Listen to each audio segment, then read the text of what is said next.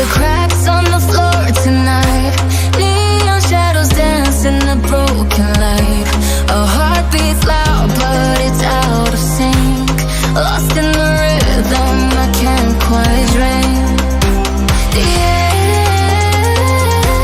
is heavy, it pulls me in. Pull me in that twisted mist.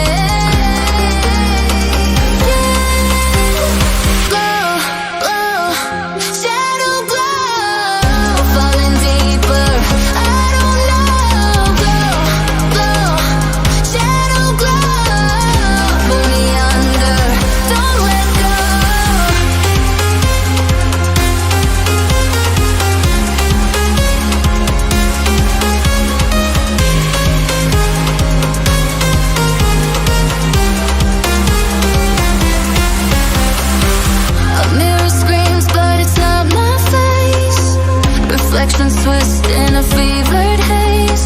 The crowd is asleep, but I'm still alone, chasing whispers I'm never on. Yeah, it's heavy, it pulls me in. Pull me in that twisted mist.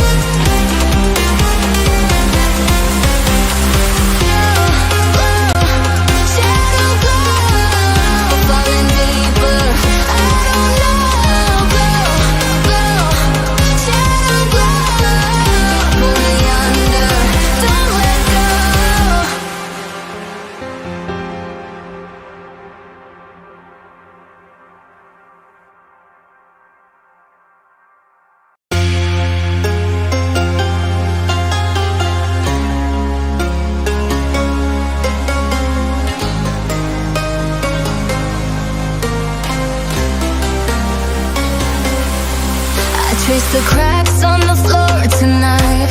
Neon shadows dance in the broken light. A heart beats loud, but it's out of sync. Lost in the rhythm, I can't quite drink. The air is heavy, it pulls me in. Pull me in that twisted mist.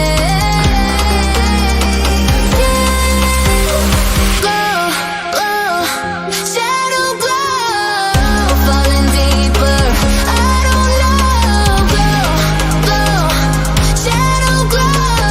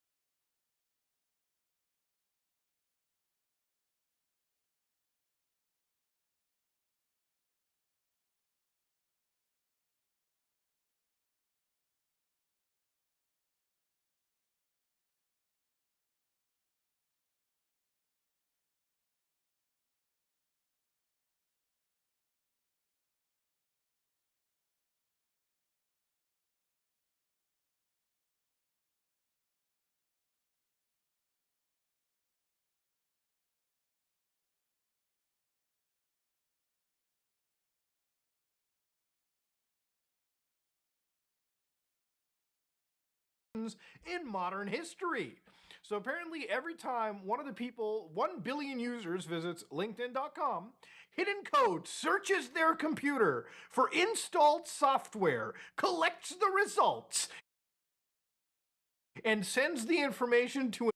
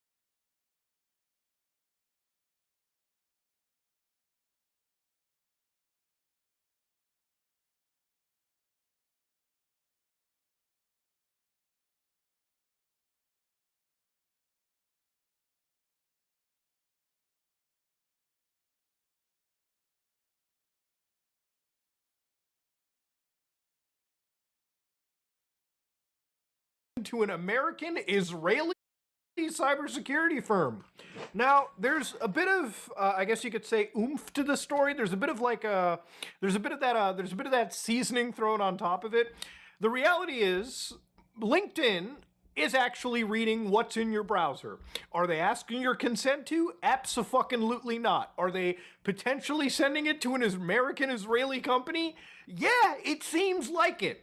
But before we get into it, I want the TLDR here for anybody who's wondering, oh my god, can they see what's in my fucking desktop? No, they can't. They're looking into your browser specifically, and to be fair, that's pretty scary itself too. So this group over here said that they found a mass breach of personal data. And they found that it was a place where they were shipping all of this stuff to a group known as Human Security, which was formerly Perimeter X, an American Israeli cybersecurity firm. So let's get a quick idea of what's exactly going on over here. Let's actually see it for ourselves. You know, I feel like that's an important part of this channel. I should show you what's going on.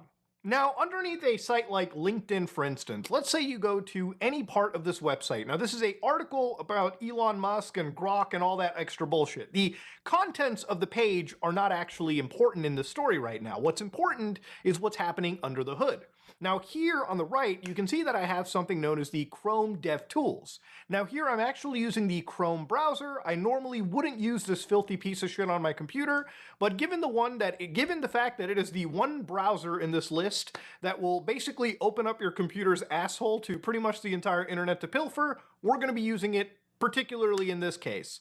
So over here, once you have the DevTools open by hitting F12 on your keyboard, you want to go to the network pane over here. Now in the network pane, all of these files that you're seeing over here are, interesting little applets, JavaScript files, things that are opened on this browser. It seems like a lot. So let's do a hard refresh by doing Control-Shift-R. Refreshes, and all of this stuff is sort of loaded in, and you might be like, well, wouldn't it just be the actual article? No, this is stuff that you're not seeing.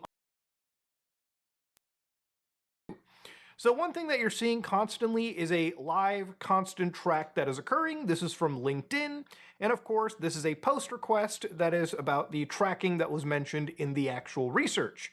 So one thing that the researchers found over here is by clicking on arguably one of the biggest files that they had over here before the page loads up, you could actually open these specific things up, and you could go to the response window and you can look for some rather shady tells. Some of those shady tells involve this right over here, where again, to integrate with this human group that was actually where the information allegedly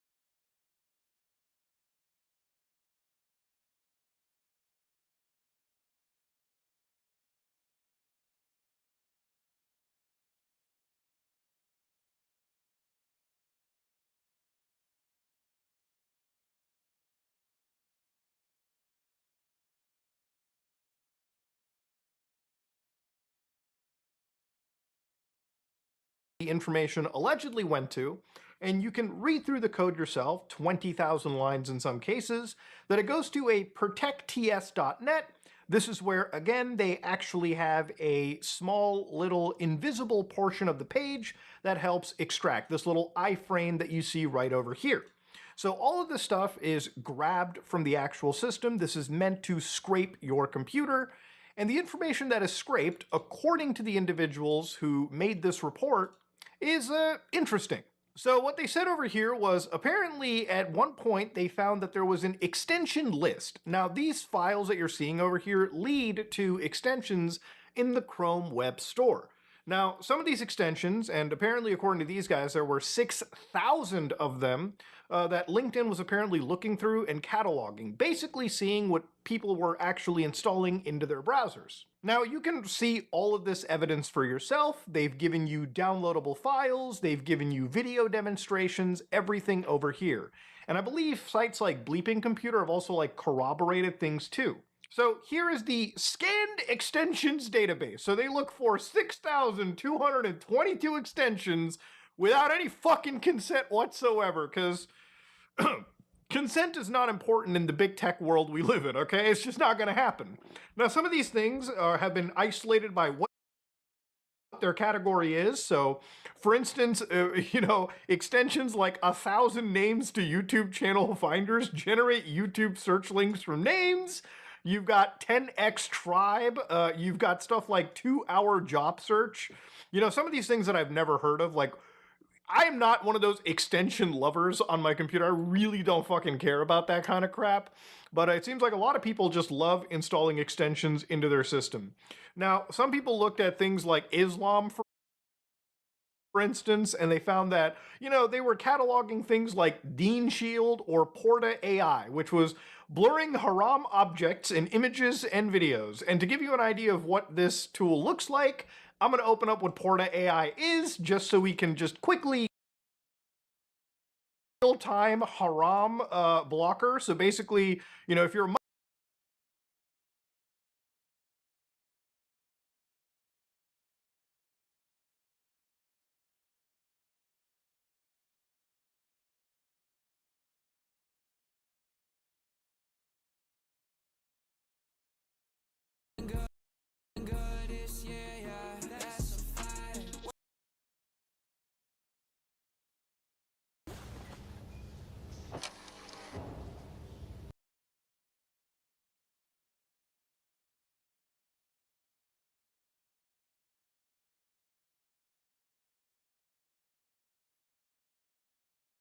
Peggy 16. Congrats on completing our onboarding program. Meet your administered sentient chickpeas. Hey-oh, moo. They aren't over. And I suppose that's why we're here, to cleanse them in between their lives before it gets too bad.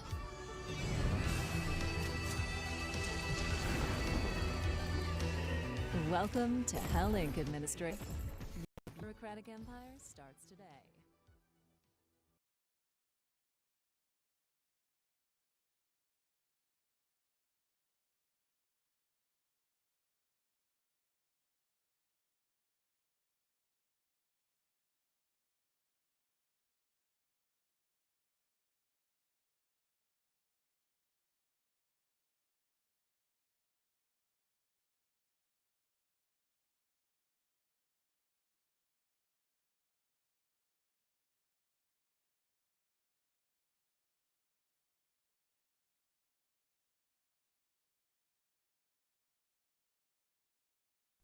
I mean, the thing launched with iOS 6. Probably not. Anyways, today we're going to be taking a look if the iPhone 5 is usable in 2026. Now, one important thing to keep in mind when using this phone is that it was actually the last iPhone to have a 32-bit processor, which means the app support when the phone started to become end-of-life is kind of lacking, especially compared to the older brother, the iPhone 5S. Now, upgrades for phones today, like the 16 Pro to the 17 Pro, there's not too much of a difference, but it was a gigantic upgrade back in the day going from the 4S to the 5. Compared to the 4S, on the 5 you get a 0.5-inch bigger screen, 4G LTE networking, and the lightning port, which is dead today. Dude, and people were pissed about the switch to lightning. My mom, when she picked up this phone before it got handed down to me years later, the entire car ride home after buying it, she was just complaining about having to buy more cables. But comparing the two in hindsight, lightning is just so much better. It's not even funny. People just wanted to complain, in my opinion. But then again, I'm the guy who upgraded from a 13 Pro Max to a 16 Pro only for USB-C, so I guess I'm just a sucker. Wait, what am I even doing? Man, I gotta shut up and pay attention and just finish the setup. Ooh, this is gonna be interesting. Apple ID. On a lot of only for USB-C, so Lightning is just so much better, it's not even funny. People just wanted to complain, in my opinion. But then again, I'm the guy who upgraded from a 13 Pro Max to a 16 Pro only for USB-C, so I guess I'm just a sucker. Wait, what am I even doing? Man, I gotta shut up and pay attention and just finish the setup. Ooh, this is gonna be interesting. Apple ID. On a lot of older Apple devices today, I'm noticing there's like more and more server issues as these devices age, so can we even log in? And thankfully logging into iOS 10 with our Apple ID, or sorry, Apple account now, works just fine. I'm actually really happy about that because without being able to log into an Apple account, these kind of turn into a doormat. You know, unless you jailbreak them. Siri helps you get things done just by asking. No, she doesn't. So, here's iOS 10 in all of its glory. You got the old App Store icon, you got the two-tiered control center menu, and before widgets came to the home screen, you actually had to pull down from Notification Center and swipe left. And taking a look at one of the widgets, Siri app suggestions, it's telling me to open iCloud Drive, which I haven't even used that app before.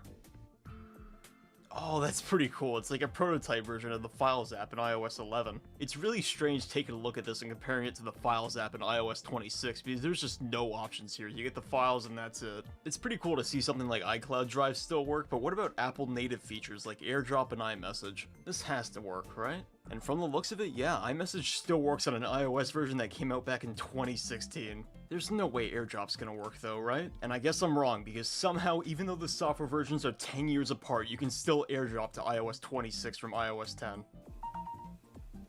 That's honestly just so cool. The next thing I want to take a look at here is the camera, because recently on iPhones the camera has just gotten massive, and on the iPhone 5 it's still like right in the corner. And honestly it shows, because when taking pictures with this 8 megapixel sensor, the brightness and the colors are just kind of off.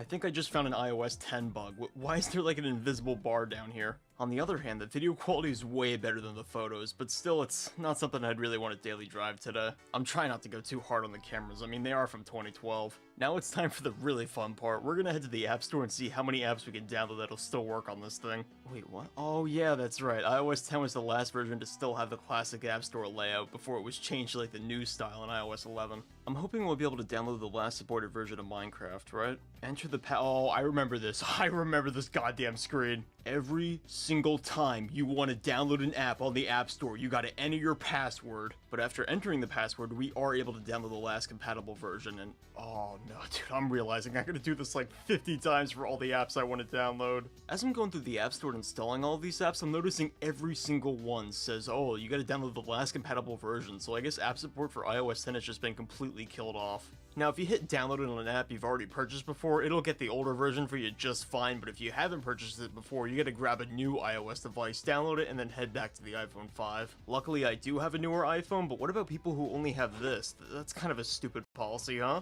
Anyways, a bit of time later playing with the App Store, I've got all the apps I want to test out installed, so first off, I guess luckily I do have a newer iPhone, but what about people who only have this? That's kind of a stupid policy, huh? Anyways, a bit of time later playing with the App Store, I've got all the apps I want to test out installed, so first off, I guess we'll just test out Facebook. Now this is kind of just the bare minimum when it comes to testing apps on older phones, so it should work.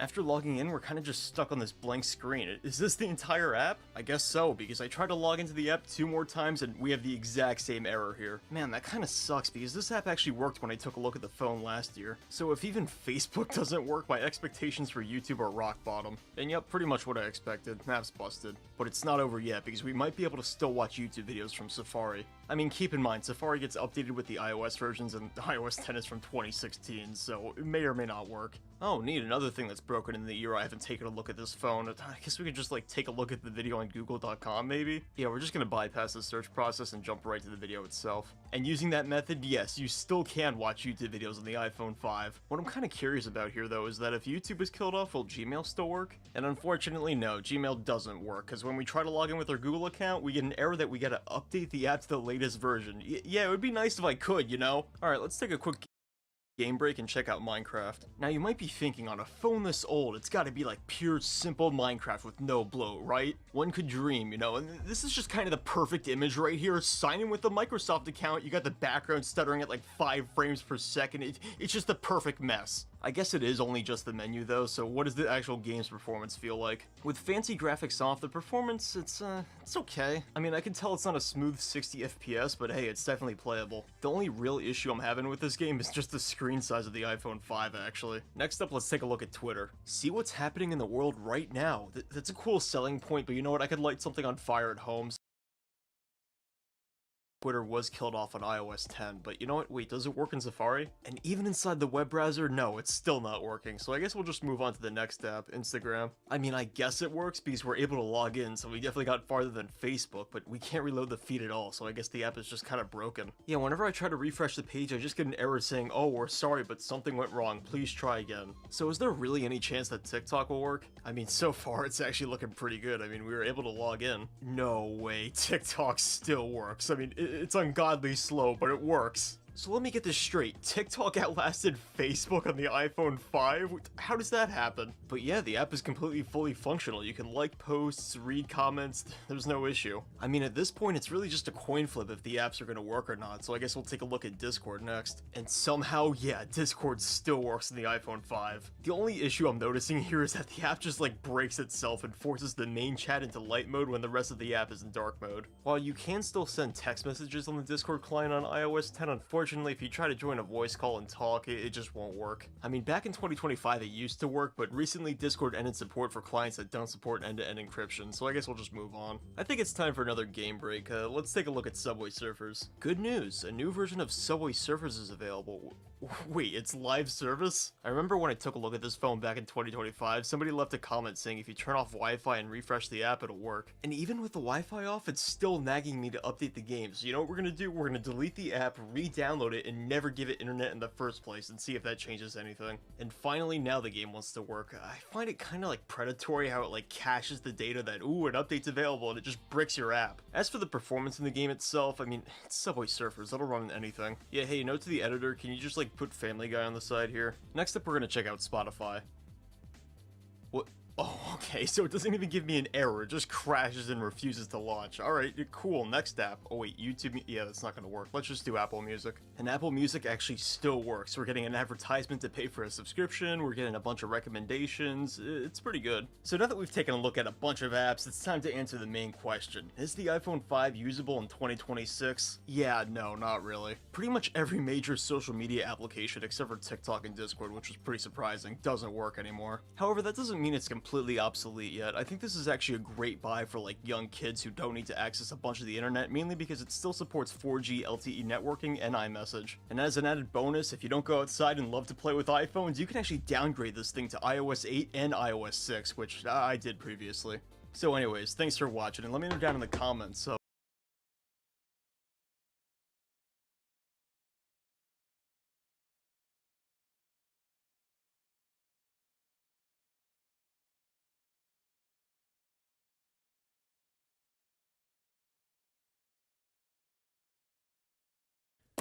They've replaced these this week. Love them or hate them, you know, really was a breakthrough thing, wasn't it? Like actual true wireless. I had wireless headphones at the time, but had a cable linking together. I mean, there were heaps of jokes about them, how, oh, you know, you'll lose them and whatnot.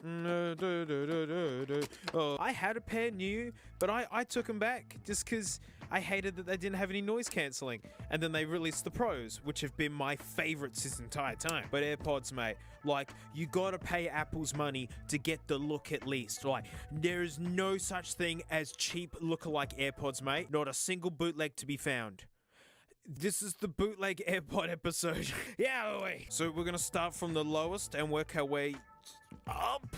Alright, so these first ones are basically the ones that Wish send you if you get those like free ones. But I noticed they had Shrek green ones. I went, no way they didn't have Shrek green ones. Oh, Manuel.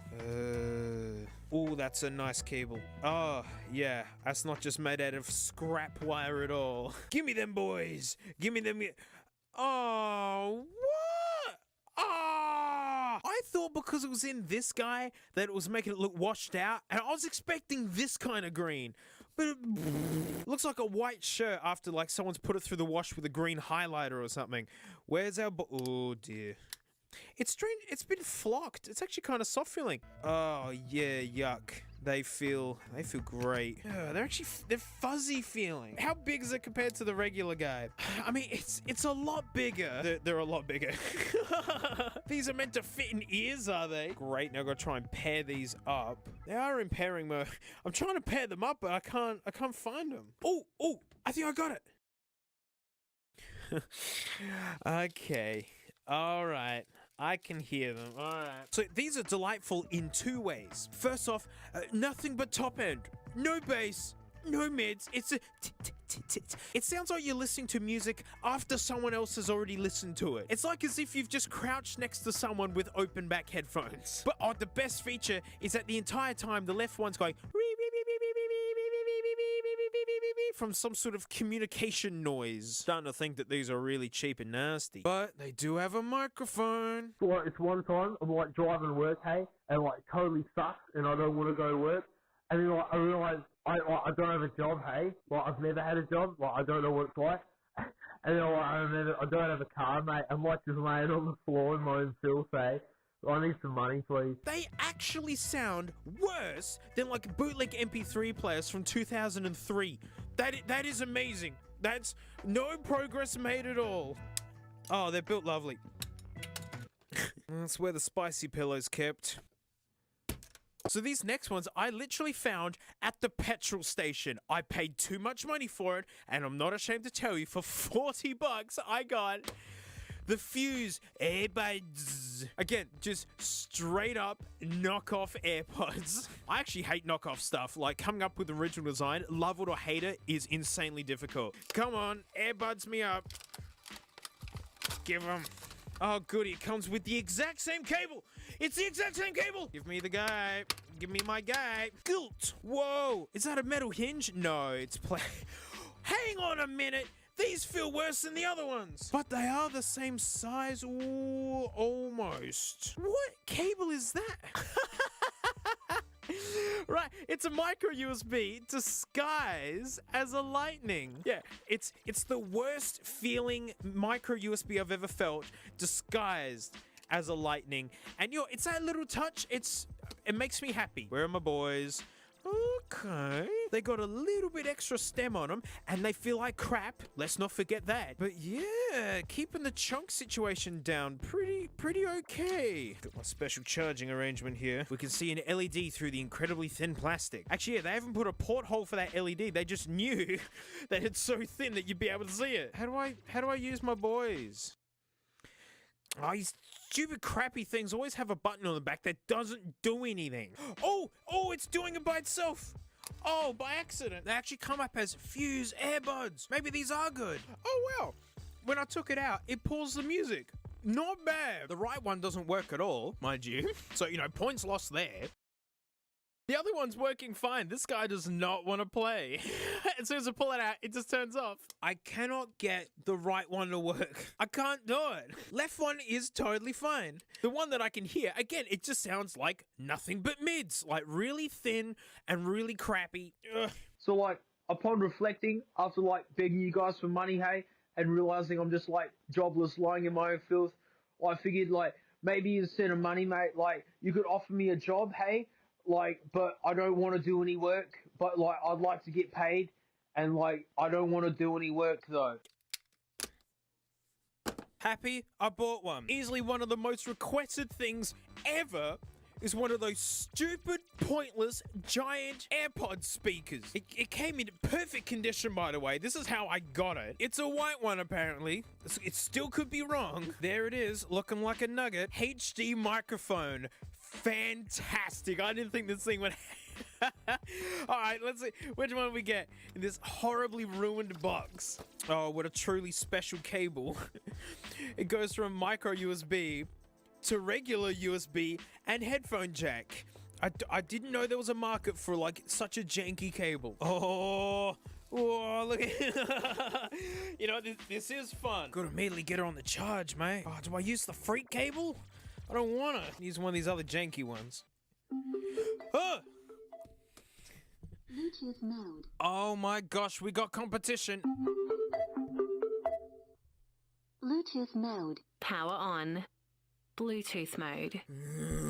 See, that's how you do it. All right, let's listen to this idiot.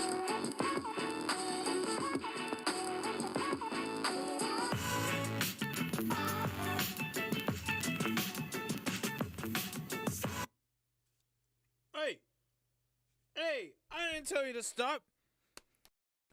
Hey, what? Power off. You swine. Regardless, sounds like Frank poo. It is dreadful. I'd love to one grid it, but I like the aesthetic of a giant AirPod. It's totally got me. It's the only like a giant AirPod. I'm sorry, this one has just started playing over in the corner. The sexy speaker lost the signal, but old mate's still going. This one's still going. They're both still going. Sexy speaker, for shame. Oh gosh, how do I use the microphone? Mode? FM mode. Oh no. I'm trying to record with it. And What's wrong with it? What? What? Oh no.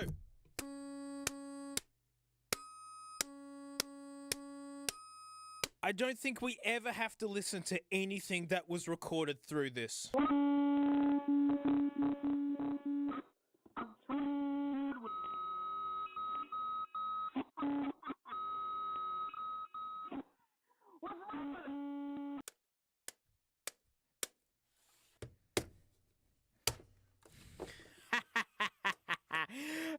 What a pile of junk. Couldn't resist the grit, was anchoring for it. Oh no, it's still on somehow. Oh no, things are, alright, so these last ones I've got for you, mate. Right, you could argue on paper that they have more features than the original boys. Because I'm pretty sure that your set of AirPods don't have a screen in it. You know, this is the guy that inspired this whole episode. When I saw this on the internet, I was like, no, they wouldn't have done that. I like the high quality JPEG they've slapped in there, like this stupid Nugget's gonna have anything decent. Main secondary switching. Makes sense to me. 3 true battery display. Yes? Oh, and my favorite by far, and I'm so glad they put this on the box. The new version of the pop-up window pairing. Open the charging box to match the connection. That's one word and no full stop. Love it. Popover pairs new upgrades. I mean, everything on this box is information I need. I love this little seal of quality here. It says 100% original, real capacity. In other words, means nothing. What? Patented products, counterfeiting is not allowed, you stupid. Can't throw the Nugget until we've seen it. I don't want to ruin it. Oh, I can't wait. The superior AirPods, the best ones in the world. You also don't have a screen in it. Oh, wait, this is a... We'll get to the Nugget in a bit. Oh, you're kidding me. It's the exact same cable. The exact same... Why is this box so big? There's nothing in here. There is nothing in here. Oh, the Manuel. Oh, goody. Oh, I love it when they fold out like this. Blah, blah, blah, blah. We can figure it out. Here we go. I'm excited.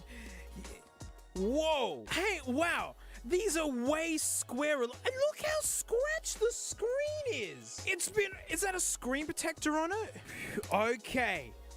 That's okay then. And again, trying to make the micro USB look like lightning. This is weird, man. It's got that JPEG on it. Hang on. The pixel density is okay. Hey, if I turn off some lights around here. Oh. It's okay. Oh, wait, it's made out of nothing. It feels like it's going to snap. Wow. Look at that. They actually got the size. The case is chunkier and it's literally a brick. I'm not gonna lie, this screen is actually really handy at the moment. You know, it's actually telling me how much battery it's got. It's helping me pair it to the phone. Like, they're flocked, and because they're the proper size, they fit fine. OM goodness. They're okay. They're okay. They've got bass and top end, right?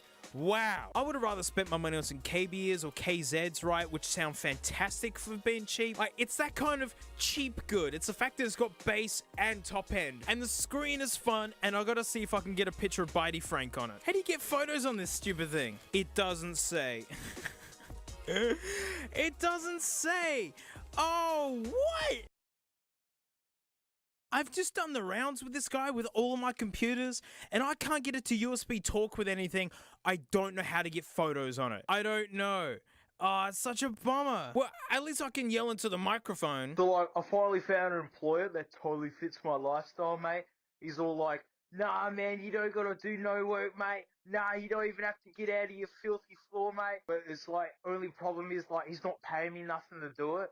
And, like, the short answer is, I'm self-employed now, I work for myself, hey. I haven't fixed any problems, though. The microphone's okay. You know, it's actually probably on par with the regular AirPods. They've never had good mics. That's wireless for you. At least it didn't lie on a box like this guy with the HD microphone BS. This is me trying to record.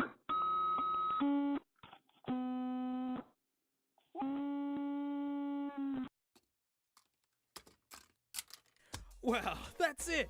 Thanks so much for watching. Huge thanks to my patrons, especially these stinky names right here, mate, because $1 a month, I direct to videos. I'm going to keep talking so the names can scroll for longer, because I do appreciate all you people.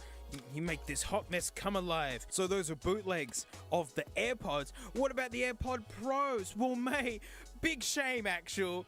Lenovo, the live pods. This is straight up knocking off. Lenovo, I thought you were above this. The live pods. So we're gonna have a smell of these and just see what all the hoo-ha's about, and you know, if they're worth being just kind of cheap bootlegs anyways. So thanks so much, mate. I'll see you all next time.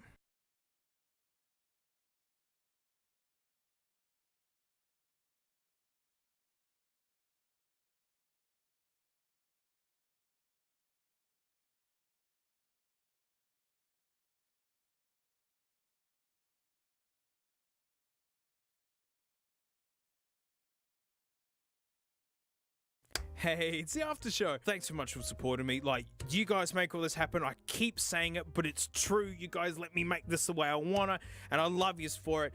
And like, bootleg AirPod Pros. Like, Lenovo, really? I really thought they were above this. I mean, they're just straight up knockoffs. Like, unashamed. Oh man, hey, this is a real thing. And there's like people saying that they're actually decent. Oh, Dick Smith. I mean, I'm not surprised if they're okay. It's actually not that hard to make semi-decent headphones nowadays. Hey, you know, KBS do it for like 20 bucks. You can have amazing sounding headphones. I do take offense to the knockoff design. Like, love or hate Apple or their AirPods, whatever, coming up with an original design is so difficult. Copying is easy, right? That's why there's only so many original artists and so many cover bands. Let me in, please. It's all in Chinese. I can't read the outside. They're the same cape. Right, for people in the future, we've come from the bootleg AirPod episode where there was heaps of these cables, and look what this idiot came with. Only it's USB-C.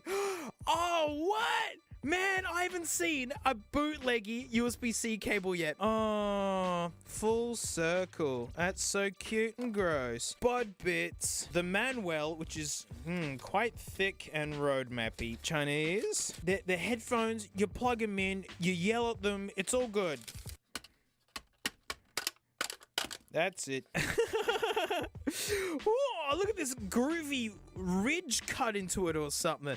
Can't be exactly like the stinking AirPod Pros. Let's get the family photo here. Yeah, to call them inspired by the AirPod Pros is a slight understatement. Oh, Lenovo, how have you sunk so far? It's the look. Oh, wow, they go in terrible. Yeah, these are nasty. Oh, they don't even close. It's like bits of crap in there or something. Yuck. When you put AirPods away, it feels like, yeah, snappy. This is gross. It doesn't even shut properly. Battery indicator's nice. Why wouldn't these be plugged in the box so they can charge? I hate that. Oh, goody. They actually have touch controls on the sides for play and pause. I know that sounds like a really neat feature. For me, I hate it.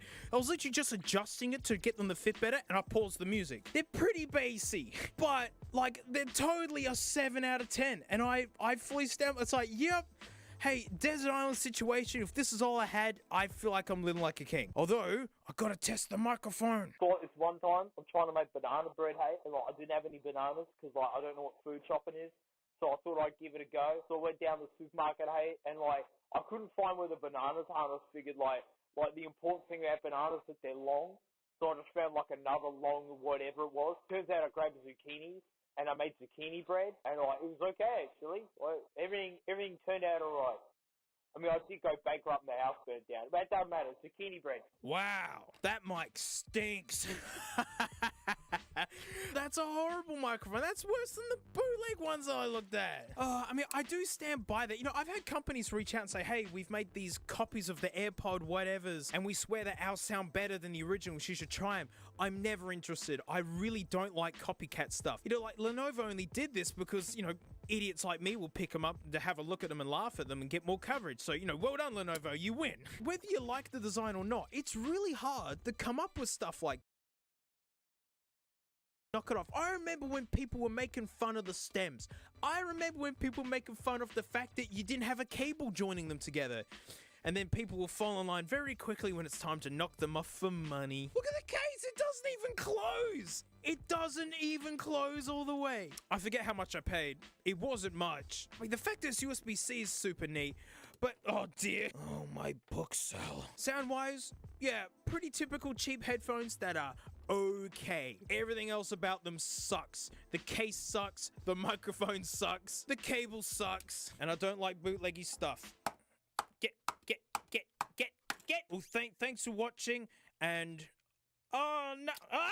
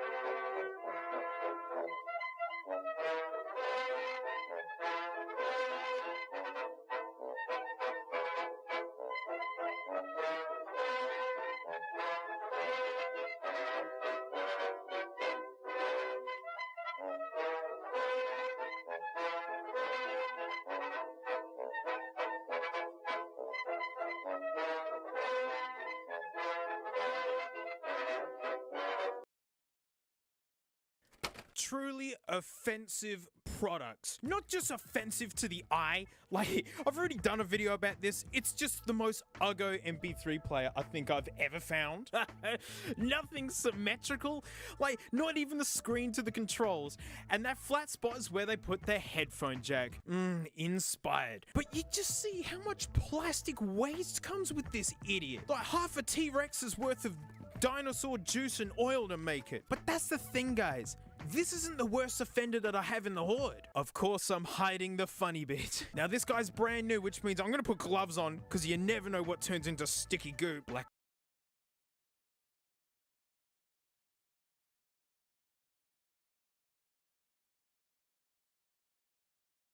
jack.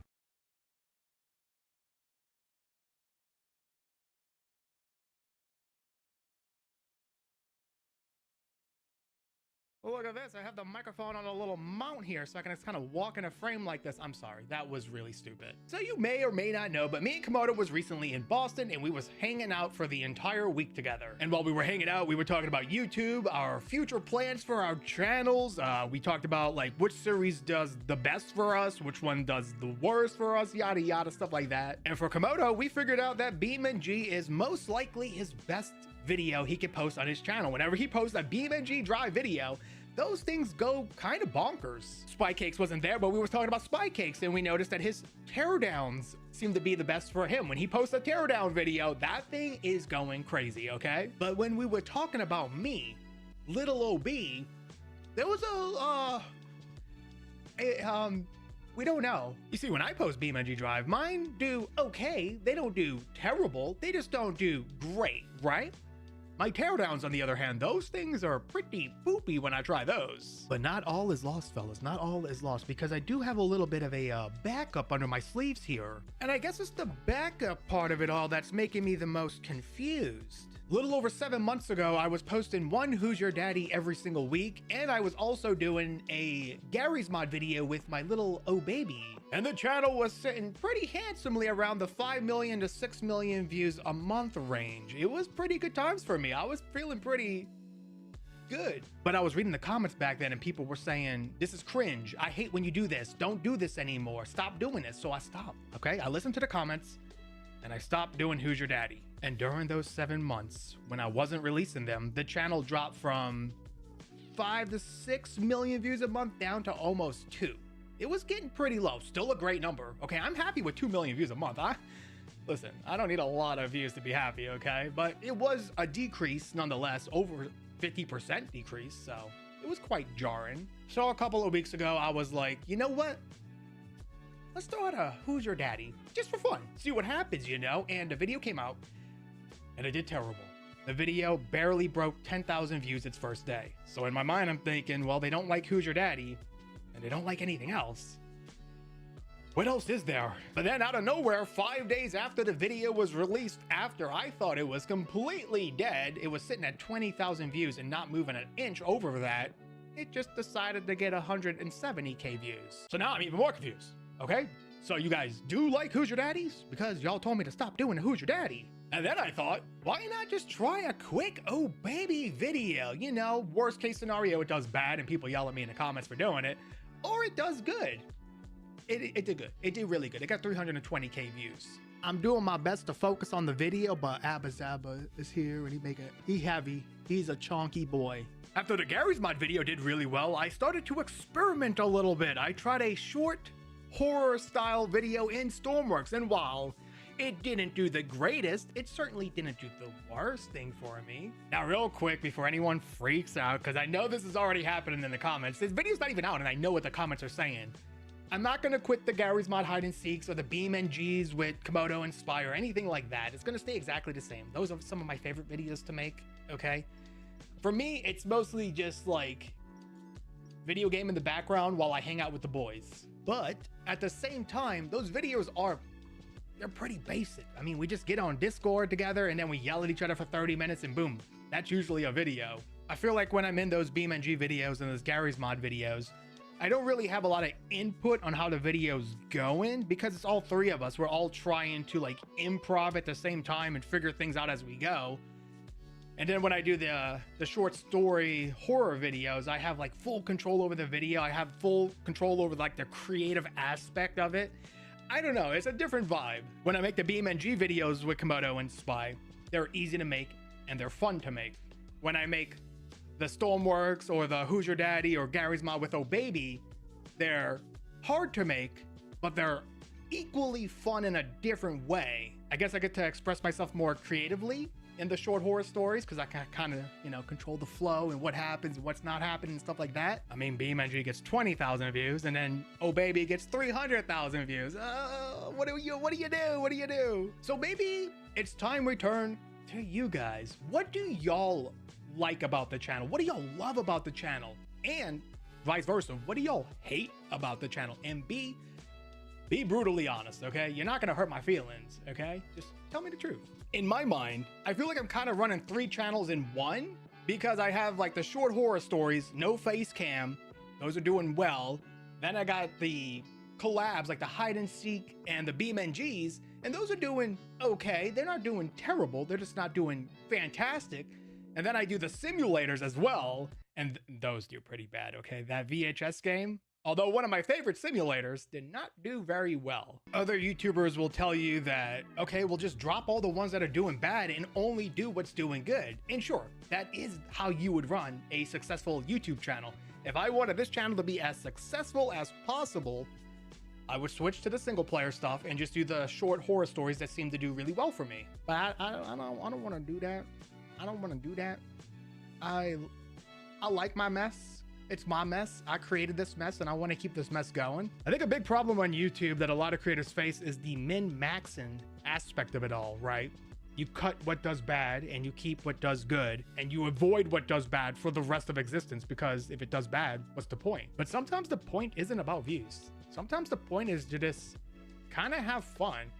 And believe it or not, sometimes the weirdest videos, the ones that you expect to do the worst, end up doing the best. It's the thing with YouTube. You never know what's gonna do good and what's gonna do bad. If you watching right now are a smaller YouTuber and you're waiting for your chance to grow and shine and become like a full-time YouTuber, don't give up. Okay, that's my advice to you. Just don't give up, because you never know. You never know. I mean, heck, I was on this platform for like 8 years or something before Brickrigs decided to blow up for me. Before that, I had like 3,000 videos that all had like 100 views at best. You just never know. You just never know when it's gonna happen. I haven't read y'all's feedback yet. Obviously, the video hasn't released yet, so it's impossible for me to see it. But my current strategy right now is to do a Who's Your Daddy and a Gmod Oh Baby, both of those once a week. I would like to do more Stormworks short horror videos as well. I kind of want to do some more scary Brickrigs videos as well. But at the same time, I still want to keep the BeamNGs and the Gary's Mod collab things. I want to keep those going as well. I want to bring back a lot of the nostalgia. And it's hard. We have a Brickrigs coming out sometime next week, and I won't spoil it or anything like that, but I tried my best to act like I kind of did back in 2019 or 2020 or something like that. I tried my hardest. I tried to stay in character. I tried to stay goofy and a little childish, but like optimistic at the same time. It's hard. It's hard because, I mean, I've grown up. Like, I've gotten older, right? Back then, when we did those Brickrigs, I was like still in my 20s. Now I'm getting close to my 40s. But I'll tell you what, it was kind of a vibe. It was pretty fun to go back and kind of try to act like I used to act back in the day. It was weird. It was weird. I feel like me, Komodo, we've gotten so comfortable on YouTube that we just say the stupidest things sometimes. We keep it family friendly, of course, but we do sometimes kind of skirt the line a little bit on what we should and shouldn't say. I find it hilarious, okay? Sometimes there's some things we have to cut out of the videos because we're like, whoa, we literally can't say that. You know, I still see the comments saying, why do you play with Komodo if you guys hate each other so much? Listen, there's no hate between me and Komodo. We are two fully grown adults that just like to yap and make fun of each other, but we know deep down that it's always a joke and we don't mean anything we say. Also, while I got you, I might as well say congrats to Komodo Gaming for hitting 4 million subscribers. I think Spy Cakes is actually pretty darn close to 5 million subscribers, so he's at the halfway mark to 10 million, which is insane. I'm getting pretty close to 2 million. I don't want to brag or anything, but you know, I might be slacking a little bit, but I'm getting there. You know, YouTube's not gonna last forever. A couple of years from now, the platform might be completely different. Gaming on this platform might not even be a thing. You never know what's gonna happen. And those YouTubers out there that treat YouTube like a business will tell you to get every single view you can get. Milk every single penny out of this system that you can possibly get. But when I think about YouTube, I don't think about that kind of stuff. I think about the past, the memories. One of my fondest memories is just me and Spy Cakes playing Y-Lands as Splee and Blurp and just sailing across the ocean. That is one of like my core memories of YouTube. Or me and Komodo doing the Billy and Bob stuff in Brickrigs. Like, that's what sticks with me. That's what I remember the most. Those moments. Oh, the very first video where I brought Oh Baby to life and I tried to voice act him. Like, those things, it's the memories. It's the memories on YouTube. And that's what I want to make more of. I want to make more memorable moments on this platform. Okay, the views might come, the views might go, but the memories, like those things will stay forever. My ADHD has kicked into overdrive and I feel like I'm starting to ramble now. So I guess that's my current plan. I want to do a lot of nostalgic stuff. Okay, I want to keep things the same but also do nostalgic stuff. How do you do that? I don't know. Oh, I don't know. Is it even possible? Probably. We'll just have to figure it out on our way. And like I said earlier in the video, please leave me y'all's feedback. Let me know what you like about the channel. And definitely don't hold back. Let me know what you hate about it too. I need to know. Obi needs to hear it. Well, I guess I'm gonna go head out. I've been cleaning my garage and I'm about 85% through getting it all nice and perfect looking. So I'm gonna go do that. Thank you guys again, truly, for all the support over the years, not just on my channel, but the support you've shown Komodo, Spy Cakes, all my friends. It means a lot. It really does. I love you guys, and I'll see y'all in the next video.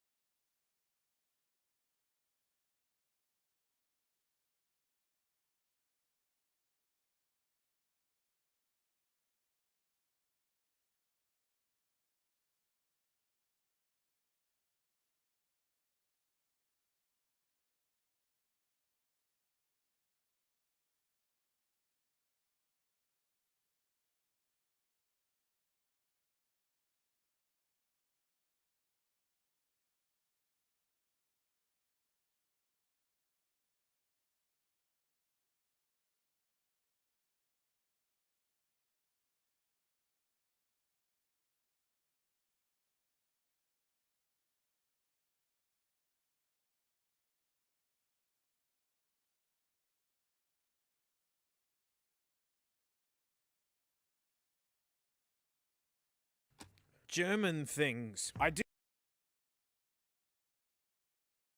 Phew, did it start smelling neon orange in here? Oh, that's because it's the 1980s. This box is epic. There's too much stuff to laugh at. This kind of looks like a novelty for drummers, and I just need to get something out of the way. So, a lot of you guys know that playing the drums is the thing that I just want to quickly point out what a big deal drumsticks are. To basically everybody, they're just 2 bits of wood. And you know, you're not wrong. It's wood. But these are literally an extension of my body. I play Vaders, and I love their sweet rides. Like, the drumsticks literally change how your cymbals sound. Sticks are so important to me. You know, without them, my technique gets thrown off, mate. Sorry, mate. It's just the job, innit? I'm bringing this up because this video is probably going to inspire a lot of people, like, who've got drummer friends to get them, like, a fun novelty. And a lot of people go for novelty sticks. I had light-up sticks once. They're horrible. You never actually want to play drums with them. It feels like they're floppy and all over the place. So if you actually do want to give your drum mate like a bit of a neat present, like get him a drum key. This one's like 50 years old. This is like the crappiest key you can get because drums use these to tune them with, and that's what these for. Look, it's got the square bit in it, mate. Revolution Drum make this. They call it the survival key. Oh no! Unwind this out, and then you wind it in here. Boom. You've got a really good drum key in an emergency, and it shrinks back down to this. This is probably my favorite keychain ever. And for you ultra hardcore out there, mate, they actually make drill bit ones.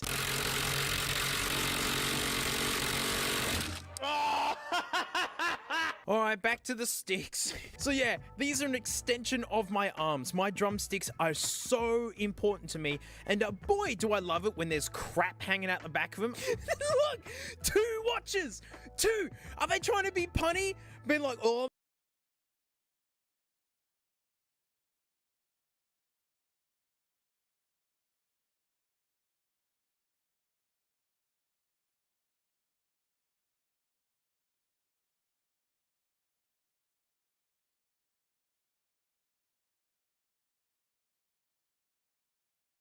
get that in there. Ah, bam! Oh, should be more gentle. I don't know if the hard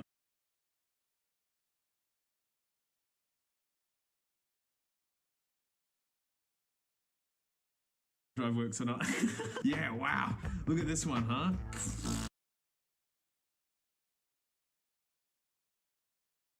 Now it's flash. We're going all the way. Oh, iPod 5th gen. It just stinks of the mid-2000s, really.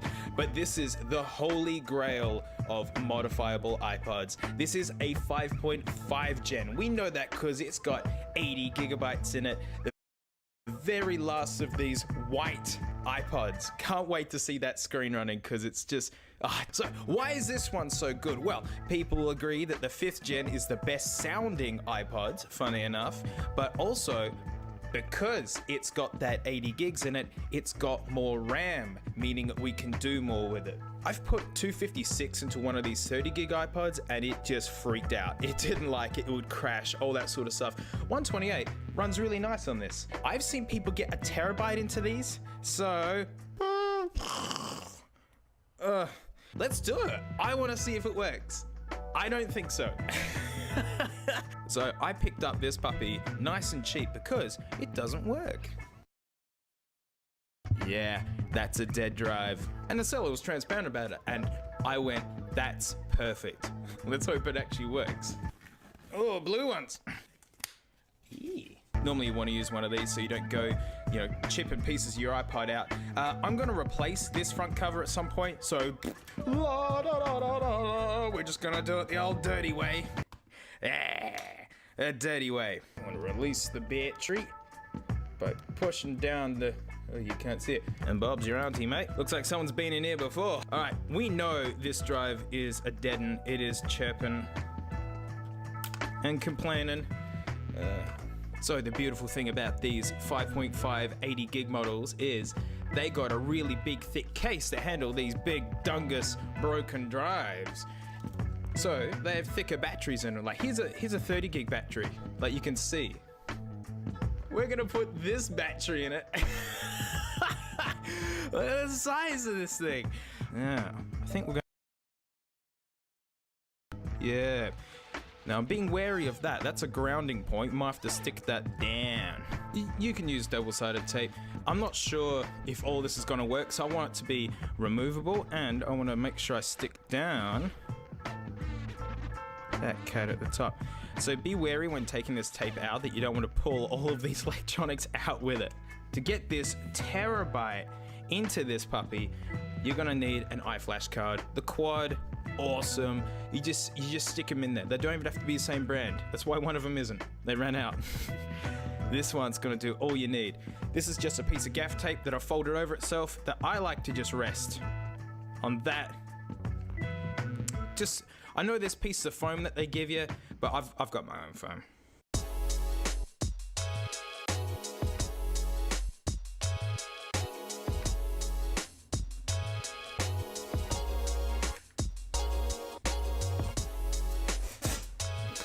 Yes, that is good. That's saying it knows. It knows there's a hard drive, but there's nothing on it. Restore it. I've never put this much in an iPod before. I don't know what happens.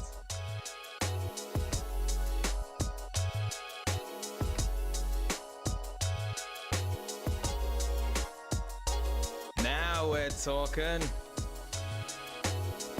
Oh!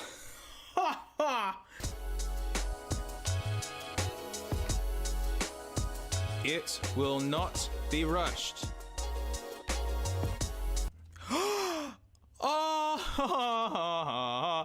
Oh, it doesn't have a thing for it, but it did it! Wow, man.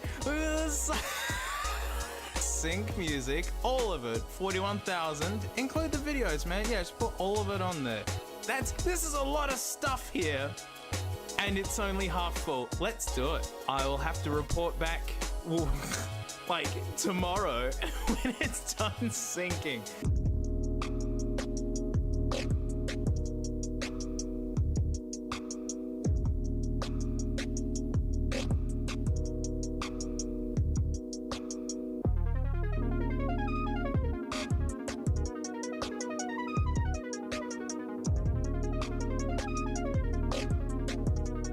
It's finally done. Oh, well, that took forever. When you start running this much stuff on these old iPods, it starts to flip around in terms of flash is faster than the old school hard drive. But when you've got this much storage in it, it is the slowest it's ever been. Like, just getting this thing going. There you go. But it all went on there. It's not loud, but it's there. Will it play Shrek? Yes, it will play Shrek. But the big test for me, and it's the main reason why I love using these things, shuffling. Can it do it? It's thinking. Come on. Whoa, what the heckaroonie? We're giving it every chance of success here. Ooh. Okay, so let's go straight to shuffle.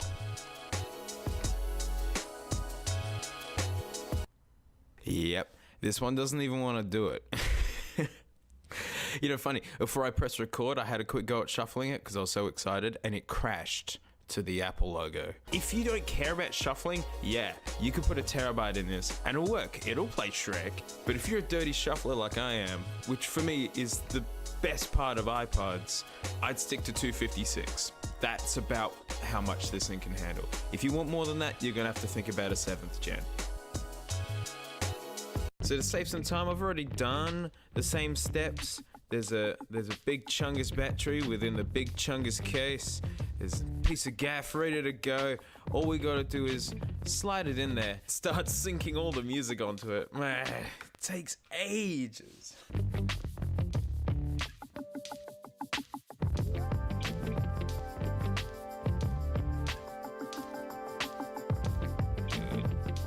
Yes, restore. Restore.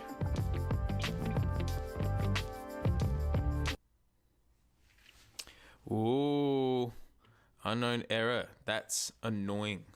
Let the troubleshooting begin. I recognize it.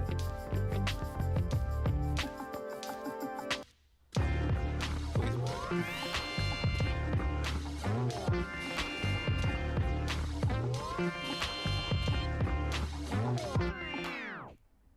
You son of a bitch.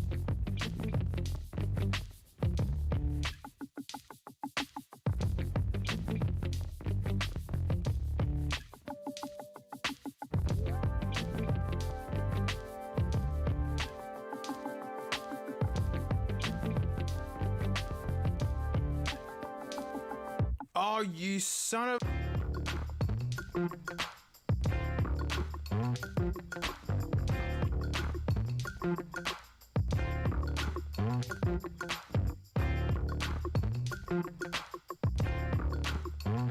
Oh, you son of a bitch. Yeah, so I was packing up to walk away and it just turned on. Oh. Oh. Heckaroo.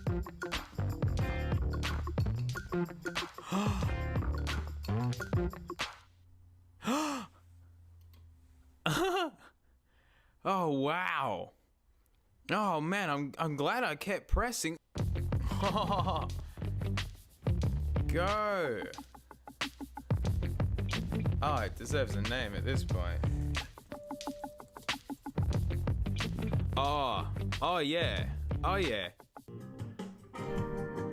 Well, let's fill it to the brim and let's see if this can shuffle it.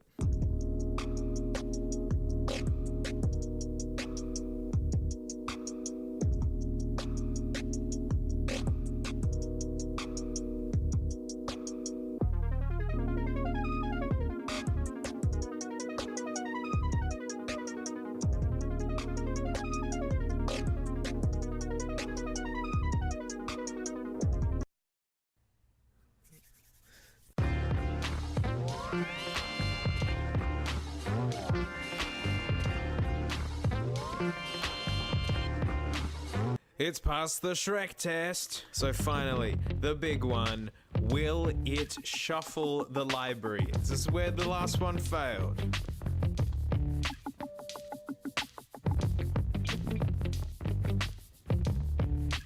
Come on, baby.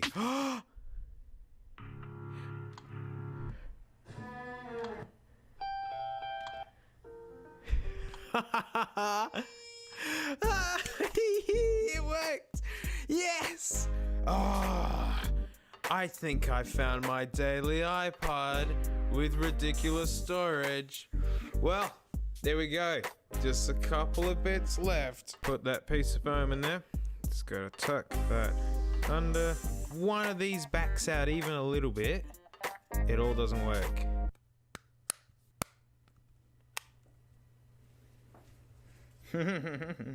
Cool. There you go. 1 terabyte DankPod Pro is absolute overkill. Well, I'm gonna run this for a little while to see actually what it gets up to. Maybe I'll just fill the rest as a portable hard drive, just as a means of testing it. But that's wicked. That runs great. No. Yes. So in the last video, you saw me make the amazing and pointless 1 terabyte iPod, happily shuffling 40,000 songs, something the 5.5 gen couldn't do. It plays Shrek. What more do you want? But you saw I put a big old dungus battery in it, 3,000 milliamp hours apparently. And now we're gonna see how long that thing lasts for. So anyone who's used these back in the day knows that as soon as the backlight goes out on any of these color iPods, that screen is invisible. It's like a Game Boy Advance. So in the interest of making a more interesting video, we're gonna do this test with the backlight on, meaning we can't use Apple's numbers for their battery times and such, because they did it with the backlights off and like squeezed every second out of them. We're gonna do the economy equivalent of just revving engines in the car park and find out which one runs out of fuel first. So here it is, we got the whole gang here, a representative of every generation, all with brand new batteries, all pre-cycled. So we're gonna run them, shuffle on their songs until they die. I think the 3rd gen's gonna die first. I mean, look at it. It looks like a New Year's Eve display. Then the 1st gen, because that screen looks like an electrical fire. Then I think like well-aged cheese. It's really gross in this kind of good way. And then finally, I think the iPod video is going to win. It's the most modern. First hour in, everyone's hanging in there. Well, I mean, the 3rd gen's getting tired, but I mean, look at it. 2nd hour goes past, man, that 3rd gen's getting real tired. Color pods are fine, and the 1st gen is just straight up lying. No way does it still have that much battery left in it. You watch, it'll just die at some point randomly. 3 hours gone past, like 3rd gen is just ready to pack it in. She's had enough. iPod video's getting tired as well. I mean, the photo's in the lead, because we're not counting the 1st gen. That doesn't count. It's full of shit. It's a 1st gen. Surely it couldn't calibrate its battery as good as the other ones. Remember, this iPod was competing with portable cassette players and CD players. The big perk of not buying AA's was good enough. The fact that it even had a battery meter, amazing. That 3rd gen just sat in this state of near death. Hour 5, it finally dies. But then not long after that, the iPod Photo died. And look at this, the 1st gen hanging out with the 5th gen. 7 hours, still going. I can't believe it. I mean, the iPod video is going to win. The 1st gen won? What? Oh, well, I mean, look at the backlight. It's got so few LEDs you can count them. 3. It's got 3 LEDs. But it lasted for 8 hours. But plot thickens. I mean, if I lay out the batteries of these guys, the 1st gen has a slight advantage, having a battery the size of itself, and the iPod video having this tiny little one. And then, you know, the most damning of all, the side view, that's a big boy. Really, that iPod video did awesome considering how tiny that battery is. But enough of these plebs, we're here for the DankPod Pro, 3,000 mAh. I don't think it's 3,000. People say it's more like 1,800. I think that's more realistic. Using this test as a guide, backlight on, I think we're gonna get 18 hours out of it, and that's being generous.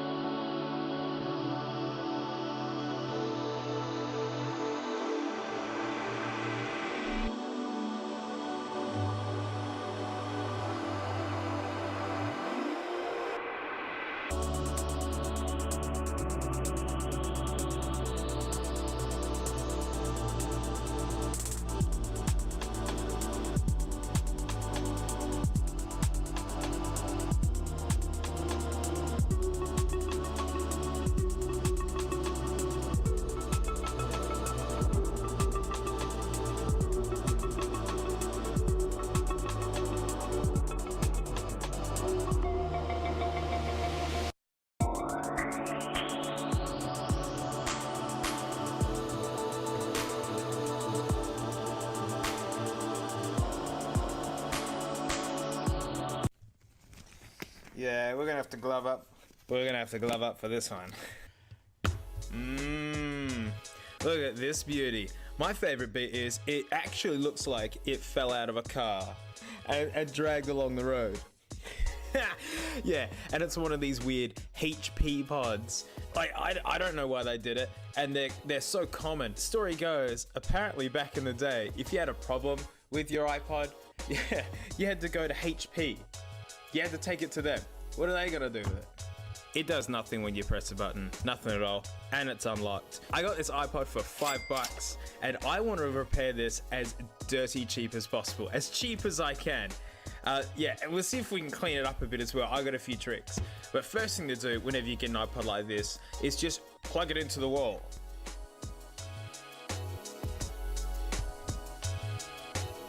Yeah, most of them do this anyways. No way! Hang on. Whoops, this isn't wall power. I think I plugged it into the computer. Sage Ross's iPod. Whoa, it works! Whoa, it's full of music. What do we got? Lacka Dacka. Beastie Boys. Black Sabbath. Cake? Girl Talk. Man, this has got some cool stuff on it. Huh. Let's see if it actually pushes sound out of it. Yeah. Look, even the clicker works. We're gonna get copyrighted.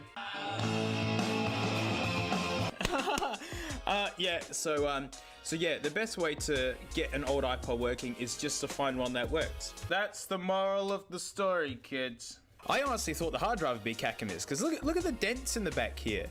I thought that's why it was so cheap, is because it was completely knackered, and you know, we're gonna put some other bits in it.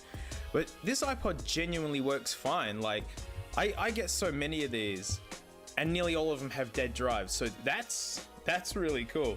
What I was gonna do is to show you how dirty cheap you can flash mod it, and screw it, we're gonna do it anyway. So flash modding these is super neat. You save battery, they're lighter, and you can really throw them around. My daily is one of these, and I treat it with no respect, and it's so much fun, and it never has any issues.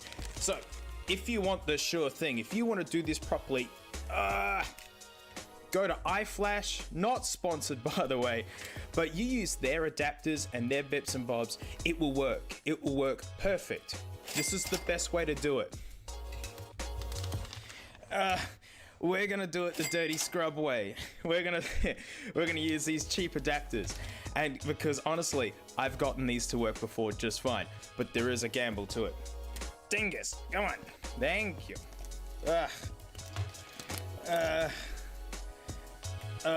You can keep your iPod mini drives in the leftover cases. You know, if that's something you want to do. So when it comes to dirty cheap adapters, you want to get the ones that look like these. It doesn't matter who you buy them from. If it looks like these, you got the best chance of it working. I've tried this one. It didn't work. It stinks. So it's also a beautiful time to flash mod iPods, because flash storage ain't worth nothing anymore. I remember when you paid good money for 64 gigs micro SDs, you can get them for real cheap now. And that's the safe maximum for these ones. I've got 128 gigs working on one of these, and it freaks out sometimes. But you can do it, but 64 gigs is really nice. You put it in like that, you put it in like that, you put it in like, that. But there is one more trick with these ones. You just want to bend that down a little bit, otherwise it'll push on the back of the screen and break it. Don't ask me how I know. Let's get this dirty minx open. Are we still recording? Oh, thank Jimmy. So you want to find the weakest corner, especially one as rough as this. Found it. Oh yeah, she's dirty. She's a dirty one. Yuck. Ta-da! Ah, that's really tidy, except for that dent. Someone's been in here. Someone's been in here. That's the cheater's way. Lad, the screw's undone. Look at that. Huh? Someone's been in here. I think someone swapped the battery in it, even though that's a factory battery. I think someone has done something. Well, first thing to do, lazy people, the things are bad. This is good. This is a good one. Like, wow, a spare drive. Good. We're gonna stick this thing, literally, you just put it in. Does the disk utility see it? Yes? No. That's not good.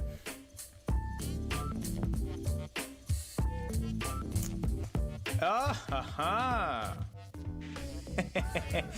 Yay! There you go. So, still restore. Other times it will say mostly it'll say it's corrupted and needs restoring. That's the same thing. Like, that's all sweet. And there we go. Beauty. There you go. Nice. But we're actually going to take the drive out for now because we're going to make this less gross. First things first, Icy Pro cotton buds. Because there's a clear layer over the white, the dirt shows through on the front. Bent clip, broken clip. I mean, look at it. Can't believe it works. Oh yeah, look at the mess on this one. Ugh. Pocket juice. That's why I'm wearing gloves, like, folks. Like, these live in people's sweaty, gross pockets.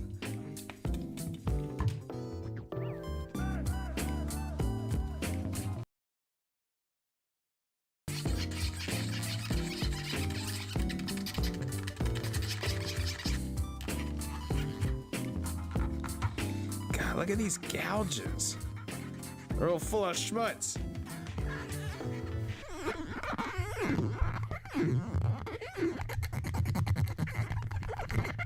Oh man. Right. Time to bring out the big weapons. The big one. The big lad.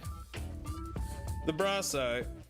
Metal polish. But oh man, on plastics, it's just makes them shine. You should be doing this outside, by the way. This stuff stinks.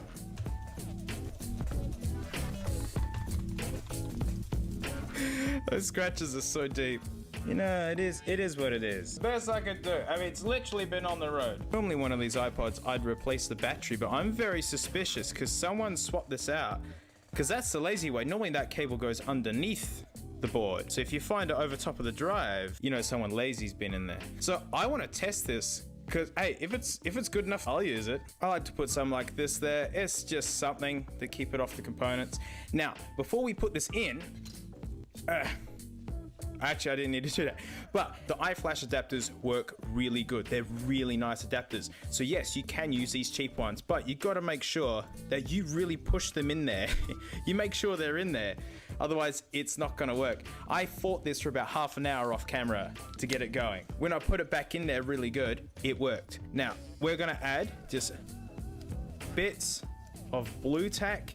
Because trust me, the tiniest little back out, it's gone. It'll be like a dead pod. I viciously road test my flash modded 4th gen, and that's the only thing that's let it down. It looks like overkill, but you know. So this is actually some acoustic foam from my studio room, and I like to just cut this little triangle's worth. Stick it on top of the blue tack that you already got. No click? Ah. That was quiet. Boo.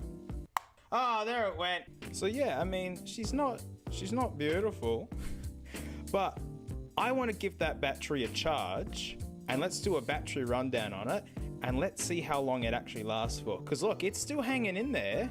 That's interesting.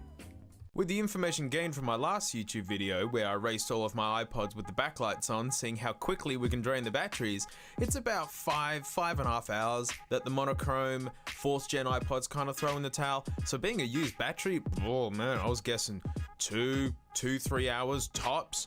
Well, hot dungus if the dang thing didn't last over 8 hours and actually took the crown away from the first gen that won the race. Safe to say, this thing has a brand new battery in it, so that's just a big win for me. I even got brave and put 128 gigs in it to see if we could break these adapters, and nah, working fine, shuffling fine. But a word of caution to anyone who wants to try this, you are going to need a computer with an SD card adapter or a reader or something, because you'll be formatting it a whole bunch of times if this doesn't work first shot.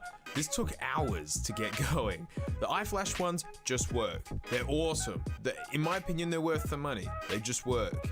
But the dirty cheap way, it can work, but at one point I actually swore that they were broken and I was about to throw them out. Adding up the costs all in total, we're under 30 bucks to have a flash modded brand new battery iPod.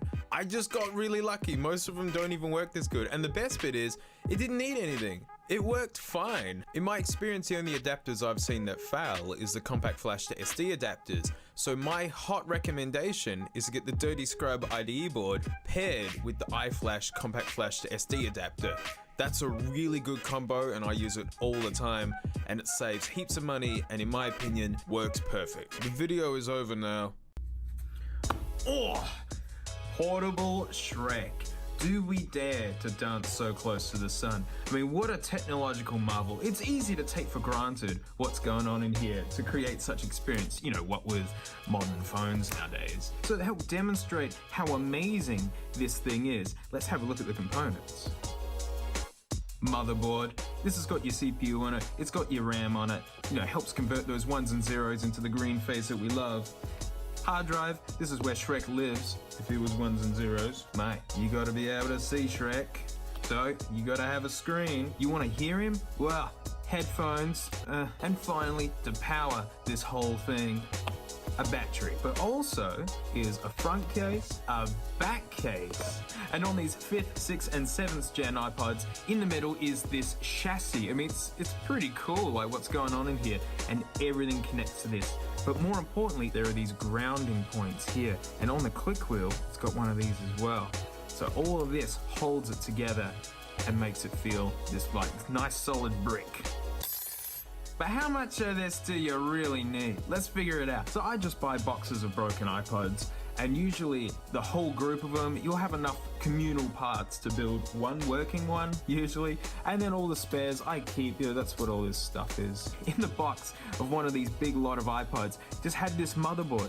I know it's a video iPod, because it says 2005 on it, but also because it's got that little grounding tab on it. That's only on the 5th gen, 6th, 7th, they don't have that. All of these parts you see here are just free. I mean, you know, we don't need no stinking case.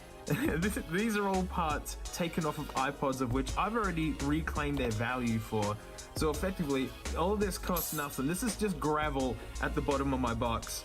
And let's see how little of it we need to use to deliver a portable Shrek experience. So you need the motherboard, like you definitely do. See, it's got the buttons for it. I'm pretty sure they can just work like this. I mean, why wouldn't they? Click wheel goes on top. We don't have a home button, but you know, look, we can just press through. Here are all the connections on the back. That's how you get the touch wheel off. So first things first, let's get this thing in there. It's only a little bit cracked. I mean, we're taking a gamble here. This was just in the box. Look, if 50% of Shrek works, I'll call that a win. Right, up next, head ponies. Yeah, beautiful. Up next, we put the drive in. So with this one, I've already actually plugged this into a good working 5th gen, and I've already put Shrek on it. It's ready to go because we're not using any of the grounding tabs that normally connect to the chassis. So I just want to know that this is a good drive. And so if this actually works, when we plug it all in and we press the go button, it should just work. Yeah, hopefully. Oh. She's looking beautiful. I think this came out of an 80 gig 5.5 gen. I've been using it to test other iPods with, so you know, free battery, it seems to work.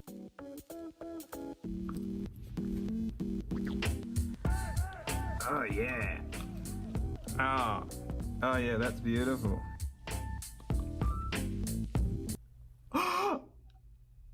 Wow, the screen. works. Oh, if this works. Come on, baby. No, okay, hang on. Does this work? Oh, the clicker works. Oh my gosh, hang on. All right. Oh, my hands are shut. I'm getting all excited now. Yeah, Shrek. Go.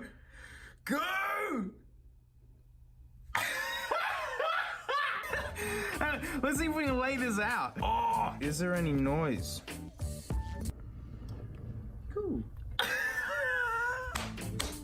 Wow, let's lay this baby out. Wow, look at this mess. This is a working iPod. Look at this thing. It works fine. There's like a grounding tab not being used. Will it lock? Look at that.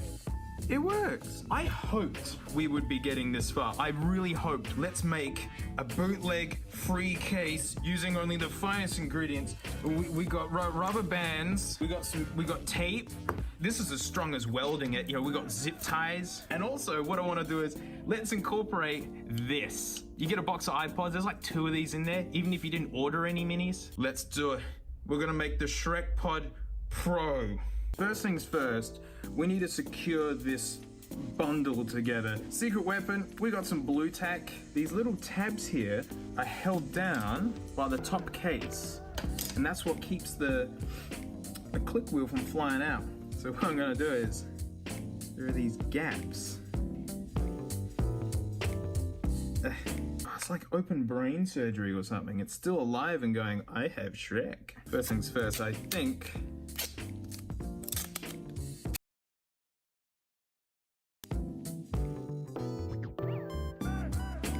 Oh man, it's too sticky.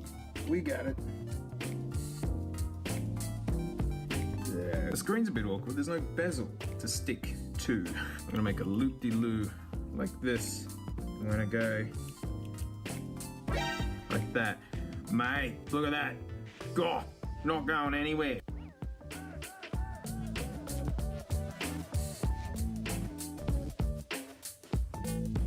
I mean, it's already to the point where I'd call it refurbished. Like, this is new. This is ready to go.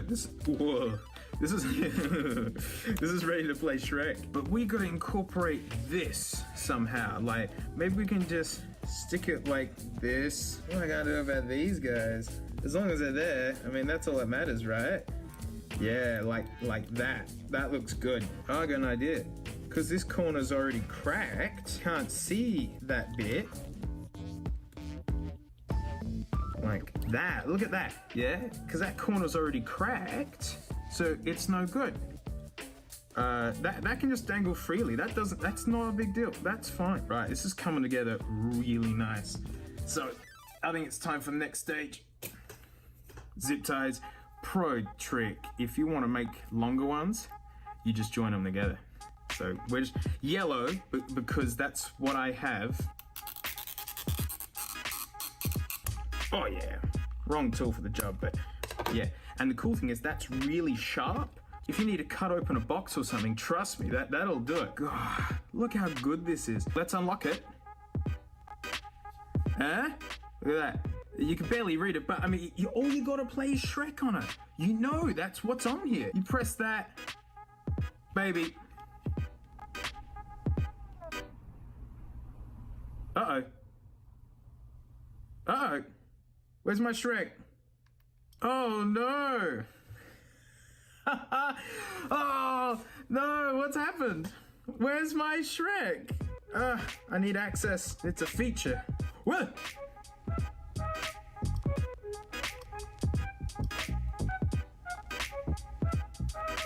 Come on.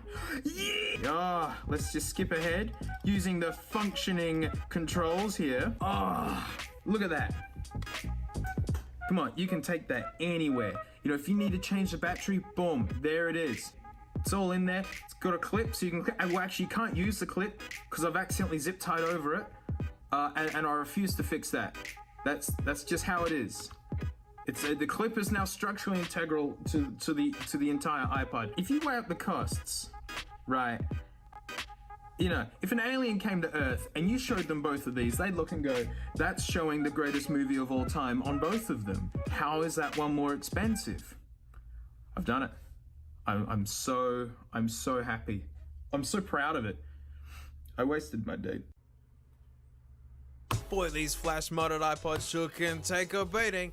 Like, you can just stop watching the video now. Flash is more reliable. One of the most common things that kills these things are the drives. But I want to see it for myself. I want to see a brutal challenge befall a standard iPod, leaving this guy victorious. The $5 flash pod from the previous episode, and like my actual iPod at the moment. I've adopted this guy, has my playlist in it, 128 gigs, and I upgrade it to an iFlash converter as well. I've essentially moved into this thing. I love this iPod. It hasn't let me down. It's my boy. But the comparison and the sacrifice to the internet gods is this matching and totally original 20GB 4th gen. Still got the old Dungus drive in it, all rubber mounted as you can see, no tears please, as it's actually pretty scuffed up and the play pause button is busted. I have many of these. I wanted a test to have both iPods go through the same trauma. Like, drop testing is neat, but I'm too lazy to set up a rig. So I just turned them into sadistic key rings, put a rope through them, found a private straight road, tied them to my motorcycle while shuffling music and dragged them up and down for a little while.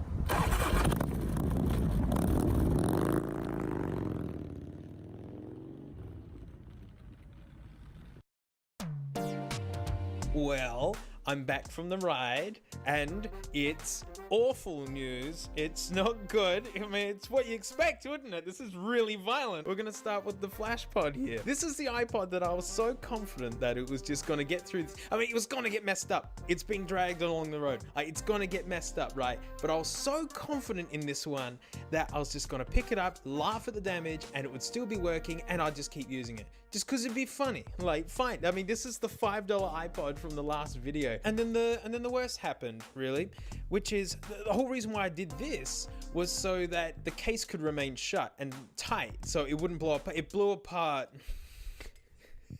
Oh no. Snapped the headphone cable straight out, like the socket bits completely gone. Look at this. That's snapped out of its post. The USB connector is buried. You can't actually put anything in there. The foam totally saved all this business, although that took a hit right there. That's all bent out of shape. I've no idea what's happened to the rest of it.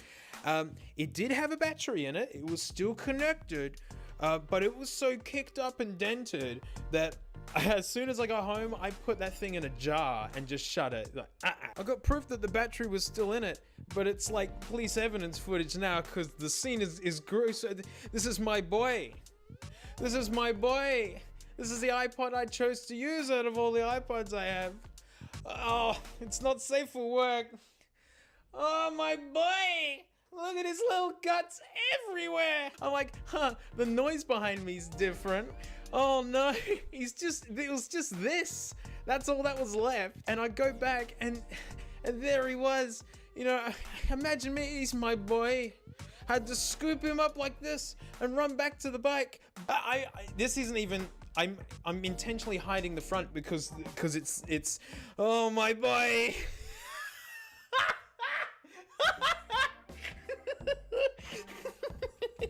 Oh no. I know it's gonna get messed up, but it is messed up. This is my boy, damn it. We're gonna save my boy. We have parts. We have parts. Go. Blue tack. Look. Huh? It held it in there. I need to save my boy. Oh no. Oh, it smashed the. No. We're in trouble.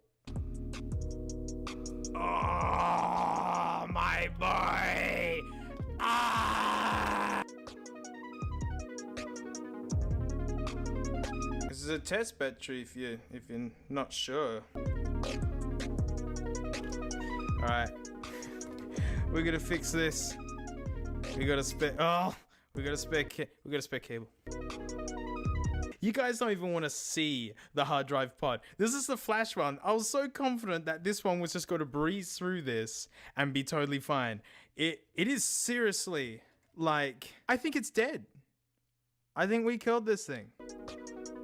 Oh, no! My boy! Come on, my boy! Oh no! Oh no, that's not good. All right, we need a test. This is a good one.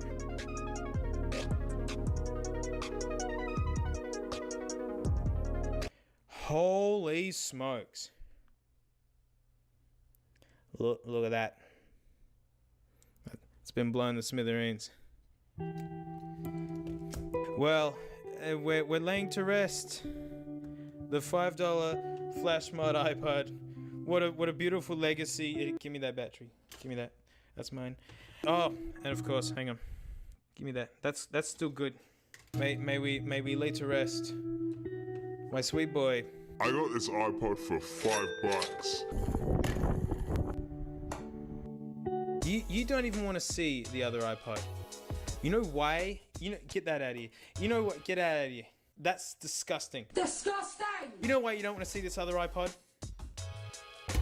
Because it works fine. There is nothing wrong with it.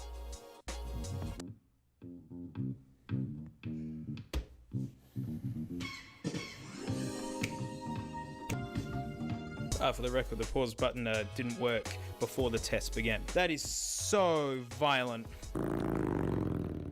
And it still worked. But did the iFlash survive? Did the cheap board survive? Is my boy still in there? Ah, look, it's mint. Someone's been in here. Strongest drive in the world. Invincible.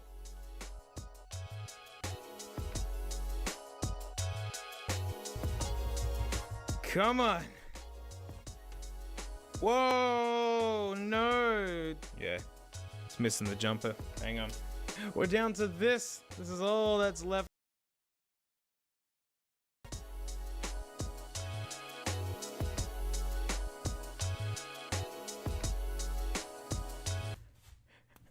Yes! Yeah! My boy! Yeah, that's swinging. But the pause button doesn't work, and it's never worked. Oh, we're gonna have to rob my boy's corpse. I refuse to read any information. Give up your organs, boy. Wah!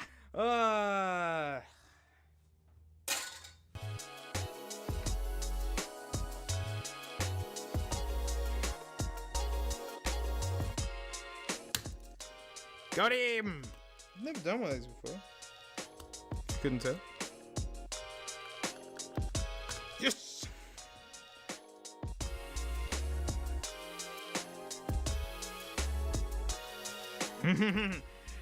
Yeah. Hope this works. Ah! Okay. Yep.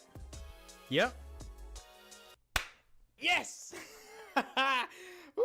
I've never put one of them on before.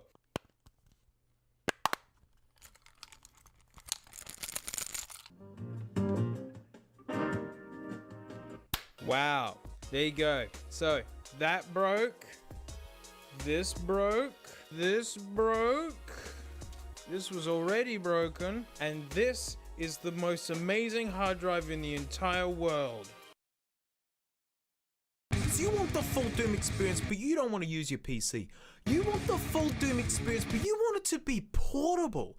You want the full Doom experience, but you want it to fit in your pocket. That's the Switch gone then. Unbeknownst to you, hiding in your drawer of junk is the perfect Doom console. That's right, your iPod can play Doom. Just do a satanic ritual and the iPod will begin coding the game for you. Now, as I said, this is the full Doom experience. It's uncanny. So much so I'm going to play one version of each, and I bet you can't tell which one is the iPod version.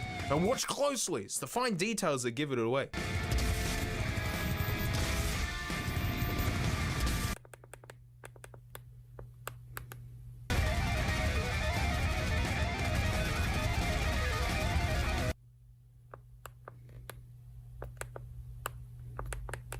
Could you tell the difference? Wrong. This is the iPod version, you goofs. Yeah, it's a homebrew of the classic Doom, obviously. But who cares? Because this is pure novelty anyways. A lot of folks hate playing an FPS with a controller, let alone a dungus click wheel. It controls like a cat fighting a vacuum cleaner. It's hard to aim, it's hard to look, it's hard to shoot, it's hard to see anything. It needs to be looked at for what it is. It's a playable tech demo. It's fun to bust out with a few mates, laugh at the idea of an FPS on an iPod, laugh at the controls, get mad at the controls, then quit. That said, as a spectator, it looks great, especially for this old iPod photo which sports the mankiest color screen of any iPod released.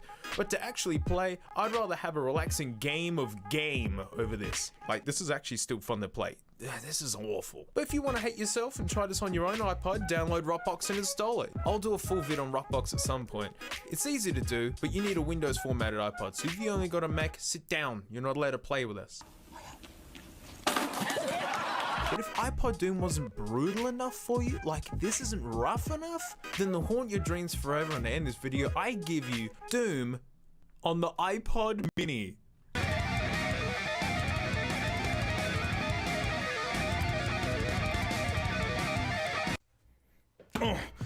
Oh wow, look how thick it is. Oh mate, it's so thick. Oh, must be so heavy because it's so thick. So I love using these old iPods. I work self-employed, so my phone gets real busy sometimes. And basically, there's nothing worse than your music fading out, followed by the noise of or no one can touch you on one of these. I am the one who presses pause. And it is true, I mean, these are thick. I mean, even this old ancient iPhone 5, you know, it can show you that these lads are pretty thick. But if you think this is a thick iPod, then oh boy, are you going to enjoy this video, because this is mid-tier. A quick note, this is not an all-encompassing kind of video. You know, there are so many different iPod models, and some of them are so similar in thickness, it's just not even worth looking at. Like, difference between a 5th and a 6th gen is just the thickness of the top case. That's it. Same with the 4th to the 3rd gen. So I've picked out 7 notable examples of big ladness throughout the years. All good comparisons should have a control, and I'm using the 6th gen. Honestly, these are like the most common iPod, and it makes sense. I mean, usually Apple was upgrading their iPods every year, maybe every 2 years. They sold these for 7 years. All the way up to 2014, you could get a 7th gen, which looks just like this. 80 gigs, which was heaps. Like, that's a lot of music, even videos. These are so common, and they're good iPods. I rate them. So before we move forwards, I want to just do one step backward and acknowledge a thin lad. So this isn't the thinnest iPod. The Nano 7th gen, that takes the cake as thinnest iPod. But I love these little guys. They are so thin. And look, like, don't you talk to me or my son ever again. But you're not here for the thin lad, you're here for the big boys. In 6th place, ironically, the Mini. You know, it was small compared to the first ever iPods, at least by percentage and volume and whatnot, but they weren't really that small. Things we did for 6 gigs, the 5.5 gen, 80 gigabyte, the best iPod they made, arguably by many people. And it's the first in this as what I call a big chungus pod, meaning they had 2 thicknesses. You can see the 30 gig versus the 80 gig here, because the only way to get more storage was to put double height drives in them. If you want that 80 gigs, that's just what you had to do. In 4th place, the beautiful 3rd gen, so cool, no physical buttons, it's all just touch. Word of warning if you actually want to get one of these cool ones. I mean, they look so neato with all these LEDs, but read up on Firewire before you grab one of them, because you'll need it. So, in 3rd place, podium finish here, this is a big lad, the Big Chungus 3rd gen. 40 gigs, 40 gigs, so much storage, and just so thick. They're so beautiful and heavy. In 2nd place, the 1st gen. What? Yeah, the 1st gen came in 2nd. It is not the winner. That physical Oh my god, it spins! It's so manky. Yeah, in second place is the first gen. Isn't that nuts? But what? Wait, how can the first gen be in second? That doesn't make any sense. Progress moves forward. What is thicker than the first one they made? What if I told you they made a big chungus one of these? That's right, but they called it the second gen. 20 gigs. Oh, it was worth it. This is my regular use second gen, because I'm sick of dropping my first gen. When you pull one of these out of your pocket, people look, it's just so heavy. But my favorite thing, look at, they didn't keep that font for long. That's how you can tell a first from a second gen. But oh wow, it's not thicker by much, but it's thicker by enough. But this isn't even my favorite comparison. It is gotta be the Nano next to the first gen, because unbelievably, this guy right here, while only being in second place, has the smallest amount of storage, 5 gigs. This lad has 8. And does video and photos, and with the right headphones it'll do radio. Oh, and the battery lasts 2.5 times longer. That's outstanding. So if the question is, what was the thickest iPod ever made by Apple? It's the gigantic second gen 20 gig Big Chungus edition. There it is. That's the thickest lad they ever made.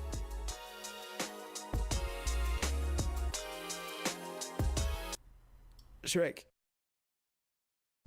Scratches. Grrr. Oh, the bane of us collectors of weird, outdated junk. You know, it looked good on eBay, but then you get it and you're like, oh man, looks like someone's dragged along the road in some sort of sadistic test against a flash modded iPod, where the hard drive actually won. It still works. This guy, most amazing hard drive ever. This thing works great. It looks, and we're gonna use everyday normal stuff. So you can invest in like these expensive polishers. Oh, hang on. There we go. You can invest in these and they work, but man, are they expensive. Brasso. You can get this stuff from supermarkets. Metal polish, yeah, on the soft plastics of iPods, it just does wonders. People have been using them on their reading glasses. It doesn't really do anything to these ones, by the way. You can clean the screen, but you know. So on a normal scratched iPod, you just get a nice soft cloth. T-shirt works great, and you just buff until all your scratches go away. This one's a little more advanced, so we're gonna have to try some more advanced methods. Let's get rid of this. Very, very disrespectful. Oh, that was my knuckle. I am an old man. Hot tamale, go! Hot diddly dungus. Yeah. What a great job I did. Before we start polishing, what even is polishing? Well, effectively, we're removing a layer. Like each one of these scratches is just a low point. You know, we've all had those before. And so what we want to do is we want to take the top surface to the scratch's lowest point, and effectively, it's gone. Now, what's a video without an amazing thumbnail? Come on, we got to do something to get that thumbnail. It's good enough for who it's for. So yeah, polishing is removing material. That's what this stuff does. That's what car polish does. You're taking a layer off. So, Brasso, maybe with 1,000,000 years and just going and going and going, you might be able to get it down there, but we need some help. So we're gonna call on household ingredient number 2, sandpaper. The number on there is important because it tells us how gritty it is. So the higher the number, the finer it is. That means there's more particles on it. 320, that's pretty standard stuff, you know, but what we want is the really fine stuff. 1200 grit, and then finally 2000 grit. This stuff feels like velvet. It is so fine. But this is what we want. That's gonna cut down the big scratches, and this is gonna fine it up a little bit. I mean, you know, working down, you go down to 120, there's 80, 60, and mate, if that's not getting the job done, you bust out your 1 grit and you get her done right. Household ingredient number 3, mate, big celebrity, local hero, the WD. The WD is gonna act as a lubricant, which is gonna help lift all the stuff that we're scratching off of these effectively and help us clean it up. These deep gouges, all this dirt's actually going to be really useful because I just need to sand until the dirt goes away and then we're at the lowest point. There! So that's with the 1200 grit, that's as coarse as we're gonna go, and you know, already it's pretty friggin' good. Like, I'd be happy with that. Now we hit it with the 2000. No lie, it's pretty amazing. It's just a little bit cloudy, but that's how fine that sandpaper is. I was rubbing as hard as I could. Now is when it's the Brasso time. This is like a sandpaper so fine, it's a liquid. Yeah, a little dabble, do you, mate? And now you just keep polishing until you like it. If you still don't like it, polish it again. And if you still don't like it, polish it again. And again. And again, and again, and again. Now for the back case, I usually don't care. That's just a sacrificial lamb for an iPod for me. That's why it's made of metal. It's just gonna be sitting face up on stuff all the time. I've put new back panels on iPods before, only to watch it suck scratches from across the room onto it. Unbelievable. You handle it so carefully and it still gets scratched. So who cares, in my opinion? But I got a Dremel polishing tool. Mate, with Brasso's metal polish, Dabberoonie will do ye. And last touch, Icy Probe. I mean, baby, look at that! Oh, and before we move on, that little buffing wheel Dremel thing, don't use it on the front. It's very abrasive. Maybe you got the feng shui to make it work. I thought it just turned into a cloudy mess. But here we go. Time to remove the tape. Amazing thumbnail material. You've already seen the thumbnail. I haven't. Here we go.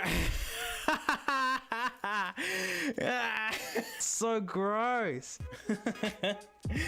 Two-Face, the iPod. Sandpaper and Brasso. This is so cheap. And like, looking at the back, is that worse? Is that worse? Let's not look at the back. Oh, the front though, big impress. I'm impressed with myself. I'm a genius. Now for the back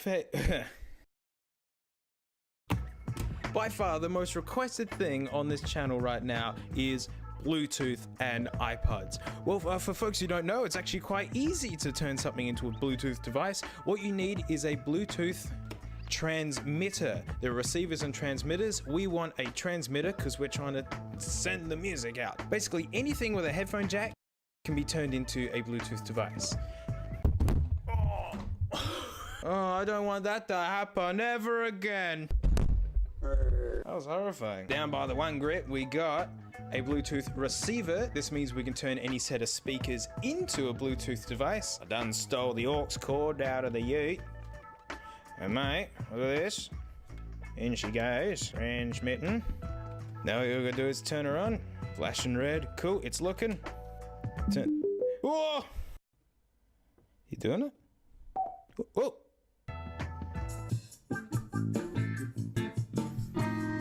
Hey! Look at this nice bundle you can get going. Isn't this nice? Isn't that a nice bundle? Come on, people like spaghetti. Look at that. Weave it in. Nice. But alright. This isn't what you guys had in mind when you clicked on this video. Look at this! Huh? The smallest aux cable ever. Made by me. See? This is much nicer. Look at that. Stylish. Aerodynamic.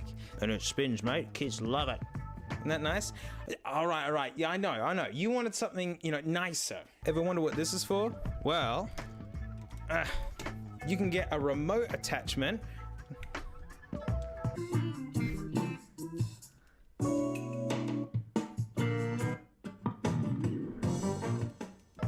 There you go. Well, that's the video. Thanks for tuning in. We'll see you all next. All right, fine. I know what you people want. I know exactly what you guys want. You think I'm some sort of weaver of dreams. You want me just to plonk down an iPod that has nothing hanging off of it, right? When we press the play button, Shrek's gonna kick down the door and All Star by Smash Mouth is gonna start playing wirelessly out of these studio monitors. That's what you want, isn't it?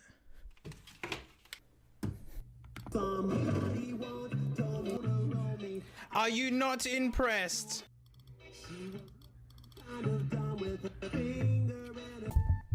I thank you. That's right. That's the face. There it is. That's the face you're all making. Like, done, Dungus, he done did it. I know you're all lining up going, oh, mate, I'd love to have one of these. Whoa, Bluetooth iPod Classic. I'm not having you on. It is genuinely playing out of this. Genuine. This thing is a nightmare. I got it all together. I mean, no headphone jack. There's a bit of a clue. This is the dodgiest thing I've ever put together. This thing was just silly fun to make. Everything's where it's supposed to be for the most part, and I just kind of taped it all together. This thing genuinely scared me. Let me show you why. Reveal the shame. If you thought this was shameful, look at this arrangement here. Check it out. Here's the transmitter, and here's an aux cord I made. Don't get more jank than that. Battery for the for the transmitter. This is normally where the battery goes for the 5th gen. And so where did it go? Well, it's down here where I've just wrapped the power cord around itself to shorten it.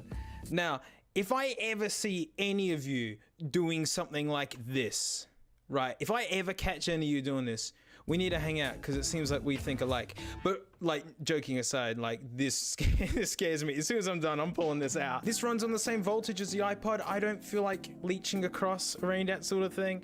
But this is a jank mess. Basically, that's why the headphone jack was missing. I've stolen it from here. It's on a ribbon cable. And so I was able to bend it around to get it wherever I needed to make this thing all close up. Thing was terrifying. I couldn't believe that it actually went together to film this video. The screen was bulging out and it was this close to cracking. And notice a problem? If you want to activate the Bluetooth, voila, you gotta open the iPod. Think about it. What's the one thing stopping you from putting a new battery in that iPod you found in the drawer? Opening it. Imagine doing that every time you want to use it. I mean, we romanticize the idea of a Bluetooth iPod. Just grab your keys, grab your headphones, pick up your iPod, and pick up from where you left off. But no, it's grab your keys, grab your spudging tool, start picking at your iPod, have its guts all fly out everywhere, get the Bluetooth transmitter going, get your headphones going, you can't get the mess back together and you just give up. This is a hateful thing. If you want to use this thing day to day, it'd be like having to give your dog CPR every single time you go for a walk in the morning. Right? The walk is great, but getting it going is just so stressful and you think you're gonna lose it completely. It's just not worth it. Like really, just these transmitters on their own, get like a little aux cable and just double side tape this on the back. I know it ain't elegant, but to get basically any device with a headphone jack, turn them into like a Bluetooth transmitter, that's awesome. As for what this receiving to, this is the guts out of this one actually. I've transmitted to these kind of crappy Sony headphones. That cheap little doodler over here receiver, that works fine. I know people are gonna ask about AirPods, but I'm sorry, I don't have any. I've already invested in some really nice sets of headphones. These are my ones that I use in my studio for composition stuff. These are the stuff that I use for live gigs and such. These are awesome to go for walks with. I've already got all these really lovely headphones. It would just be a quite crazy purchase to get a set of headphones that I can't use for composition work because of Bluetooth latency and such. And these are wicked for walking around town. If anyone's got one of these and they've got a pair of AirPods running to it, let me know. I'd love to know. Then maybe I'll have to buy some AirPods and do it for realsies. In terms of sound quality coming out of this thing, These are the only Bluetooth headphones I got, and they're way too bassy for my liking. And through this adapter, they are still way too bassy. So I guess that's a good thing. It didn't take any of the bass out of it. Unfortunately, I don't have a link for these, so sorry. I've had this before even I started this channel. But if you just eBay Bluetooth transmitter, this does receiving as well. But if you eBay that, you should find stuff that's similar to this. Amazing. Now, excuse me, mate. I gotta go do some sorting out. Give me my Shrek.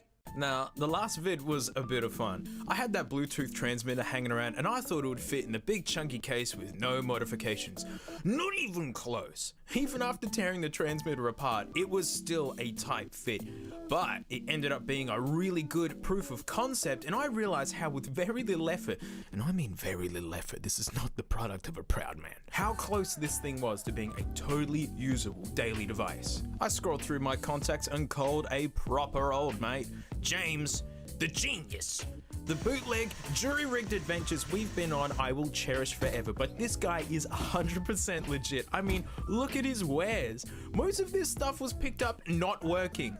Here's DDR, and yes, he fixed it. So I showed James the mess I made and just explained what it needed. It needed to be powered by the iPod's battery, so we didn't need a separate thing to charge. We didn't need to open it every time or cut a hole in it. The button had to be moved. I mean, who wants to open their iPod every time they want to use it? And so we're going to put the button up where the headphone jack used to be, because, you know, I like the idea of taking the jack away. It's a very modern Apple kind of thing. The audio connection had to be direct, no weird aux cords or dongles or anything, and like crazy bonus points if we could move the LED to where it's discreetly visible, but the LED that's on there is so tiny, I figured that was impossible and we just had to live without it. James just said, yeah, easy. And like the LED as well, yeah, easy. And yeah, it was easy for James.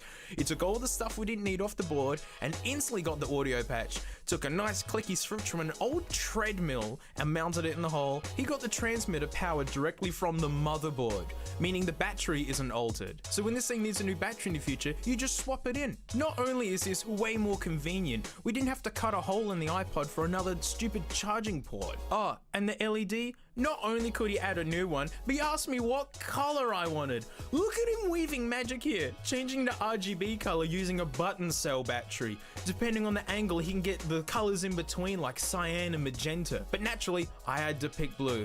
It's a Bluetooth iPod. And because of all the space that we saved, the battery could go back to its usual spot. The jank has been erased. It's all held in with strong double-sided tape, so it could be taken apart again, because yeah, I'd love to play with this some more down the road. This is a proper working Bluetooth iPod that I could happily give to a friend to use. I mean, let's compare the difference in experience here. In the first attempt, the routine was, get your metal tool, open your iPod, turn on the transmitter, turn on your headphones, and then try and get the mess back together, give up and quit. Now it's turn on the transmitter, turn on the headphones, and that's it. And you just charge it like normal. The battery's gauge is accounting for the transmitter as well. This thing is awesome. Wouldn't it be great to have this hooked up to one of those party systems so folks can just come up and set the music like a wireless music remote? It looks cool as heck and retro, and being wireless is heaps fun. Oh, and the best bit, when someone inevitably runs off with it for fun and then the music just stops, destroying your party. I can't wait. This thing works so well, I just had to make the stupid purchase, just to know for sure. Yeah, I got some. And I can't get them to sync up. Because it's funny, because the AirPods are recognizing the transmitter, but the transmitter doesn't want to make it happen. It just keeps flashing, like never turns a solid color saying connected. And like, trust me, I tried for like 2 hours making sure the AirPods weren't recognized by another device and the other Bluetooth devices around, all that sort of thing. No idea. But I had a gig that night and the leader of the band had the first gen iPods. So I brought the iPod along and he let me play with it during the set break. No, it didn't work either. It seems to be the transmitter's fault. The AirPods are given the cues that they're synced to a device, but the transmitter just doesn't want to send anything over. And I've seen vids of people syncing AirPods to other transmitters. The one I used was the cheapest one I could find at eBay at the time, and I forget when I bought it. So, if you want to try and do this for yourself, just make sure you get one that talks to the device that you want to use it with. And I'd love to see this turned into a kit someday, because I think this is an awesome mod. This totally works. Regardless, this thing is awesome. Just sync it up to a Bluetooth speaker in the house and just keep it in your pocket as you wander around. It's like a little music remote. And to celebrate, me and James decided to explode the original transmitter's battery using a farm spec Excalibur.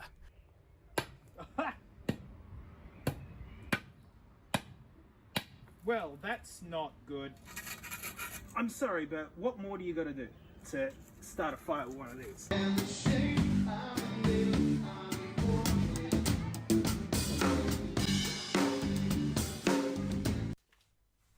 Merry Chungus! And to celebrate this season of giving, I'm giving away...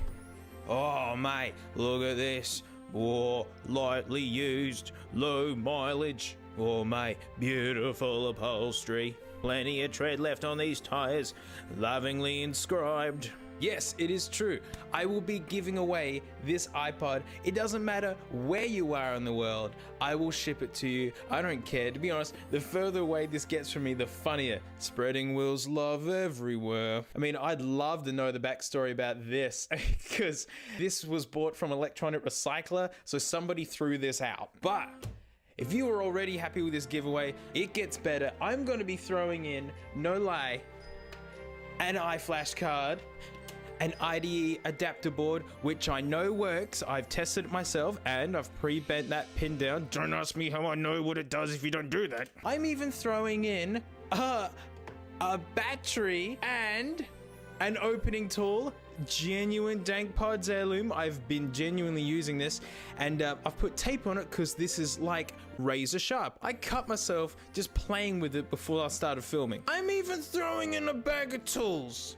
Wow, how generous of you, everyone's saying. But let me tell you, every time you order any iPod part, they send you tools. This is all landfill.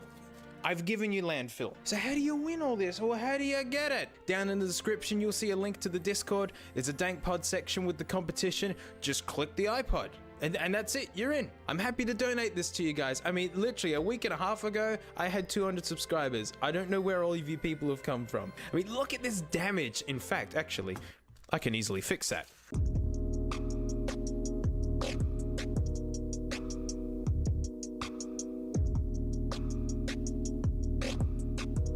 Now look at this beauty, brand new, never used, $1,000, mate. No lowballers, I know what I got. That can totally be fixed, I'm just too lazy. But we need to quickly see if this thing works. Oh. Huh. Boot looping there, which isn't a good thing. But that doesn't matter because you got enough stuff to put in your own. You gotta supply your own SD card though. I mean, 64 gig SD card costs nothing. These can take 128. They seem to work pretty good. 64 is nice. I mean, how much music you got? Oh. Let me in. Let me in. C sharp. Ugh. Oh, wow. This is a stubborn pod. Oh, man. Expert strats. Oh, man. Boy, did that put up a fight.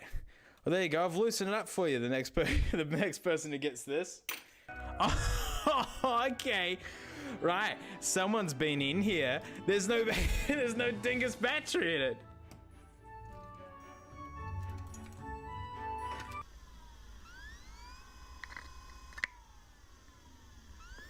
Oh, right, the drive's cack. Cool, this is a perfect candidate for this fix.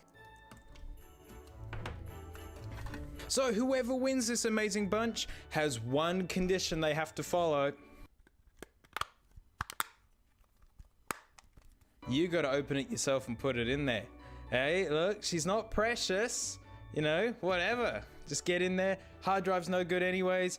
So all you gotta do is supply your own SD card and bam, you've got a really cool, big, chunky thickness, goodness iPod Classic 4th Gen. So, Merry Dungus, Happy New Dank, and, you know, thanks for subbing and thanks for hanging out. I appreciate it. I'll see you around. Just before we get started, I'd like to take this opportunity to say, I'm sorry. Who would have thought a camera smaller than the front-facing camera of an iPhone 4 combined with this microphone would create such hateful content for all the senses? with pixels so big you can smell them, and audio so bad you can taste it. I'm telling you, what this microphone does is outstanding. I mean, it peaks so much. I can't fix it. You're too far in now. You can't turn back. You should have run when you could. This hideous video and audio that you're enjoying is brought to you by a 5th gen iPod Nano. 2009, ooh, what a year. YouTube was just starting to take off and Apple was like, huh, those cool flip out cameras are really getting a lot of traction. Let's stick one on the iPod. And no, they must have found the smallest camera I'd ever seen. But you thought these manky old Nokias had tiny little cameras? Your iPod's scrumming it up in its own league. This is, So since you'll be struggling to even see what's going on this manky old thing, we're gonna do something classic. This is just an iPod that I found in my bin of eBay iPods. I picked it up because it's the yellowest. Look, HP. And all of you making fun of me for saying HP. I mean, it's a H and a P. What do you always say? Huh? First thing to do is just plug it in. Oh no. Yeah, dead drive. Alright mate, let's get in there. Mate, I got him.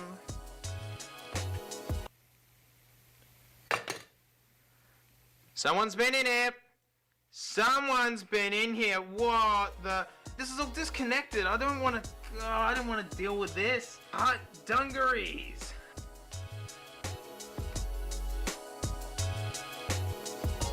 Ah, I'm an idiot. I put it in upside down. It even said top. I'm such an idiot.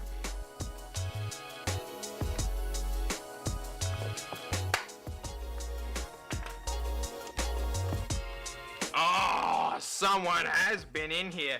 Look at the cheater's way. Ah, you meant to go under the motherboard, not over it. As someone's been in here. Don't use metal on batteries, but I did. Don't do it. I did though, but don't. We got a new one. Proper. That's how it's meant to be. This drive is made out of sadness, and it doesn't want to function anymore. So we're gonna bring back a relic of the very first episode. That's right, Gear. Gear's making a return. This is Gear's iPod now. Whoa, she's turned on already. She's keen to be Gear. Gear.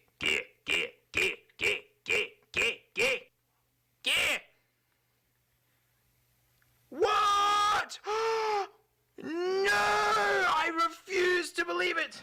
I refuse to believe it. No way. No way is Gear bad. I just want to do a quick, easy video. No. This is the raffle pod. So, well done, Ruben, by the way. Congrats on winning it. We're gonna use it. We're gonna test it with Gear. Will loves you too.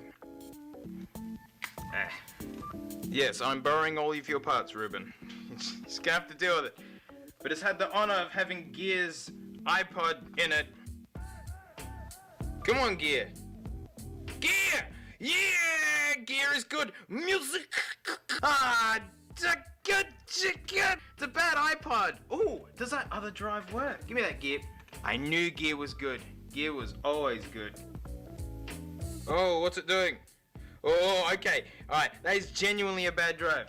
It's a bad one. I gotta pack this up for Ruben anyway. Make sure he gets his big donkey hard drive. Ah, man, what do we do with... Oh, look, can I put the battery under there properly and all that?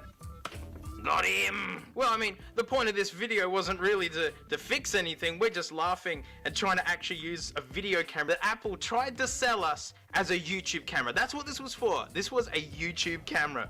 And so a bit of fun. Let's see if we can get into this baby. I don't have the right tools or skills. Nope, I don't have any, I don't have this. We're gonna have to break him by force.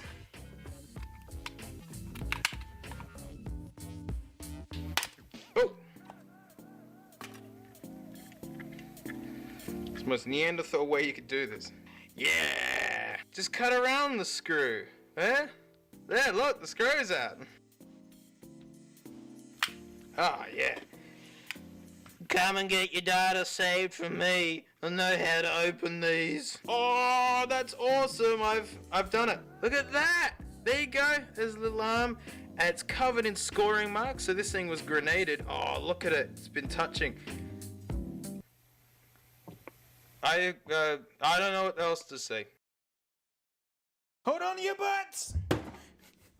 It's the 7-in-1 accessory kit for iPod Touch. Protect, play, charge! Look, all your favorites are here. A baby sock, free bum wipe. Oh, this is a good one. It's a fire starter for your house. And for those of us on the go, you can start fires in your car now too. Aux cord, genuinely probably the only thing worth owning in this whole thing. And the golden nugget. Look at this hideous dock. I love this. Look at the size of the speaker grills, but then look at the size of the speaker holes. This thing is just so bad, it has nothing to hide. What's with the yellow? Don't tell me this has got yellow on it. You know you're scraping pretty low on the bin when you're listing a cleaning cloth as like an accessory. Normally you just get it with things. Like that's pretty desperate. I love this. Look, they're so cheap. They don't tell you which color you're getting. It's like, it's either one of these. Wait, it's got some yellow scribbled on it. What is this? What is this blue section? It has nothing to do with anything else. Why has it got like a shadow gradient to it? Wait. I can't unsee it. Look at it. Look at the cropping. It's not even cropped properly. Can you believe no one bought this? Look, it's got that bit of yellow on it here as well. Oh, that's dirty. Yeah, right. Okay, hang up. 1, 2, 3, 4, 5, 6, 8, 7. Yeah, you get two socks. Out of all the accessories that are on this thing, iPod socks, that's like the only thing you could possibly make at home. And they give you 2 of those. You're lucky to even just use 1 of them. There you go. That's whose fault this is. You know movies that go straight to DVD? This is like a product that just goes straight to landfill. It's brand new. No one's been in here. Easy does it.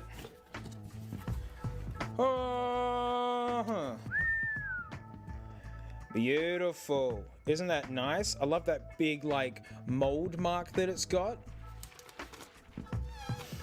Congratulations. Yeah, you wasted like 30 bucks. I remember seeing these in Target as a kid and they were genuinely like 30 bucks. And they'd be selling them alongside of like the good docks and they're like 100 bucks. And that's how they move these. People are like, oh, look how much extra stuff you get. Look, a power to USB cable. Great. Look, tiny oven mitts. Is an iPod meant to fit in this? These are tiny. Oh no. No. Verified. Hey, it's an aux cable. What do you want?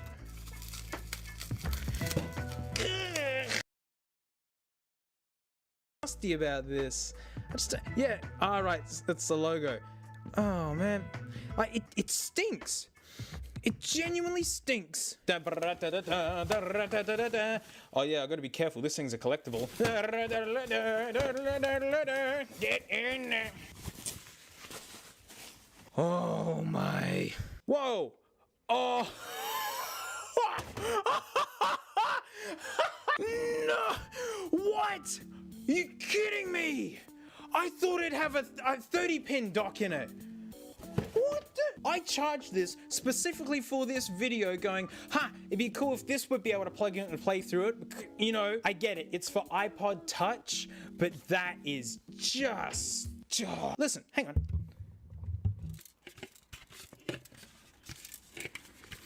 Come on, I wasn't that rough with it. It's just made out of hate. All right, so it's wall power only. It's not even battery powered. There, look at that. There it is. There's one of the features jammed underneath its own cardboard. I actually like the green. This is my favorite thing of this actually. And it's the one that's the hardest on. It's a quality bum wipe. Is there anything funny in this?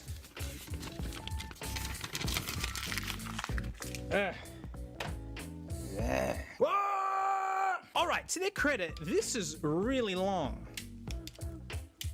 This is like, it's impressively long.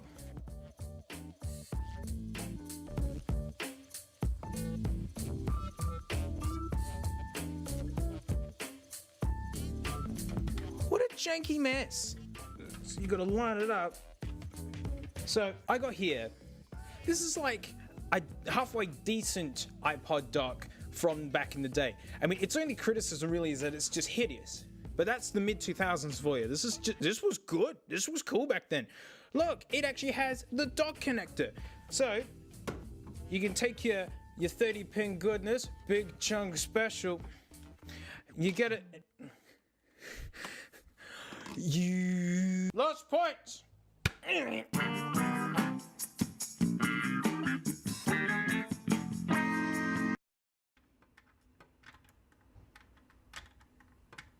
Come on. God, this is terrible.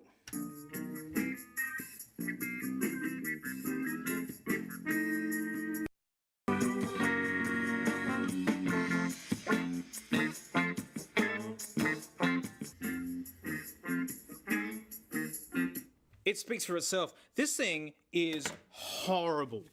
Get out. Get out of my wall! Wow. Let's reveal its secrets. Let me in. Look, maximum disrespect. Ugh. We're not putting this back together afterwards.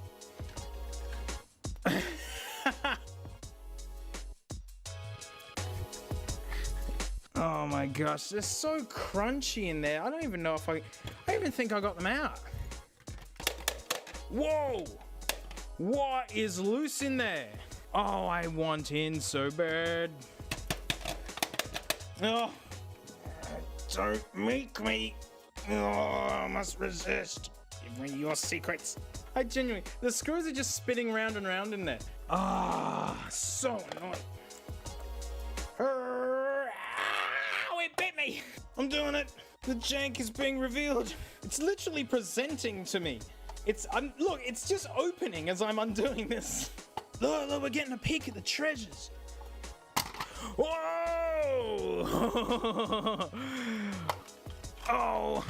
Oh no! I found the rattle. Come on out, you beast. Ah, didn't need you after all, buddy. You got a day off. Yeah, like just like I imagined, it's just hateful. I'm too lazy. Give it. Yeah, just really don't care. I mean, just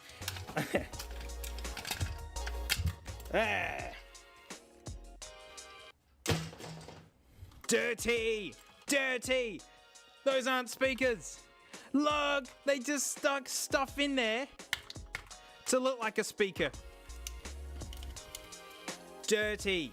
That's so dirty. What a pile of word I can't use. Yeah, and that noise was one of the speakers falling out. Look at the hot glue on that baby. Hot glue, baby. Oh, man. Give it. Give it, damn it. Ah, look, we don't need this aux in. We don't need that speaker. We don't need that. Gather around, fellas. We'll show you the most high-tech there is. Oh, look. We get to use the aux cable. What is that? What is that? Can you hear it? There you go. Oh! Shush. I know who's perfect. This is a perfect setup. Look, it's a match made in heaven. Oh no, it's become disconnect. It's disconnected. It fell out. Hang on. All right, there we go. It's perfect.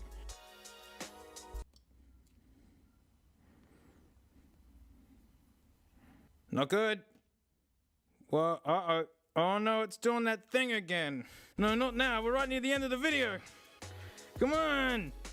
Just cooperate. God, resist. If I push too hard on this, the hard drive grinds. Didn't make sense not to live for fun. Don't do this to me. What an awful spectacle this is. Whoa! Whoa! What was that? Whoa! Are we back? No? Well, what happened? Are you good? Are you good? You good? Shrek's a hard movie to play, by the way. Really stressful. Oh man, it's really unhappy. There's something about this setup that it's really not enjoying. Come on, sweetie. Oh, come on. Oh man, it's like resuscitation at the moment. Bubby, do it! Oh my god, don't tell me this is the end of the Shrek pod. Come on, we've had such beautiful history together. Oh yeah. Oh, don't give up on me. I can't hear it though. Fairy tale things. Yeah, it's not good, but it's not good. Well, there's only one way this video is gonna end.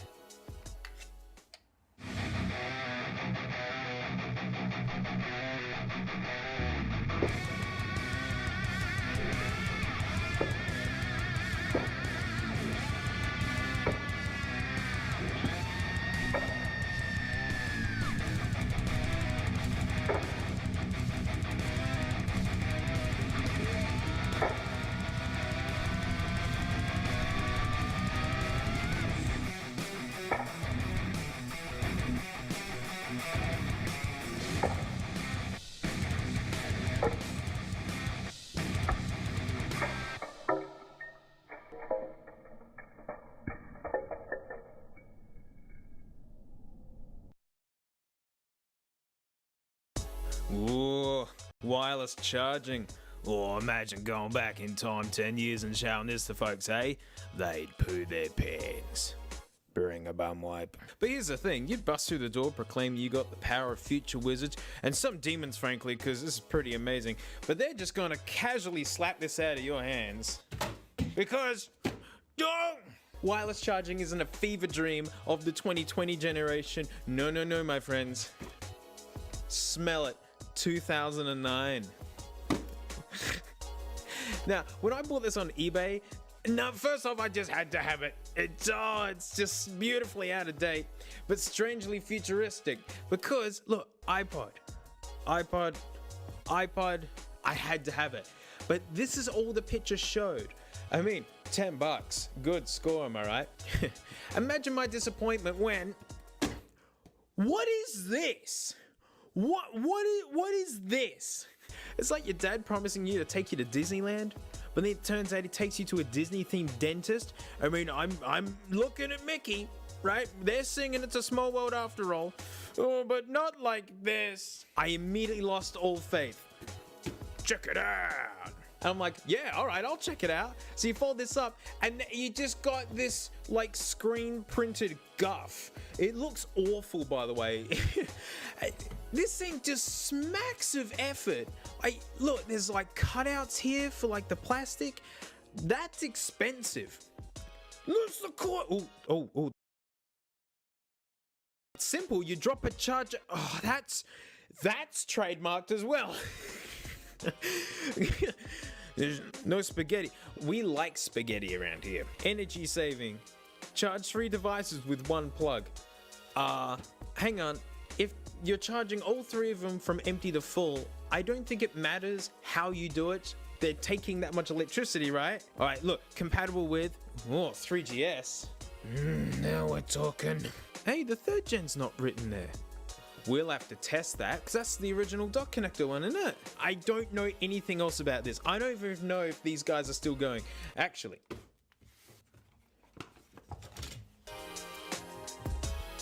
No. Oh. No, they're still at it. It's life at 100%. Asus.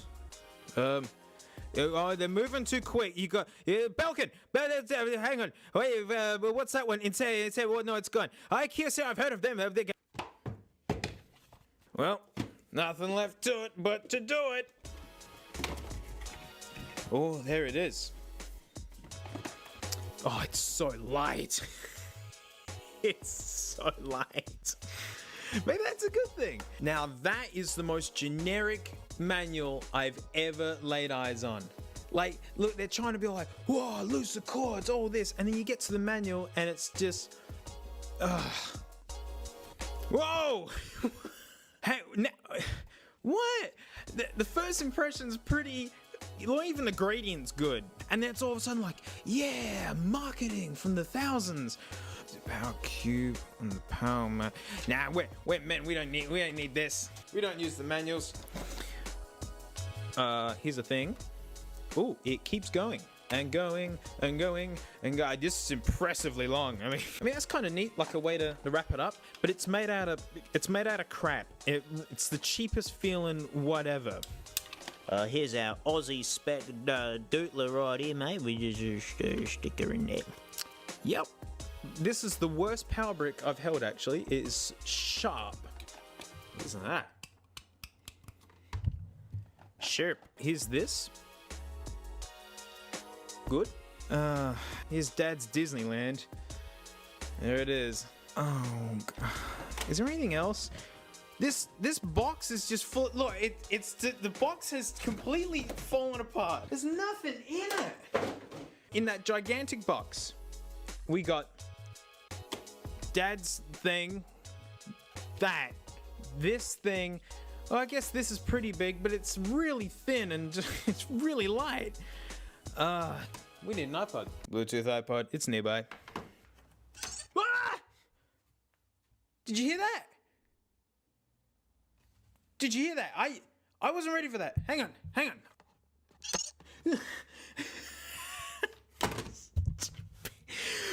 The future, mate. Oh, if I made everything in the future, everything would go bleep, bleep, bleep. Can you believe no one bought this?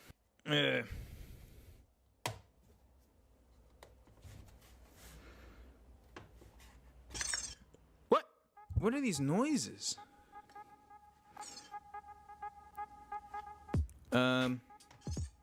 It works. You can't, hang on.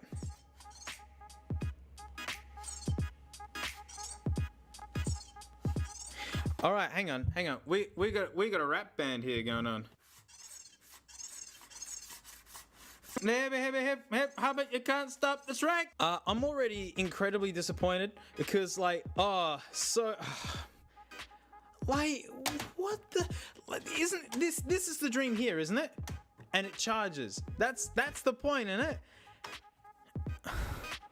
Where's the why does this have buttons on it? Oh, it's for scooting and cahooting. All right, hang on.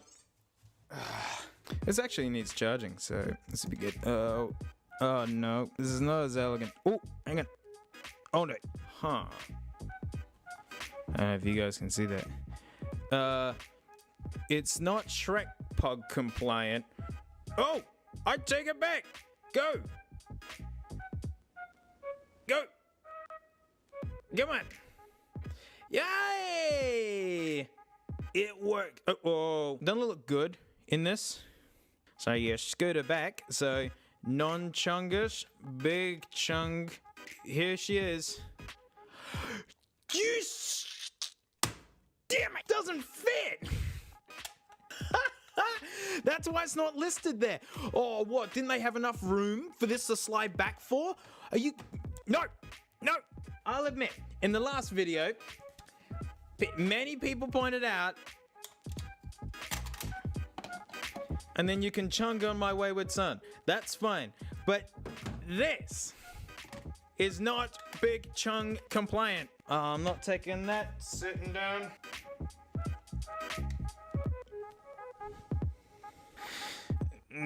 No, that's not appropriate this time because I don't want to destroy this. I got plans for the receiver inside of this. I just want this out the way so I can see if it's just a bad... Like, if this genuinely doesn't work with this, fine. Because I know these are different. These need more power, which is... that's probably why. It's because these need more power. Bullcrap. They said that this is just like a wall outlet. This can charge from a wall outlet. Let's twist again. Oh, yeah. Come on, baby. Yeah! Oh, good. There's sharp, pointy things in the way now. Anything for my chunk? Pointy.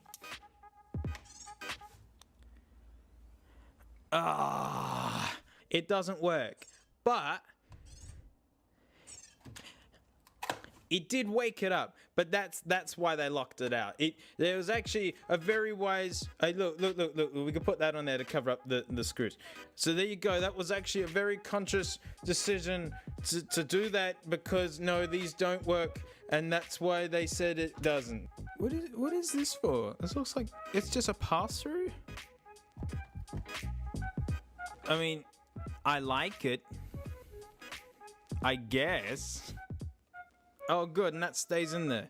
Looking into this, this is how it's meant to be for all of them. You get like a generic thing, and then you put the tip on it, which does the thing that you want it to do, depending on what you have. So this one just happens to have an iPod one, and then that's it. So you're still plugging something in, but it's on the power mat.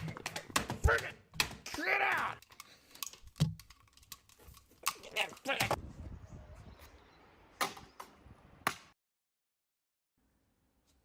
Happy Australia Day! Bust out the Tim Tams, the Anzac Bickies, keep Nan in the loop with some TikToks, get a cuppa in you, and don't forget to put some shoes on, because this is the most Aussie iPod thing I've ever found. To give you some perspective, we live on a huge continent, but there's only like 25 million of us. The USA has 300 million more than us. So we don't usually get special releases just for Aussies, but in this case, like, this one's so big, we have to move. We can't do this here. Hold on here, Vegemite! Ugh, holy doc. Well, go on, mate, what makes it so Aussie then? That guy right there, mate, nothing says Happy Australia Day like having 16 Teds and having a spew in the Uber on the way home from the beach. Also from the smell of 1,600 BBBQs burning per every square centimetre on this day. I've only got one Tui's thing in the house, and it's this, which I found in 2011 at campus at uni, and then I put it in my bag, and then forgot about it for years, and now I'm just saving for a special day. Every year or so, I'll just give it a shake. Ooh, it reminds me. That special day is coming up, I know it! It expired in 2015. Ugh. Look at that. It's got flavor nuggets. You won't believe how many babies this baby could baby. I've done some research on this, and there is nearly nothing at all about this. I mean, it's clearly a promotional item, right? You know, that's reekingly obvious. And if you look at the back, you know, there you go. Promotions. Makes sense. This was a giveaway of some sorts, and the only information I see about it is people either selling theirs, or there's a fantastic website which is offering it as a total $600 prize. Using the Wayback Machine, which is genius by the way, you can just look at Apple's site from 2011. That's how much an iPod costs. So, you know, more than 350 bucks people are saying that this nugget is worth. Only 2 years ago, someone bought one on eBay for 300 bucks. $300 it is. Look, it's got the 30 pin in it, and look at this childbearing dock. That is more than Big Chungus compliant. I am furiously confident that this one's gonna fit. So where did I find this genuine treasure? Where did I get this big old slice of Aussie oi? That's full of flies, actually. Now that I look at it. Ew. So where did I find Gumtree? Maybe I literally dug it up pirate style. Nah, mate. Oh, I found it at Cashie's, mate, where you can find your dreams. They've got wares and chairs and a bog downstairs, some clubs and tubs and hats for scrubs and out-of-date movies. So get on down to Cashie's, mate, you know it'll change your life. So get off the floor, head out the door, forget eBay, they charge you more and lose your life at Cashie's, mate. Good old Cashies. It's like a garage sale with dedicated business hours. And sometimes nonsensical pricing due to folks at the store just maybe having a guess at what it's actually worth. But that's the fun, really. You don't know what kind of bargain you're gonna find. So folks are paying 300 bucks for this not that long ago. Mate, I got this for 50 bucks and I thought I overpaid. Because I've done promotional work for big companies. I understand the dance they're doing, because it's like they're giving it away, so they don't want it to be overly expensive, otherwise they're going to lose heaps of money. But they're putting their name on it, so they don't want it to suck, otherwise people are going to start hating the company. So usually what they do is they take mediocre components and put it in a beautiful case. And this is exactly what they've done, because the acrylics held up good. There's no real like crazy spidering or anything. You know, it's pretty old. I'm guessing, you know, this is about 10 years old, and acrylic is not easy to work with. This is held up pretty good, like look-wise. I don't know why, but this font just worries me. I think that looks pretty lame. It's got little detents to help you find where the center of the pots are. It's all right. It's a big old slice of all right. Oh yeah, baby, that's where you want your aux in, right next to the power. It's got the porting and everything. So if you're gonna make something on the cheap, making it in clear acrylic, brave. Very brave. But you know, folks don't usually know what good components look like anyways. You know, it's alright. There's the amp and the power supply. I mean, the wiring isn't amazing. But I mean, it's not janky, it's just, I don't know, it's just not super tidy.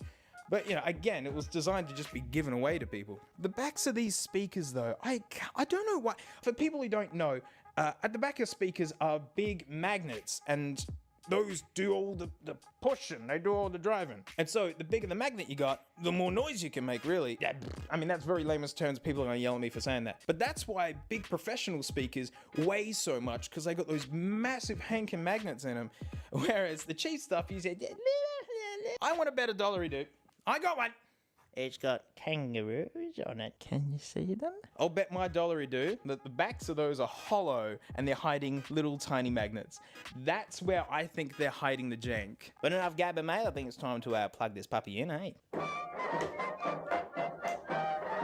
Oh, that's how you know she's working. So they just stay on, huh? It's like that's dazzling or something. Look out, there's 6 green LEDs. I'm blown away. Pretty obvious what we gotta test first. You know, we gotta... Is it big chunk compliant? Oh, good start. Uh-oh, you can barely see it. Oh no. Mate, we did it. What? Oh. That's odd. All right. She works. Oh man, look at the wobble on this dock. We got a wobbly dock. Not being judgmental to those that have floppy docks, all right? Like, you know, happens to the best of us. A little bit of FDS didn't hurt anyone, mate. Floppy dock syndrome. Oh. Do it. Oh man.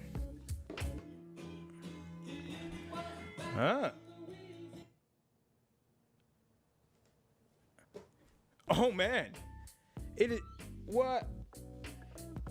Okay, alright, hang on. I'm just gonna break my 3rd gen. When I plug this in, it doesn't want to cooperate anymore. That's funky. No. Hey! Okay.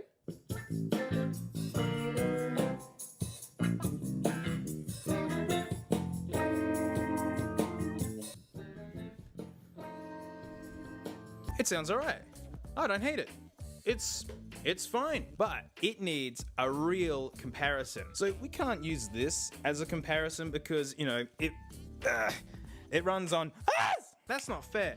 This thing's plugged into the wall after all. So to spice things up a little bit, check this out. This thing is awesome. Look, metal grill. Anyone who plays like a musical instrument knows that Yamaha make really good stuff. They're a weird company because, you know, they make amazing drums, they make amazing saxophones, they make amazing guitars and basses, their grand pianos are amazing, and then they also make motorbikes, and they're also nice. I like how this thing looks, actually. It's heaps rugged. Oh, man.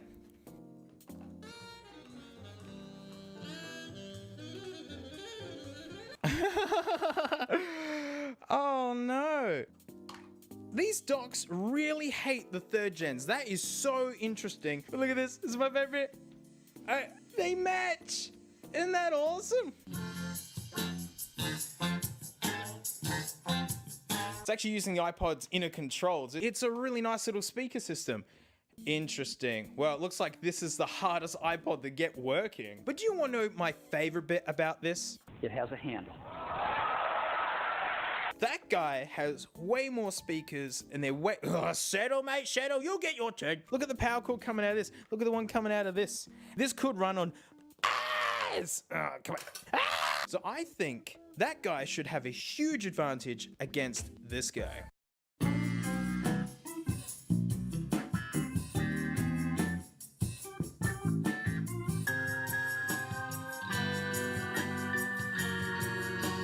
Speaking full honestly, this thing sounds way better. It's actually a little bit louder as well. And this is so much smaller. And let's not forget, look out, no! It has a handle.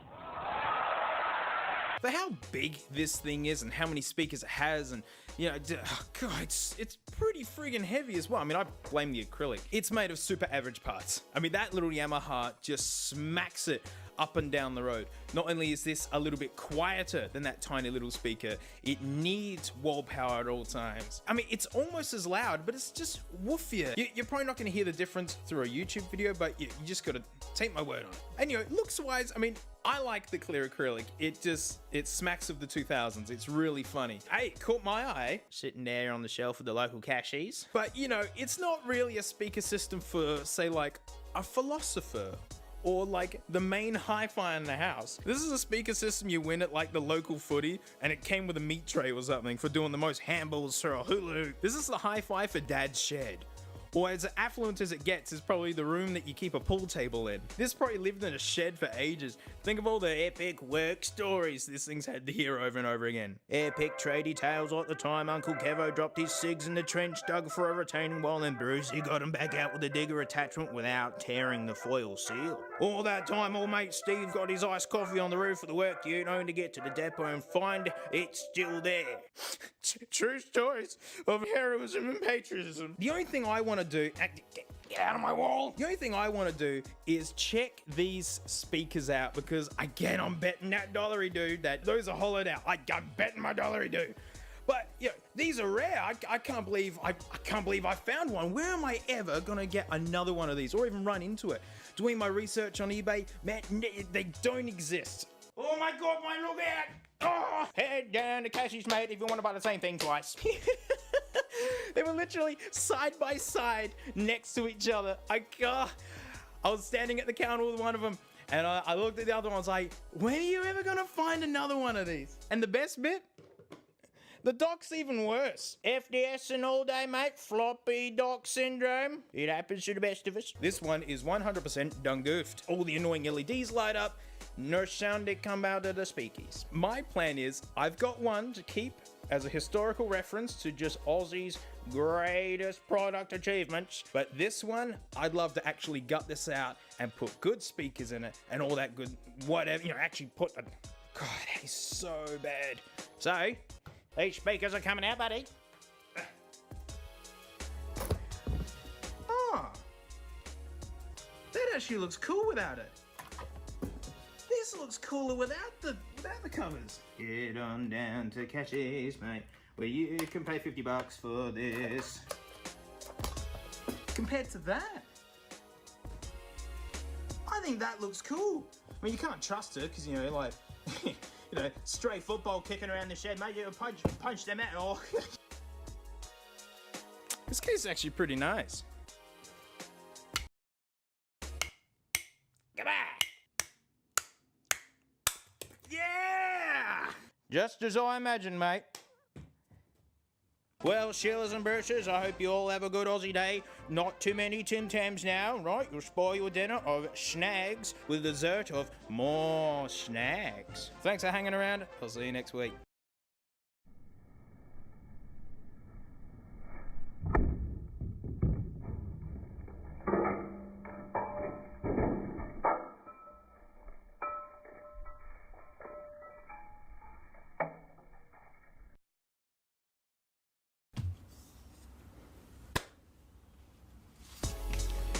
Oh man, these iPods are hard to get into. There's no visible screws, and no doubt a massive deterrent to anyone who wants to replace the battery in theirs, or even to save one of them. You know, people will pull them out of a drawer, they'd see it's not quite working properly, they'd look at it and go, man, it must be so expensive to get into one of these, and then they just throw them out instead. But just imagine you're like me way back. You find your old iPod in a drawer, it gives you the old sad face, and before throwing it away, you figure, let's get into it, I want to see what's inside of one of these things. And you just dig through the house and you go, well, we need a tool to open it, right? What's the flattest tool in the house? Mate, it's in the name, flathead screwdriver. It's the first pick for a lot of people. Oh no. And then upon that failing, you ask Mum, Mum, where's the butter knife? Yeah, that's much better. Much thinner. You got a slightly better chance with this. Some people mention in the Discord, like pocket knives and things. I'm not even going to entertain using like a sharp knife like this. See these? Where are they? See these marks here? See these scratches? I call those newbie marks because that's where I've slipped and then scratched it, and it first gen classic, and I dropped it several times. That's what happens when it's a daily. But now imagine slipping with this.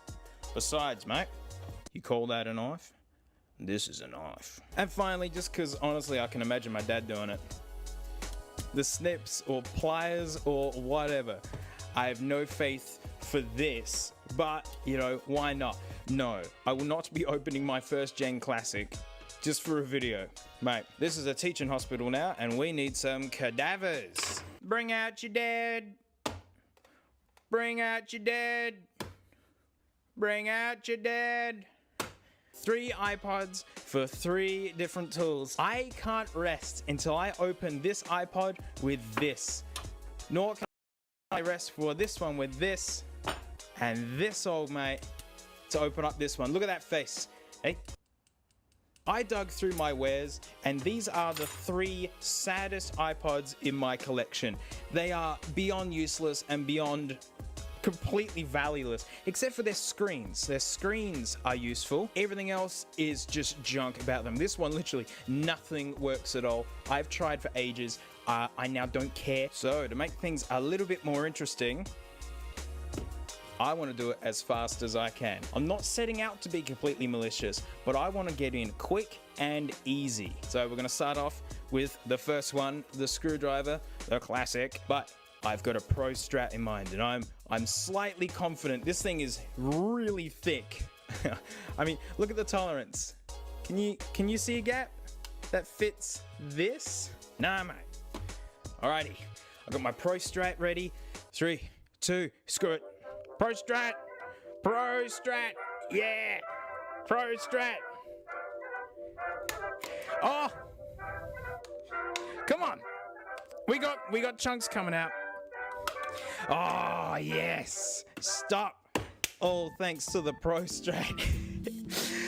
Quite disrespectful, as you can see.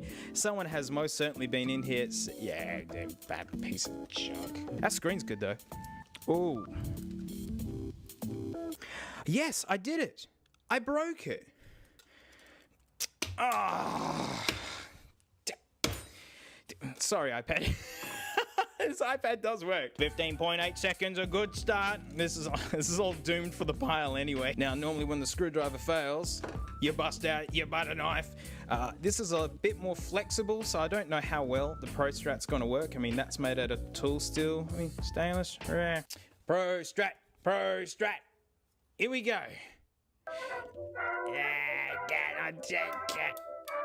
Oh no. Oh no. Oh yes.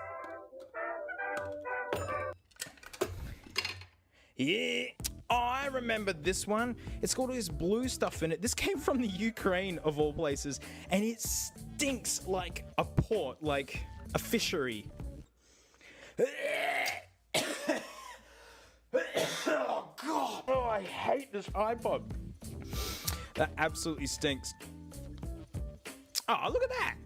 If I didn't break that plastic bit, which you could replace, look at that! I bent that back. Hey! For how vicious I was, that's pretty good. This video is nowhere near as destructive as I thought. What about this one? Ooh. Not as well.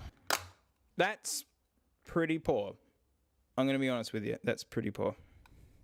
And now, the last one. That's the face I'd be making. Okay. Now, like, talking about thickness, this isn't gonna work well. Alright, I'm still gonna go for the pro strat. It's gonna be the expert strat if I pull it off. Alright, here we go. Ah, gosh. Oh no. Oh no. Hey, come on. Oh! With the power of gear. Oh no. Oh, I'm gonna have to peel it like a can. Oh, it's still in really good nick, by the way. She's looking good. Oh! Come on, I'm so close. I'm just gonna cut my way there.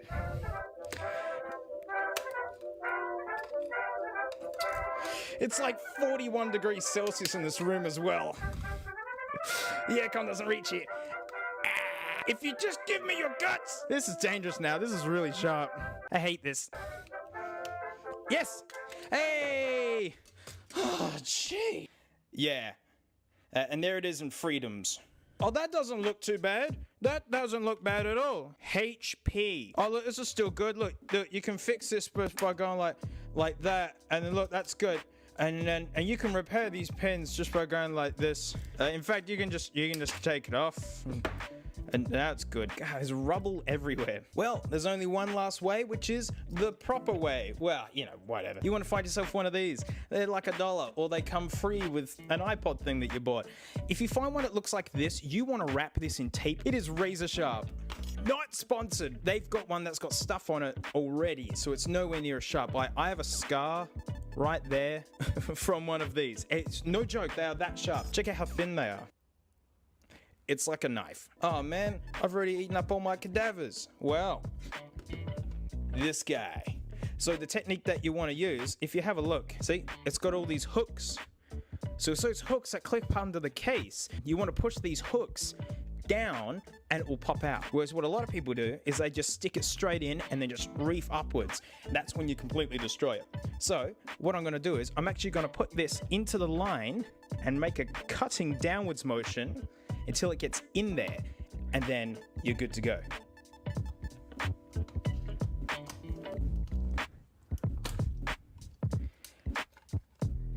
Mate.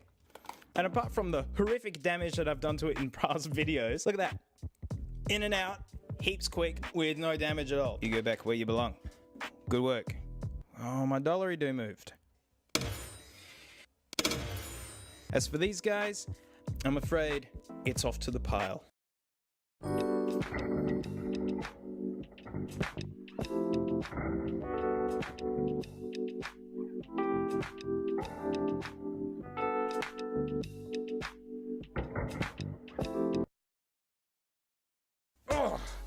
Oh boy, it's hard work carrying this thing around because I just need to check Wikipedia all the time, like constantly.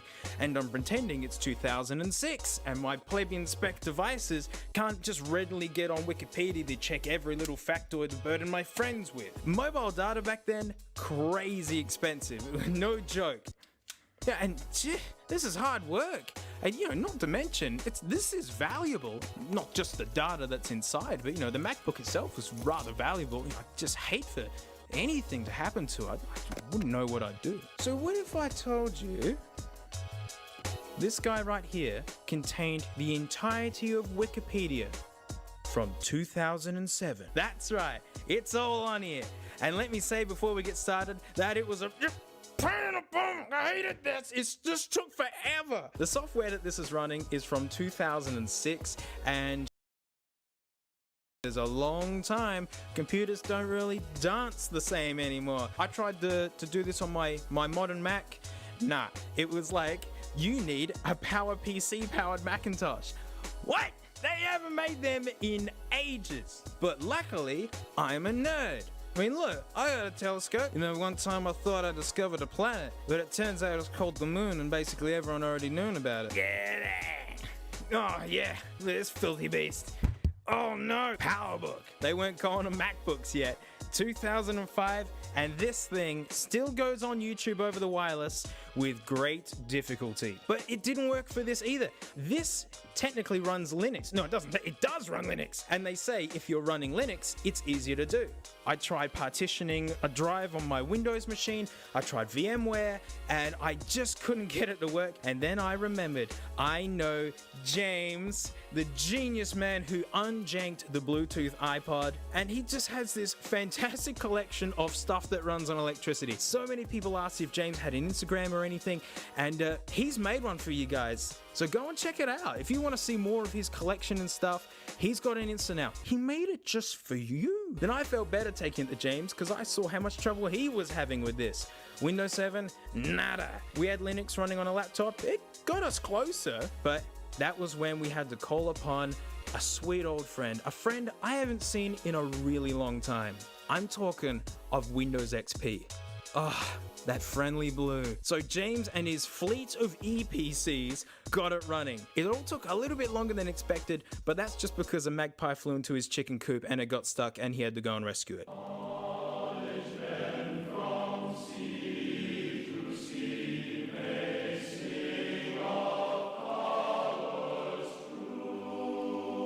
So here it is. So I've seen a lot of iPods boot up, like, yeah, big deal. Like Rockbox looks super neat, but this is the coolest boot.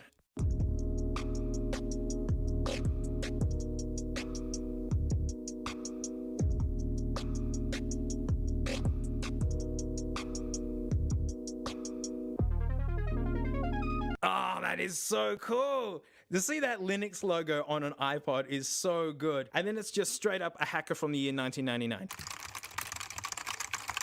So this thing has a few settings in it, like you can adjust the wheel sensitivity and such, and you know, the contrast or the clicker. Yeah, there's no backlight. What kind of, like, you know, you want to be like up late at night and you can't sleep, so you bust out your iPod mini that has Wikipedia from 2007 on it, and then just, you know, browse away in just absolute disdain. No, you can't do that. Hopefully you have bright studio lighting all times. So I remember when the iPhone was rumored to be coming out and people were like, oh yeah, it's gonna have a click wheel on it, mate, because it's Apple, it's gonna have a click wheel on it. I'm gonna show you why that's just stupidest idea. Let's just type in USA president. Oh, I went past it. I'm lost, hang on.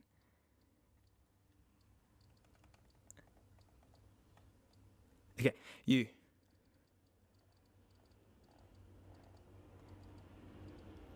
Oh no, I went past it.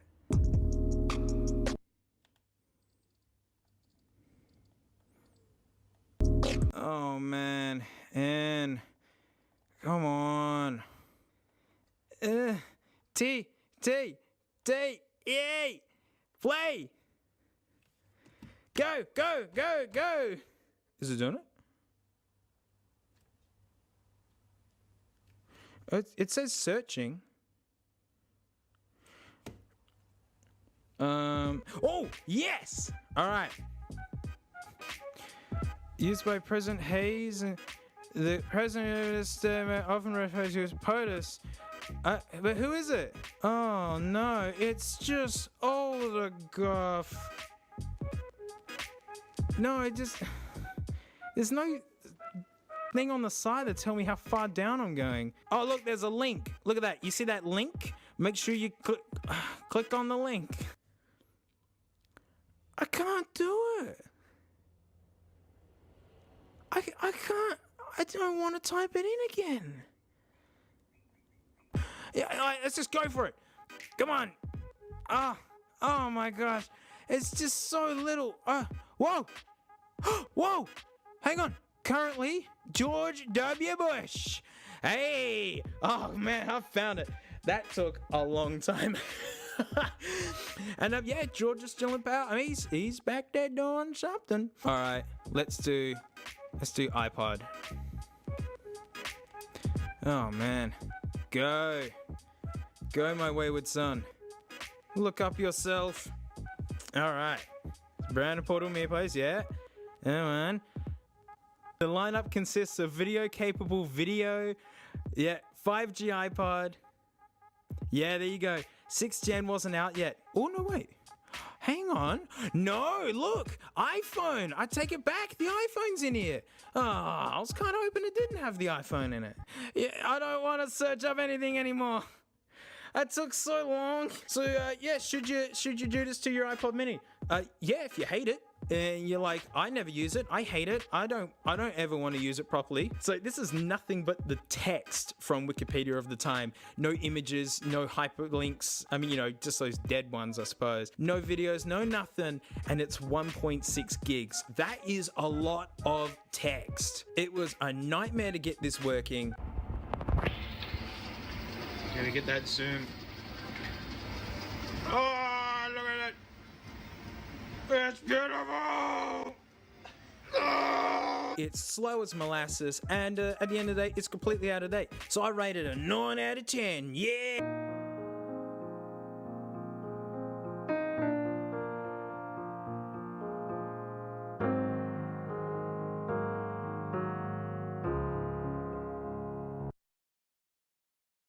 Good. I had something fun planned for this week, but this smelly egg totally landed on my doorstep and it has just dominated my week basically. And it's now turned from a freak occurrence into something that's, I don't know, almost monthly regular. Currently it's weekly regular. I'm having trouble with this. So, boring context time. I live in Australia, and a lot of these cool, funky collectibles come from the UK and the US. It's just how it is. There's just not many Aussies to sell these to, so not as many of them came over here, or if at all in some cases. And to send stuff out of the UK and the US, there is heaps of customs forms, all sorts of stuff. So what eBay's done to help make it a lot easier is they got this eBay global shipping whatever, where what you do is you send it to their central location in Kentucky in the US, I forget where in the UK. Usually they'll open up the package, verify it, and then they handle the shipping to me. So they do all the customs, all the rubbish and stuff. So, enter victim number 1. This is a little bit before I actually started this channel, and I was just getting into the real weird iPods, you know, the Firewire ones. Ah, that's so weird. I love it. I'd never had these before. I'd never even seen one in person. They're just not common at all. I found one in the US for a price that I really liked. It was in awesome condition. The humongous fees and shipping to get it over here. eBay's global thing's actually quite expensive because you got to pay for shipping twice, right? To the facility and onwards, and import taxes, it's heaps. But I got it. Oh, damn it! Sorry. At the eBay site in Kentucky, they decided to open this up just with a box cutter, shunk, and just look at that. Through the wheel, through the button, just absolutely shattered this thing. This isn't actually the back that it came with. This one, I tried to use it for a little bit, but it turned into a parts pod because no amount of sandpaper and Brasso can fix that. And you know, you can feel it in the... It's just so carelessly destroyed. Yeah, I got my money back and such, but then the next cheapest one that I could find was in way worse condition. You know, this is the back from that. My experience doing iPods was actually flicking them and selling them on eBay. I bought this big lot of bits and components and whatevers. For the money, it had all the parts that I needed, looked like great value. And so this one actually came from the UK through their eBay global shipping whatever thing. It's the only other country that's got it. And so what these people proceeded to do was just empty all the contents out, go, oh no, there's no drugs in here, then scrape it all back in the box and just send it straight on to me. This is how the box arrived. It's been Ace Ventura'd to my door. I'm not even getting, look at it, and then you open it up and it's just... You couldn't be more careless if you tried. Everything was taken out of its paper sleeves and separators and things, and then at the bottom of the box was just the gravel, the technology sand. Where do you think the parts came from to make this? Why, I was so surprised that this thing actually booted up at all. And this has been planned up in previous videos actually, and people have suggested maybe it's got motherboard damage. Well, when you see the swamp that it was conceived out of, you can see why. I mean, yeah, I'm sure this has motherboard damage. So, this one happened only last... Especially the first one's got me thinking about what were the devices that came before the iPod. I mean, this isn't the first MP3 player. This is, you know, probably about 3 or 4 years into the game this was. So there is a fleet of freaks and misfits that just didn't work out. Didn't capture people. I love these freaks. Look at this. Funny story, Samsung actually made this and then Creative just put a branding on it. There you go, kids. That's before USB. Serial. If you ever complain about how slow your Wi-Fi is, give Serial a go. Freakish. 32 megabytes. Look at this card. It's like out of Halo or something. Beautiful. So what I found was Intel made an MP3 player. Everyone had their hat in the ring.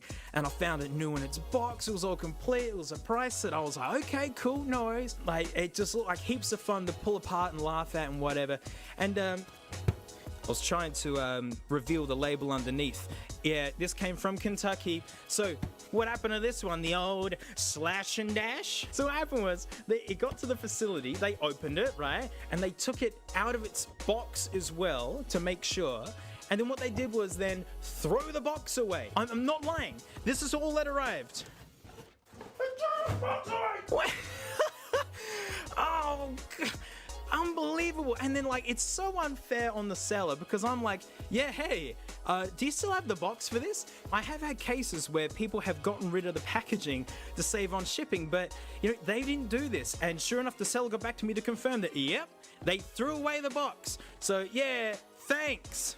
The box is half the fun. I don't need a Space Nugget and crappy headphones. But boy, oh boy, this doesn't compare to what just landed on my seat this week.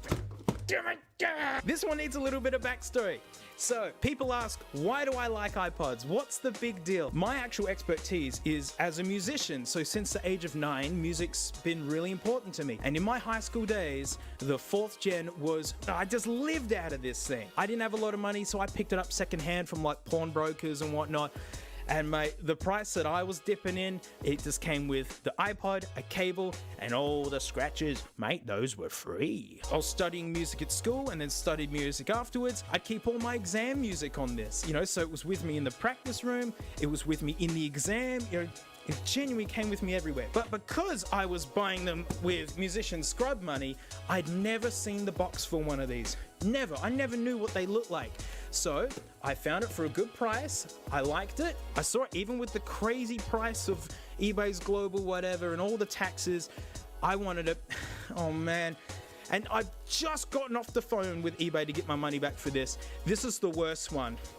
Straight away. That's immediately what I see. Look at that. The old slash and dash, mate. Ugh. Look at that. Pitney Bowes, Mark of the Beast, Kentucky, because eBay's made it so only Pitney Bowes handles all of their eBay global whatevers. You know, there's Kentucky, this is the bag that was shipped to them, and this is how they decide to open investigate it. Cut, cut, cut. Look at that. Look at that. It's so careless. Unbelievable. Absolutely shattered. I only looked in the box to verify that it was the 4th gen I was waiting on, and then I was going to do like an awesome unboxing video because I'd never seen inside one of these. This is complete, it's all in there. But instead of unboxing it for you guys, I had to unbox it just to show you how absolutely destroyed it is. Look, through that as well, both sides. How hard do you have to cut? Even when I picked it up in this bag, you can feel that there's something light and cardboardy in there. There she is. Oh man, you know, this is stuff I didn't, you know, all the documentation, the Apple stickers are still there. So yeah, you know, I get my money back and all that, but I really hunted for this one. The price was so good. And it's like someone pooing on your birthday cake, leaning over and going, well, just eat around the poo. There's no poo on those bits. And maybe he's right. But the word here is just spoiled. Absolutely spoiled. And so carelessly as well. If they just, you know, one cut in the top and then just tear it open, none of this would have happened. Same way if Uncle Kevo would just squatted 2 feet the other way. And all of these come from the Kentucky site or that one UK one, and I'm just showing you the worst examples of stuff that's coming genuinely like, oh my gosh, that is careless. I've had some of them come in where they've been repackaged so awfully, I can't believe it arrived in one piece. I've had stuff that looks like it's been sat on, you know, when it's been all torn out. I've talked to eBay about this, wondering what's going on, and all of them respond with, oh, I've never heard of this before. But then if I do my research, look, there's people complaining about the old slash and dash. What's a positive I can finish with? The box is smaller than I thought, which means it will fit in the bin easier. All right, that's the happy ending.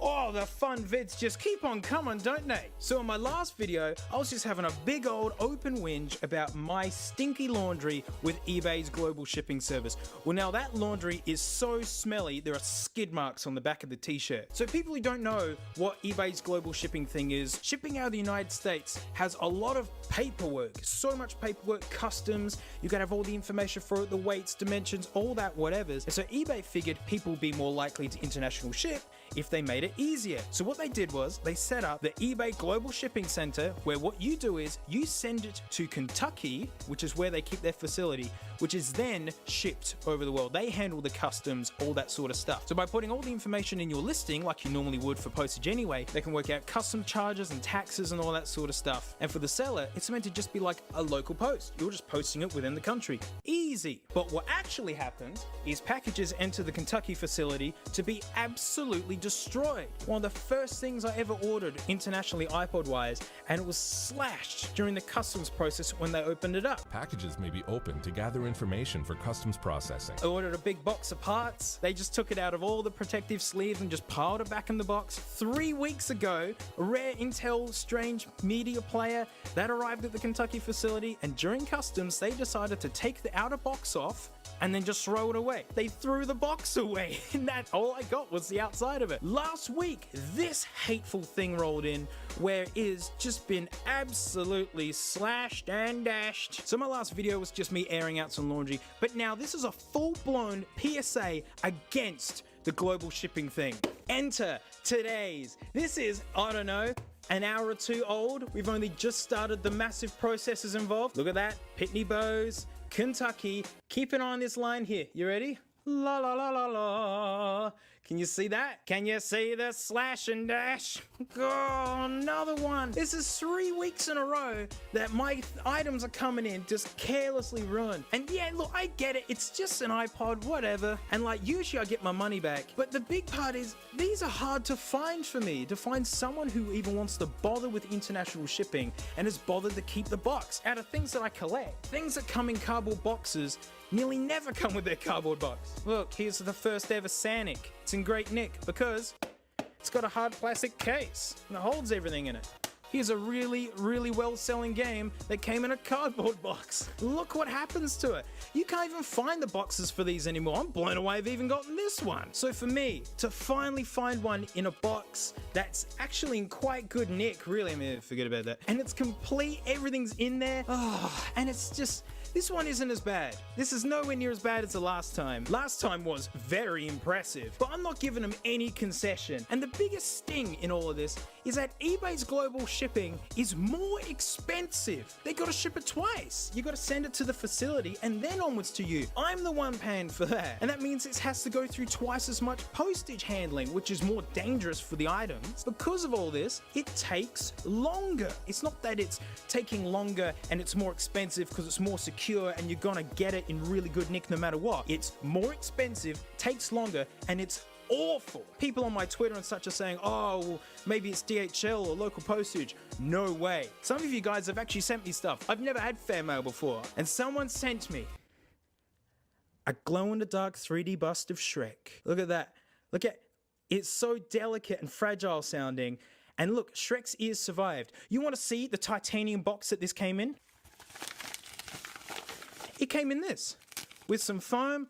That was it. USA to Australia. And it arrived sooner than these, and it's perfect. There is nothing wrong with it. That stays there. Wait, no, you can't see his beautiful face. One grit, help him out. There we go. These friends here. So if this service is awful for buyers, it must be really good for sellers then, right? Hey, the convenience of not having to deal with all the customs forms. Yeah, right. You should see the conversations I have to have with people about trying to get this all sorted out. I have to message the seller first, and every time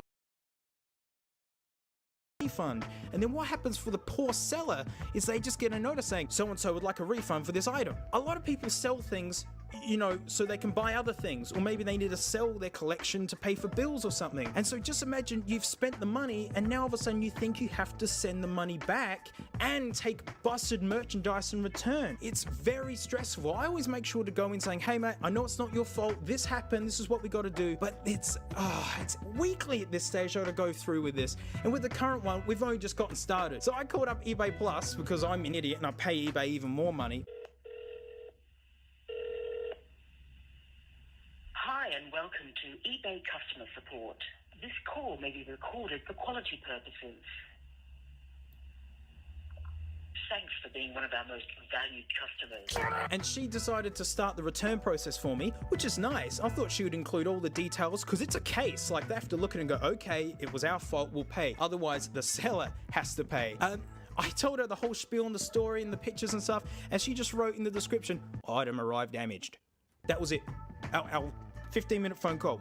Item arrived damaged. And I can't edit that to put in more details. So if you think the convenience of not having to do the customs forms outweighs having to deal with this stuff, no way. These are items that I just bothered to show you. Here's another one that got ruined, but I just let it roll because it wasn't that important. So this is just a silly thing that I bought. Just, I don't know. I just thought it was funny. It's a Just Wireless cable. This was $2.50, but then I didn't see all the extra fees with eBay's, global shipping thing. I ended up paying $30 in the end, $28 postage for a $2 something cable. And look at that. She got slashed and dashed, but I just let it roll. Because big deal, it's just a joke, right? It also got sat on. Yeah, thanks eBay, you're doing a great job. So if it's not better for the buyer and it's not better for the seller, then who is it better for? eBay and Pitney Bowes. Pitney Bowes has just got this guaranteed contract, which is like one of the biggest international shipping contracts you can get. Oh mate, here's some free work for you. And eBay saves massive money because they do it all through the one facility. I actually found their global shipping video to like sell this idea to people. Look at the opening video here. That explains it in a nutshell. They've got all of this international shipping being crammed through a single facility. That's horrifying. Usually companies brag when they got lots of locations. Oh, look at all the places we're at, so we're not that far away and all this. The fact that this damage is now so common, like every week so far, they're just rolling in. I'm a different case. I'm a freak YouTuber from Australia ordering constantly from the United States. I'm just in a position where I can really highlight how often this happens. I'm gonna say that the workers in this place must be stressed out of their minds. The entire country's international eBay shipping through one place. Well, I've found their video where like they're showing how it's all done. They say they're open 6 days a week, and I bet they ask these people to come in on a Sunday and like, just push around these empty boxes to make it look like we got this all under control. I want to see that place on a real day. No way is it just kind of mulling around like that. It must be a madhouse. Everyone's yelling at me, oh, stop using the service. It's like, damn right I'm gonna stop using the service. This is all stuff I ordered ages ago, and it's all just rolling in now. So yeah, luckily I haven't ordered something in a while, but I still got some stuff coming in. So yeah, we'll see if it survives. Oh, and check out this smelly detail. With this current case at the moment, I was telling the guy, this has happened to me a few times, and he mentioned, yeah, 2 packages got ruined over Christmas, and he didn't get it all sorted out. I thought the seller was always safe. Not. This service absolutely blows. After my last video, people said, oh good, you're giving this some exposure, so now hopefully eBay knows about it. Well, here's the thing. They already know about this. I real talked with the eBay rep and she said, yeah, they know about this. And that's painfully obvious. Like, I was doing some research with the last video and I found cases from 2014. Upwards of 6 years ago, they've been doing the exact same thing of just slashing items inside the boxes and just genuinely not giving a damn. eBay has concluded that this is the cost of doing business. It's just cheaper to absolutely squash their employees by having it all go through one facility and make it exclusive for one transportation company and just pay out all the people whose collectibles are absolutely destroyed than it is to offer a good service. It ain't changing. My plea to sellers, just don't do it. Just do the customs work yourself. You can still sell on eBay. Just don't do the global shipping thing. It's not worth it. The only way this is going away is if people just stop using it. They've been doing this for years now. It's a good business model for them. They don't care. And you ready? To finish this video, I drew a diagram to sum up this whole thing so it's totally easy to understand. So, toys, iPods, games, collectibles, fun really, comes in this way into the global shipping center, right? And then out this way, sadness.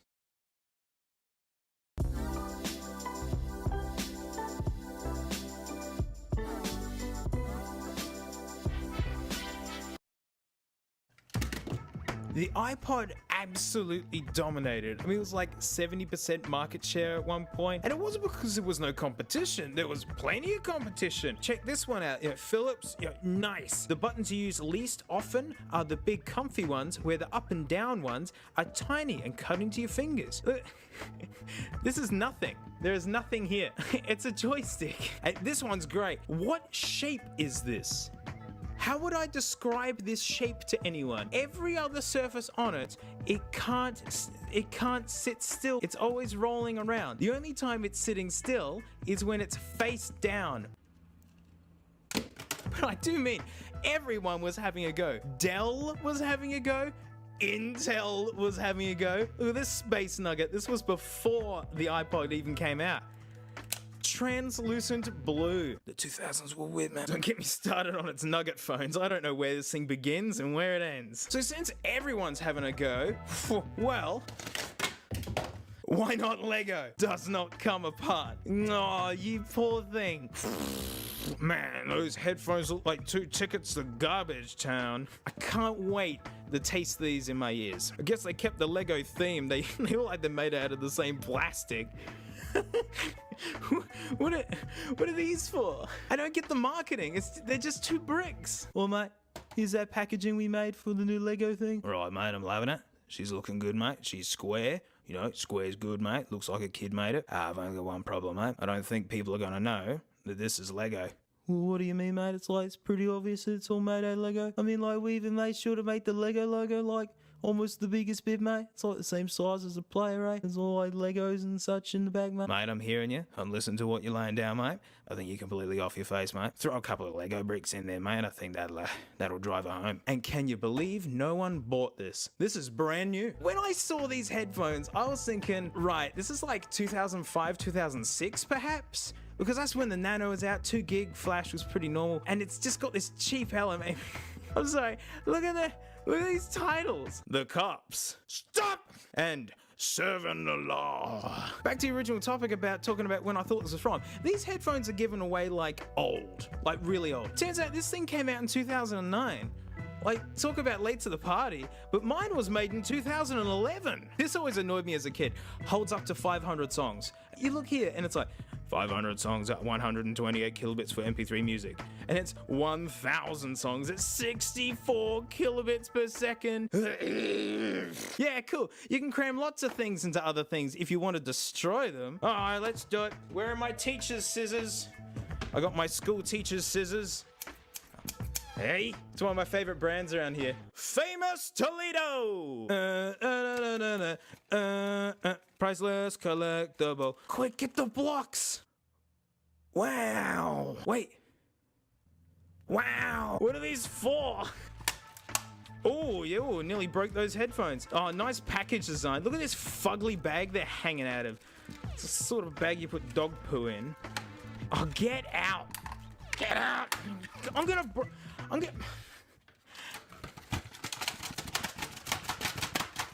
break them to get them out. Oh gosh! Get out, you minx! Can't wait to hear them now. This is going to be so worth it. Oh wow, they feel like nothing. They sound like children's percussion. They're so hollow. That's not good. Oh, it's impressively long. Whoa. This is just a plain black looking USB cable. It feels really nice. All right, here's the King Nugget. Oh, it's got 2. It is the sharpest thing. This is more comfortable.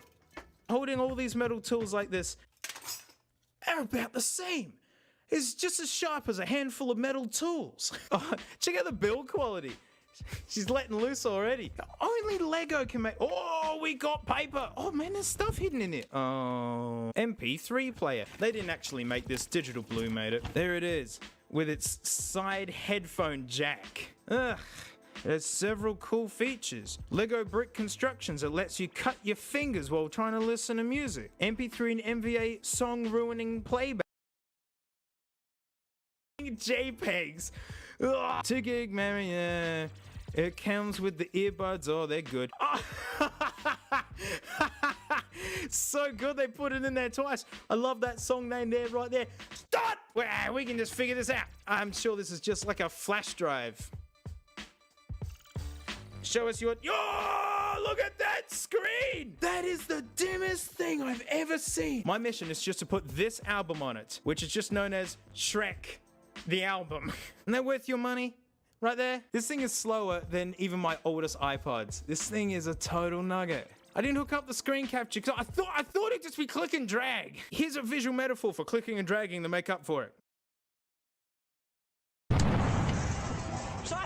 This is genuinely taking like 2 minutes to put one album in here. This is unbelievably slow.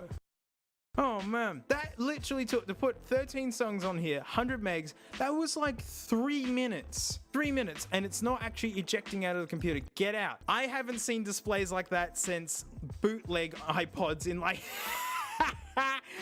Oh wow, man. This is like the same interface as bootleg iPods way back. This is... What? I don't get it. Oh. Oh, all right. Oh, we're doing it. Let's quickly check the settings. Sleepy time. Ear friend?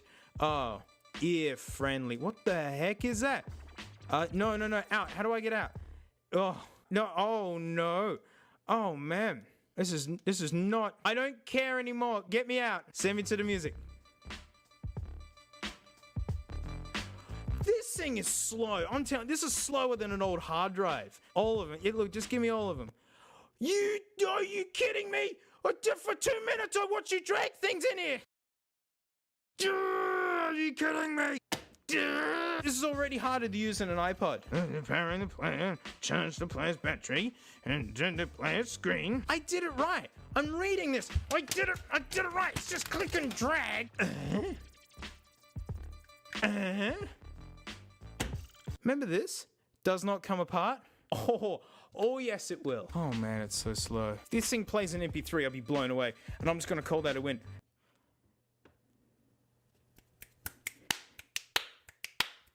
I pressed it! What the...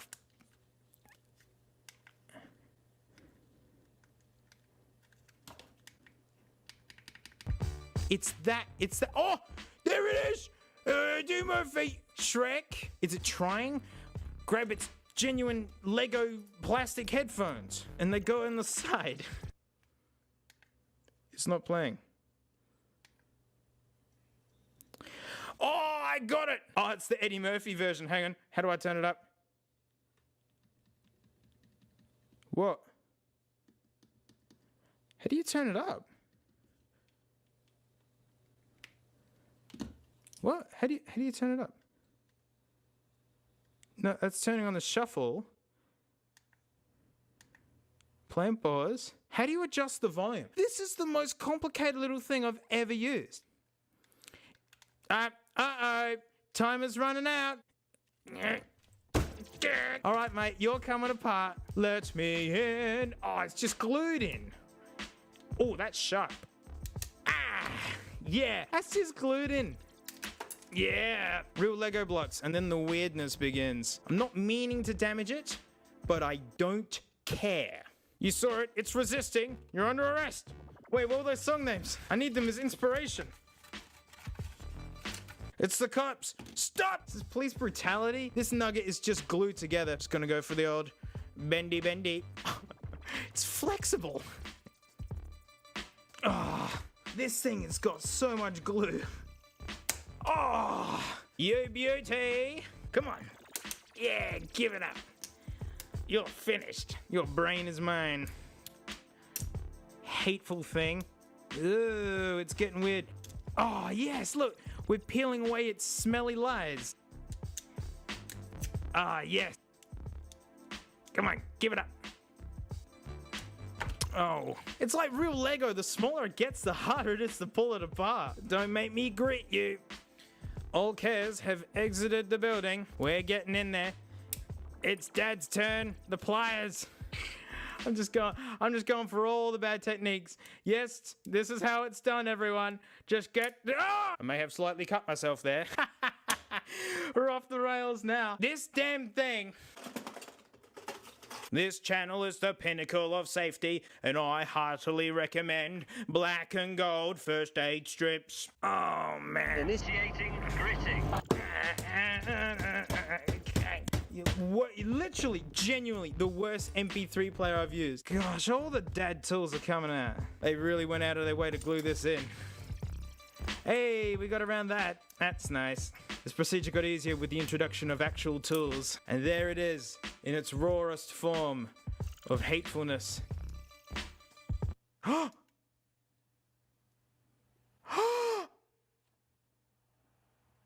And after I destroy it, it decides to show me Shrek. What have I done? What have I done? Where did the piece go? I'm a monster.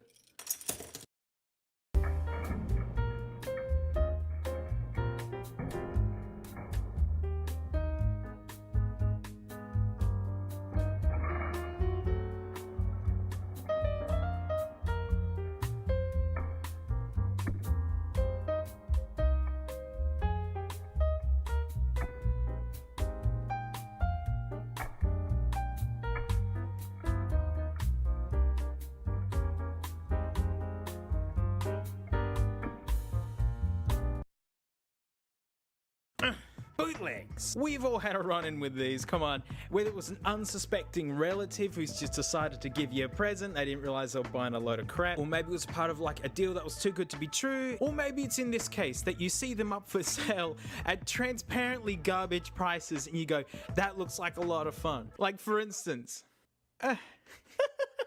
if I catch you talking to me or my son again, mate. Isn't it adorable? They got the colours so close. And yes, those who are observant can see that this has green lettering, and that's because the blue one broke and only had a spare green one. It's actually quite dangerous for me to have this here. This is part of a future video. Oh man, I hate to give away a hint about future content. Oh, that'd be the worst. This guy was a couple of bucks and it took forever to get here. Like 2 months, I think. Absolutely 2 months. And it just arrived in just literally a letter, like just thrown in the mail. So what I've done is, this is a genuinely old 1 GB micro SD. It's just got some YouTube MP3s on it that are safe to play, because that's how they make these so cheap. They, all of these I'm going to show you have a micro SD slot.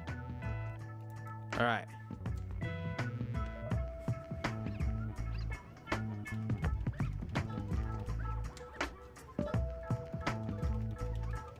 Oh no, this thing is notoriously difficult to get going.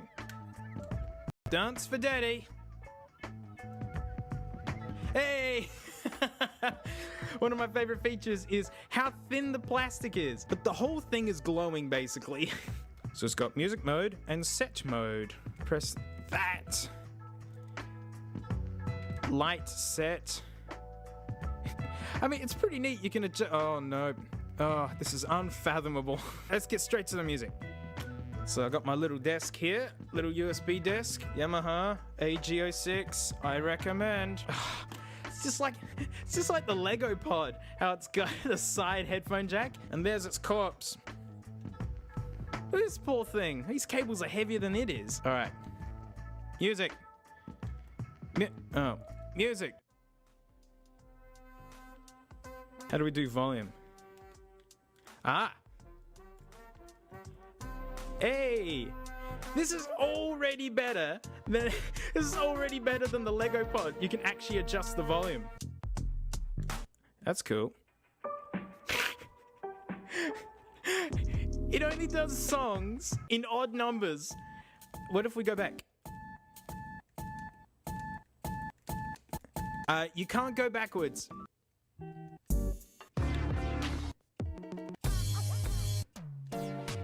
Well, there you go. So for a couple of bucks, you get a small MP3 player with a pathetic battery. It's got a backlight, and it will only play odd-numbered tracks. But I actually like how it looks, which is why it's been hiding in videos, and I've been abusing it, actually.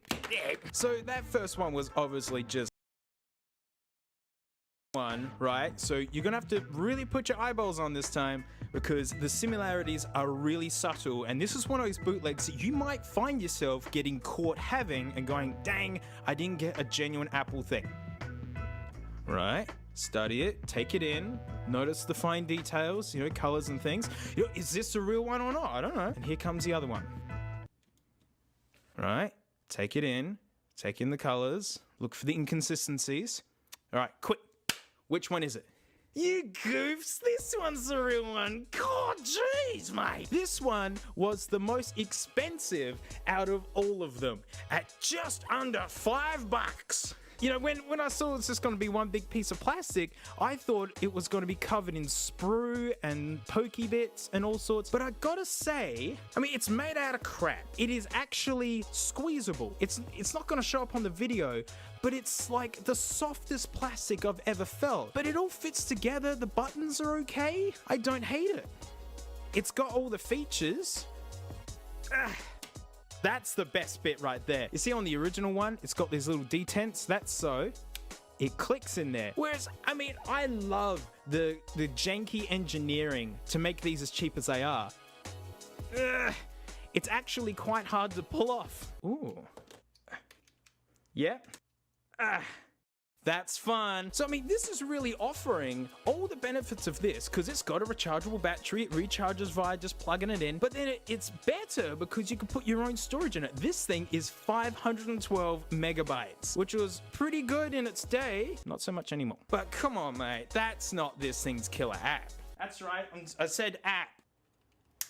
Oh, and now you can wear it. I totally wore mine back in the day. Take that, $4 bootleg. Ugh. You can't match the might of a shoelace and a plastic clip. Well, it came with its own. I'm actually really liking this one. The logo's so good. This was designed by MP3. The format itself made this. This is the cheapest feeling shoelace I've ever felt. I mean, this stuff's turned brown, but this is pretty dense. This is really lightweight, but it was under $5 and it's an all-in-one thing. Comes with its own cable effectively. Flush fit, that's good. Instead of all the shuffle options and such, it's just on and off. Wow, you can turn it up and down. Even these are better than the Lego Pod. These buttons are fine.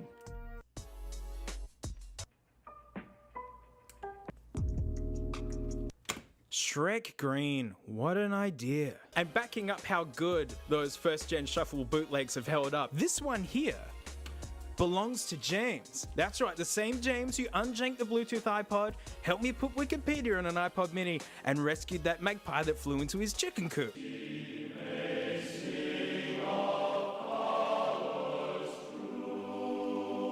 1 gig. This one's eternal. And it's actually made of the same plastic as the original one. But you can see they've gone for the one color for all of it. But this still works. It's got the exact same font on the back and the same layout. All right, for this last one, you're really gonna have to put your eyeballs on, guys and gals and everyone. This one's super tricky. Super tricky time.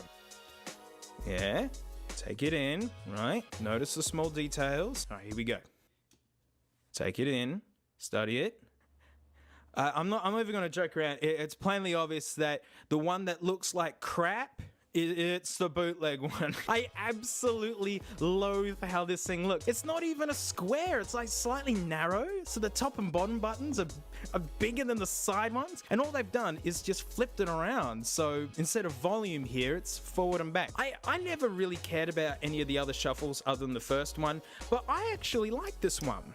I like how this space here is so that you can clip it easier. I like how the headphone jack is in the pivot point. So here's what you can get for a couple of bucks. Look, it's got the clip, but it's just like the resistance of the plastic with these very sharp teeth in there. USB mini, because USB mini ain't going away. On, off, headphone. This thing is just absolutely fugly. All the cards seem to go in upside down. Flush fit? Right, that's minor points. Why is that volume up? The layout makes no sense. Maybe you meant to use it like this? But then that doesn't line up. No one really thought this through.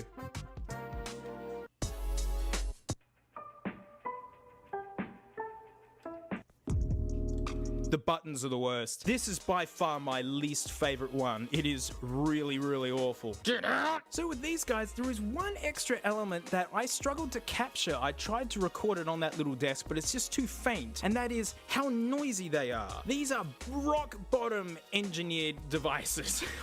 It's actually amazing what people can do on their race to the bottom. These two, pretty good. This guy though, apart from being the fuggliest and just the grossest, it is by far the noisiest. It sounds like a blank cassette with the volume turned up. Hissing away, you turn the on and off switch, it usually makes little pops and things. It's so rough that I gotta have a look inside of it. Whoop! Oop. Don't pierce the battery. Yeah, give it up, you oh, there's the battery. Oh, I get it. Ah, all of its guts just fell out. This is metal. Well, this has been extruded, like in a big line, and they just chop them out. That's just like an iPod mini. Where's the, and there's the controls. Come on, we got to do this Shrek Pod style. Look at this high-tech music play here.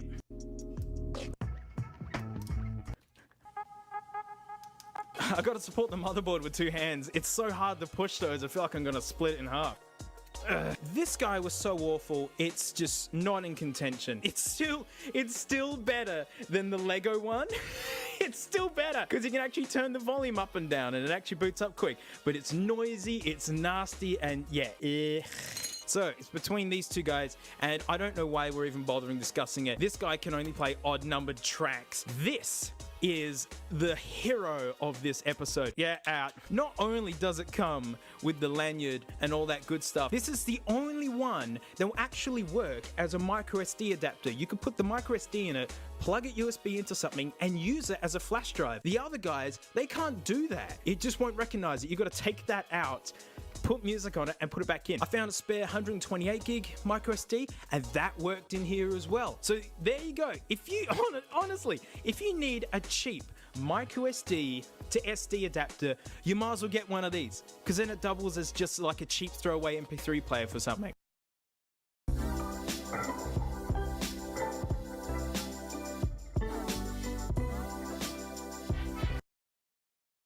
Ugh. So in the last video, we had a laugh at some really transparently junky MP3 players. You know, some pretty good, some not so good. And the fun thing about these is, these really aren't trying to deceive anyone. They're never listed as iPods, even though this one is it's trying to be a 6th gen nano knockoff, despite the fact that it's huge. And for a couple of bucks with free postage, hey, you know, these can be a bit of silly fun. So I spend quite a bit of time on eBay just looking for interesting iPod stuff and whatever. And something that I keep seeing are these ads, which are obviously something's real up with them. You know, you look at the price, like $100 for a sealed 5th gen iPod. This isn't saying it's a generic MP3 player. This is saying it's an Apple iPod. Whew, with a warranty. Heck, that's worrying, because usually that's the price for a good condition 3rd gen, let alone a new sealed one. I'm gonna take the bullet. I've ordered one of these. So then I realize, well, I'm gonna need a point of comparison, because this is a genuine fear. At some point, I'd love to get some brand new iPods. Then I'll just, you know, keep them for a while before finally opening them up. And my fear is that I'm gonna get them, they're gonna look legit and proper, and then years later when I finally open them, to find out that they're total fakes. That scares me. So I ordered a genuine 5th gen box, getting a vibe on you know, what a real box is supposed to look like. These are a lot smaller than I thought, actually. It's tiny. So I go buy dank pods on eBay, because my original thing was selling iPods on eBay. I called it dank pods. I bought this, and then the person replies with, "Are you the guy from YouTube? I've never been discovered before. This is absolutely nuts." And it was really cool talking to him. And then it turns out that he likes the mod iPods too, and that he sent me 4 iPods. You're nuts, mate. That's way too kind of you. It's fun finding iPods and hoping that they work, but these ones he sent saying that, yeah, these don't work. When they arrived already opened, you know you're in for a heck of a time. But I'm gonna save these for special projects, and I'll be sure to shout you out every time I use one. Thanks so much. So back to that fear of mine that I'm gonna get an iPod, it's gonna look perfect, I'm gonna be like, woo, yeah, cool. Well, I just got the iPod, it just arrived. I took one look at the box, and a lot of my fears have been kind of quenched. So are you ready? This is what I got. So maybe close. Are you smelling the JPEG that I'm smelling? Look at the iPod font. It's so close, but there's just something wonky about it, isn't there? Yeah, okay, except for, you know, again, smelling that JPEG, that side's pretty good. Not bad. That is the worst one. You can tell that this is like MS Paint spec box design. That's weird. Look on the bottom. Nothing at all. That's a bit thicker. Sizes are different, but you wouldn't know unless you saw them side by side. I know with new Apple products, they don't make any noise. They are all bundled up in there, but everything's just loose in here. All right, let's get in there, mate. Oh, I'm really excited.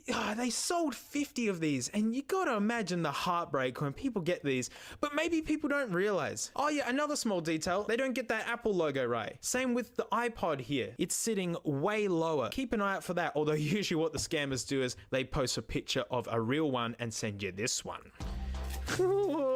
This is fun. This is the closest I can get to a brand new one of these. I mean, they did sell me as a brand new one of these. Give me your treasures. All right.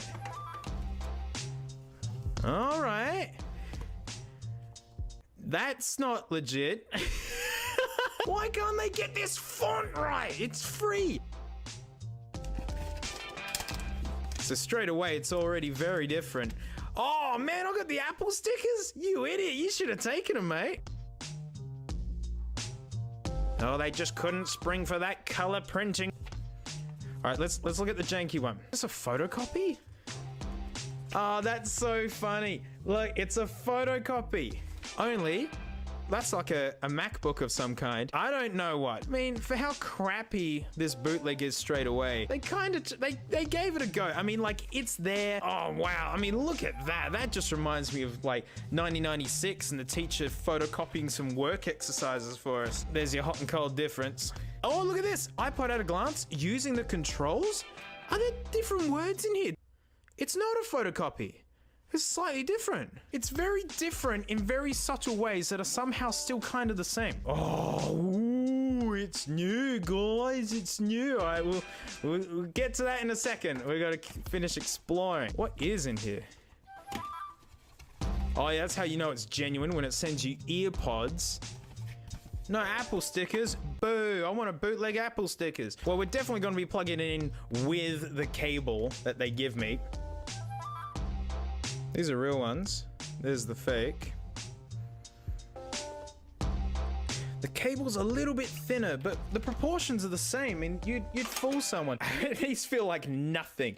Anyway, I know, I'm delaying it. This is way crappier than I thought it was going to be honest. I'm thinking what they're doing is, they're taking iPods that already work, right? And they probably still have a half-decent battery in them, and then they're just putting a new case on them, because you can get the cases for like, $5 or something. And then they're just selling them as new, even though it's genuine Apple hardware, and it works. That's what I'm thinking.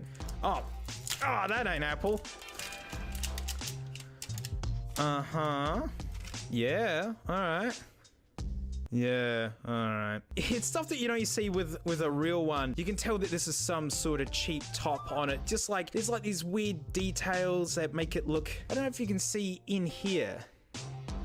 There's just a weird rough edge to it. Usually you can't feel a lip between the click wheel and the surface, but on this, yeah, you feel it. It's real rough. Yeah, all right. Oh man, look how wobbly like the plastic surface is. Look at that. Look how wobbly. This is a dead one. This one that doesn't work. All right, this is the real one. It's like a clown mirror. All right. Well, I got the screen capture going. I got me iTunes going. Let's yibbity mate. Let's grab this crappy cable. Don't worry. We're gonna open this guy up and we're gonna have a look inside. Oh wow, that fits awful. Oh, what a catchy name for this iPod. Administrator, that iPod. Is there anything on it? Interesting. That's fun because it didn't say welcome to your new iPod. It's gone, this is some Chinese manufacturer's administrator's iPod. So yep, nice small details there, guys. Look, it's synced to another iTunes library. Oh, there you go, there's the computer that they were using. Oh, that's so manky. Well, the cable works. Oh, wow, that is so sticky. Let's try out these headphones. Oh wow. All right, the headphone jack is so crunchy. I just went like that and it finally played in stereo. These headphones, oh man. Just gotta see if it's the iPod that sounds terrible or those headphones. I'm guessing it's those headphones. Yeah, that's what I thought. Yep. The real ones, these aren't bad. I actually quite like these. I use them quite a lot. They're very, I'm not precious with them. These are so fake. These sound horrible. These are like sub 50-cent headphones right there. Straight away, this guy's got a manky case, dirty sounding headphone jack. You know what? We're getting in there. Nah, we're not having this. Oh, yeah. Oh no, I've damaged it slightly. Oh, come on. Oh, yes. Yeah, it's still on. This is not coming apart very well. Like a real iPod actually, oh wow, look, this is all snapped out and broken. That does not happen on actual iPods. Oh wow, that doesn't have any screws holding it in. That's so rough. That's why it's so hard to come out. It's all binding up. Oh, that is garbage.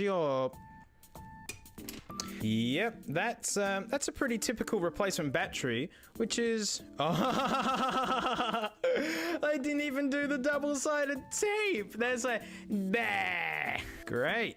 What's this?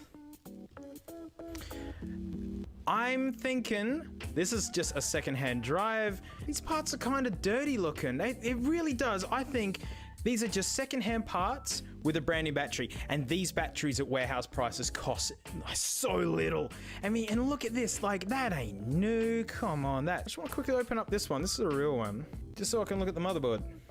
I'm not seeing anything openly janky. I really do think that this is just a second-hand iPod quickly thrown together in a crappy box and then mailed off to you. If you bought the cheapest front and back case, this is what they look like. Oh dear. Oh, that's why. This piece of this goes together awful. It's the trademark of just these cheap top cases. They just... And look at that. There you go. There's no white bit there anymore. Yeah, this thing's nasty. Well, there's only one thing left to do. Oh, so crunchy. That's so awful. Thing about these as well, they're made of the softest plastic. With that lousy top case, it really doesn't look that good. I swear that this has got way more reflections on it. The problem with this one is it's got like a rainbowing effect to it compared to an original one. And it makes videos actually look like suck. Basically, yeah, it is a scam. They are selling you a new iPod and straight away it ain't. And it's just a used iPod with just bargain basement replacement parts. The back actually looks pretty nice. That's pretty cool. The front is awful. This doesn't fit good. Like you can feel this weird edge because, you know, it's just the cheapest parts possible. Yeah, it's got a new battery in it and, you know, who knows what the deal with that hard drive is? Who knows what that hard drive's been put through? They've probably just plugged it in, gone, hey, it works. Let's just run the gauntlet and see what we get. So that's my PSA. If it seems too good to be true, it just is. That's awful. What? What happened? So I didn't think I'd ever have a 100K channel. And it's like, wow, I might hit 100K in like a week or so. And then only to wake up to find that I've missed it. As I'm filming this, it's still 100K. So this still counts, right? I've never had fan mail before. And I've had people reach out to me wanting to send me cool stuff. And so I set up something in the Discord and I figured what better time to show some of this stuff than for the 100K video. This is all thanks to you guys. I'm nothing without you guys coming in. The 3D printed glow-in-the-dark bust of Shrek. She's glorious. I've never had a 3D printed thing in my life, and I love it. It's so funny. And it's all thanks to a Discordian and engineer. Thanks so much. Like, super funny. Keep an eye on things up. Oh, he's not angled right. Oh, look, these Lego blocks. It's a Shrek stand. Oh, it was meant to be. So I can't believe people want to send me their iPods, which is amazing. And what I'd love to do for future giveaways is, you know, the ones which are actually still working and whatnot, is to give them. Even came with a lovely note. Excuse the condition, and it's the first iPod I've ever owned. You're giving me your cherished childhood things, running Rockbox custom software. Video game music, that's super cool. Ah, that's what I want. I want the Mega Drive ones. All right, this is my favorite line right here. It sounds like an epic end to a movie right before the hero gets killed or something, but the kid survives. Be kind to the boy. He's done well. Might need a charge first, so I hope that's not an issue. It's the biggest issue, mate. I can't believe you'd send me off. No, I'm just kidding, mate. It's all good. Here she is, 2nd gen Nano, which I'm really warm to because my first Nano was a 2nd gen, and I think they're one of the best looking ones. I love the aluminium. It's just like the Mini, really. Yeah, I mean, anyone who's owned one of these aluminium ones knows that it really doesn't take much to get this kind of damage and scratching. I don't get this, though. I mean, how do you get scratches like this? Are you using your car keys or something? It's time to listen to another tune. Let's see if the boy works. All right, the boy is flat. That's okay. All right, that's good. Maybe it can't be plugged into the computer. Maybe it actually needs to be plugged into the wall. Battery pack. That one. Yeah, let's go. Yeah, let's go. Oh, check out the screen. She's got some special garbles going on there. Uh-oh. Well, I can't do anything while it's charging? The boy needs to heal, all right? Let's put it over there for a bit. All right, so this next one is actually from a dude who has an outstanding eBay store. If you want a modded iPod, just go to him. He's already making them for really good pricings. I always put his link in my description. So he's the guy who owns Elite Obsolete. And so he sent me the Big Chungus 2 Gen, but with... And he said, I can't fix this thing, you might as well have it. And then my thought is, you're the actual guy. You're a guy who actually does this properly. You can't fix it? What am I gonna do with it? I've got a cable here. Let's see what happens when we plug it into a computer. Come on, Greg, give me my cable. Ooh, this guy's unhappy. Hang on. Oh, Shrek, no! Whoa! Whoa, whoa, whoa, whoa, whoa, whoa. Whoa, whoa, whoa, whoa, whoa. Hang on. Is this thing working? What? Ah!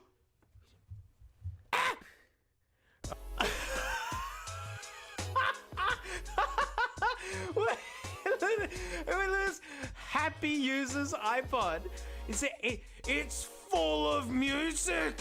ABBA, Aka Daka. Last played 2007, 2006. Let's find the oldest song. What's the first song that was put on here? 2005. Little Thoughts. Block Party. Good choice. What's the most played song on here? Raspberry Beret. Prince. Miss you, Prince. Oh, it's got Van Halen's Jump on it. 18 listens. Pretty good. This iPod works. Thanks for sending me a totally cromulent Big Chungy 2 Gen. How does it work? I thought the hard drive would be absolutely turned to dust after a hit like that. Outstanding. All right, well, let's leave happy user's iPod over here. Shrek, look out. All right, let's leave. This guy seems to be sleeping, so like, was having night terrors there for a little bit. It was flashing. So I forgot to say, thanks so much, Tasty Snacks. I know we're not done with this yet, but just, yeah. Beautiful letter, man. Thanks so much. So the last person who sent me some stuff, Poppin' a Dam, he's promised me a shuffle. And then I get this.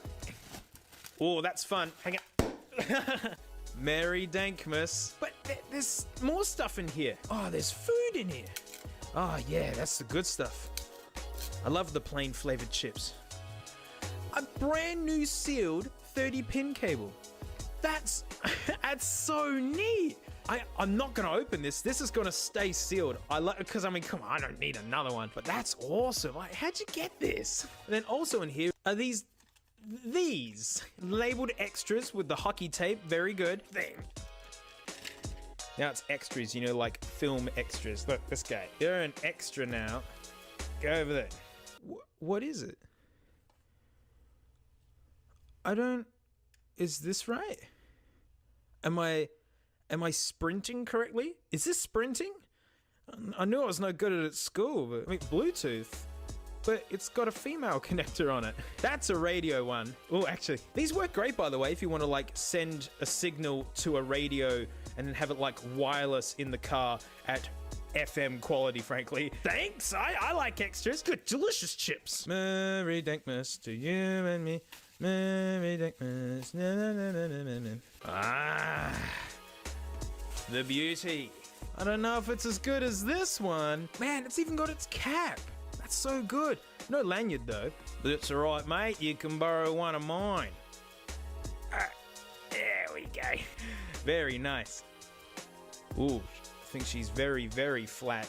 Let's see if there's any treasures hiding on here. Ah, God. I've plugged it in, but it's not doing anything. Hang on, look, I got a keyboard here with the thing, which is super cool by the way. Look, it's all matching, but it's not doing the do. Well, maybe this is a future video right here. Trying to oh, did that change color? Well, let's let that sit for a bit. Oh, there it is, Ricardo. What's the most listened to? 6, 7, Lil Wayne. This is in better nick than the one that I got. Thank you so much. Is the boy ready? Our boy is alive. Okay, I want to find some Mega Drive. Toe Jam and L. Hang in there, my boy. I know the battery's running low. All right, we got the cheapest aux cable in the world. Shrek, you hold this. We got to speak it. Come on, give it. Give it. Our boy is dying. Power on. Bluetooth mode. That sounded hot. Auxiliary mode. Anything you say, hey. Oh, wow, they're all on here. The theme? That's Mega Drive. Oh, my boy! We're back. Our boy is healed. Let him charge for a bit. All right, let's continue.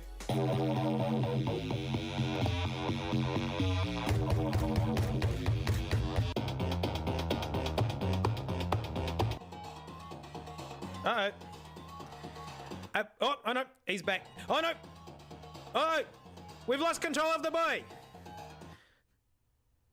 No, my boy! Stop! Stop, my boy! Stop it, my boy! My boy, I've told you to stop! My boy, what are you doing? He's unresponsive. Our boy's run amok. Shh. I know, it's been a long journey for you. You're really having a hard time. Told you, I'm being kind to the boy. It's basically sulking. Just to wrap up, thanks so much. 100,000, what the heck? Shrek, beautiful. Thanks for the fully working iPod, mate. Let's see if it keeps working after I unplug it. Yes. Yeah, uh-oh. Oh, I see now. Okay, well, there's a rescue mission right there, but that's awesome. It still thinks it's charging. Does it play anything? Oh. That's fun. It's a pretty noisy jack, but it does work. That's so cool. I smell a rescue mission for this. Yeah, thanks for the nano 30-pin cable. Genius. Love this guy. And thanks for the bits. I don't know. Maybe someone can tell me in the comments what this is, and then I'll start thinking of a video for it. Thanks for the extras bag, and I'll see you all next time. Thanks again. These things are great. You know, you normally got to add your own seasoning, really. But you know, it's nice that you can actually choose yourself. Cheers, mate.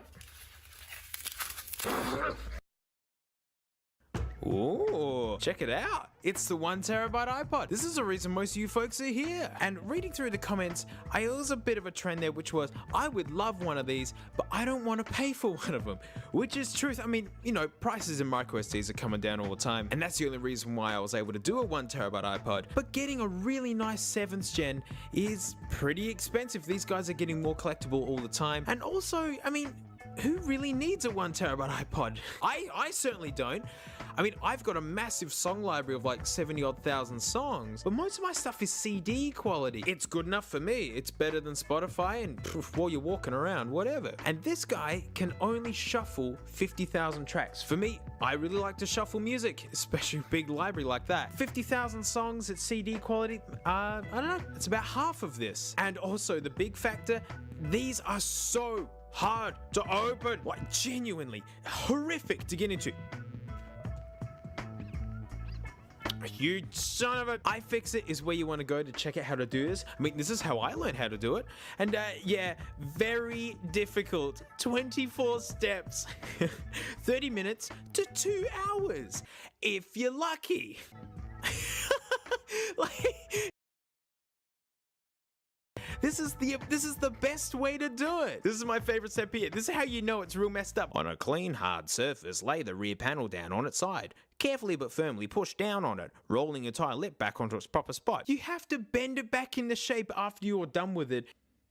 And the thing about these guys is they're made of aluminium and it does not forgive or forget. You bend it too far, it will stay that shape and it will never go back together properly. There's these rails that run along here that it all clips into. If you just try and pry on it, they all get pulled out and it all binds up, and effectively you have to destroy it to pull it apart. My first go at one of these, absolute disaster. All I could save was the motherboard, the screen, and the click wheel. Everything else was a complete loss. But there are more model iPods than this. 5.5 gen. You know you got a 5.5 gen if it can search for songs. Ooh, look out for the features, guys. Oh. So in my 1 terabyte video, you saw this guy could take 1 terabyte, but their song limit is about 30,000 tracks. But it's made out of plastic instead of aluminium, and these are way easier to get into. I think they look better. I really do prefer these. It's a classic white iPod. So with CD quality music, 30,000 tunes, you know, 256 gigs is really all you need for one of these. That's a lot cheaper, you know. Hey, we're getting there. It's easier and cheaper. But you're probably going, mate, 50,000 versus 30,000, that's 20,000 less. That's a lot, mate. That's too much of a downturn for me. Let me show you how much 30,000 tunes really is. What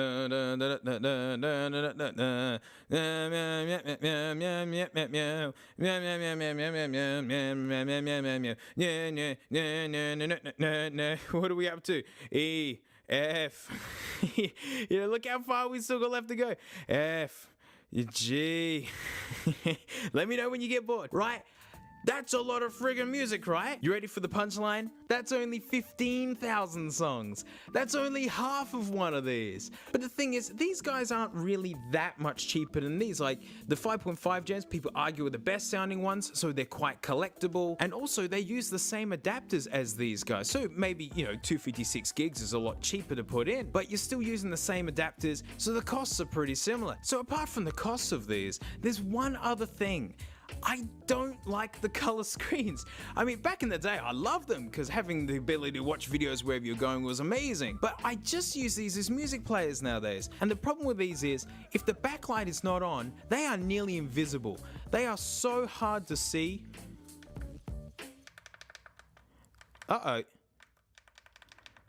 What? I just charged you. This is a Bluetooth iPod. Oh, gosh. Bring out your dead indeed. Oh, man. Alright everyone, you've just witnessed the death of the Bluetooth iPod. I genuinely just charged this for this video.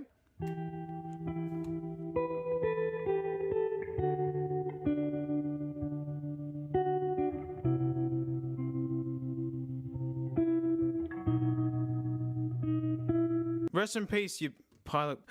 We can't use this guy as an example either because I actually dropped this and it caught the sads. Oh no. Oh, I know which color screen works. The bootleg Chinese one with the wobbly plastic.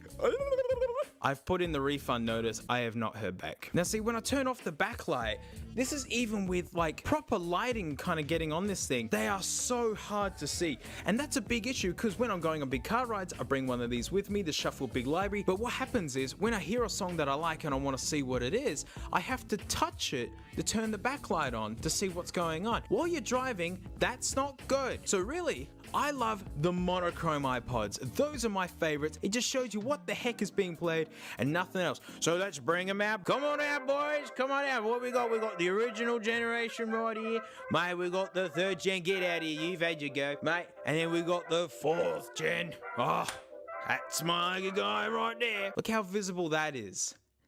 When you put sunlight on it, they're easier to see. And when it gets dark, just turn the fugly backlight on. Oh, they really didn't figure out illumination for a while. But you can see what I mean. When reflections get on these, the old monochrome ones are way easier to see. So storage wise, 256 gigs, 30,000 tunes. For me, that's sweet. I can live with that. Well, how much can these guys take? Well, these guys are limited to 20 gigs. They can't see any more than that. You can put 20 gig 3rd gen drives in the 1st gen iPod, but nothing more than that. It's because it's got this freakish reliance Oh gosh. Come on. Hey, got it. Firewire. It's not like USB at all. It's a different kettle of fish. Third gens. I've seen some people put 64 gigs in these, and I say some people because I haven't managed to pull it off, to be honest. These are fickle. These semi-rely on Firewire. They need it for charging and restoring and such, which is super annoying. I've seen people get it to work. I haven't bothered either because, 64 gigs, that's nowhere near what I want. And then finally, monochrome 4th gen, my favorite generation. This model was my first full-size iPod. I picked it up back in high school days. I think the 6th gen was about to come out when I got this, so I got it for an absolute steal. It was covered in scratches too. These are way easier to flash mod. They take it really well. They use purely USB. You can use Firewire too if you want, and these guys can take 128 gigs. That's stout for one of these old nuggets. That's pretty good, and that's about 18,000 CD quality tracks, and that's more than I showed you flicking past on that iPod Touch. So not bad, but Dungus, nowhere near the 256 gigs that I wanted. That's all the monochrome iPods, hey? Well, I guess that's the end of the episode. Thanks so much for... Whoa. You forgot one. It's one of the most important iPods they made.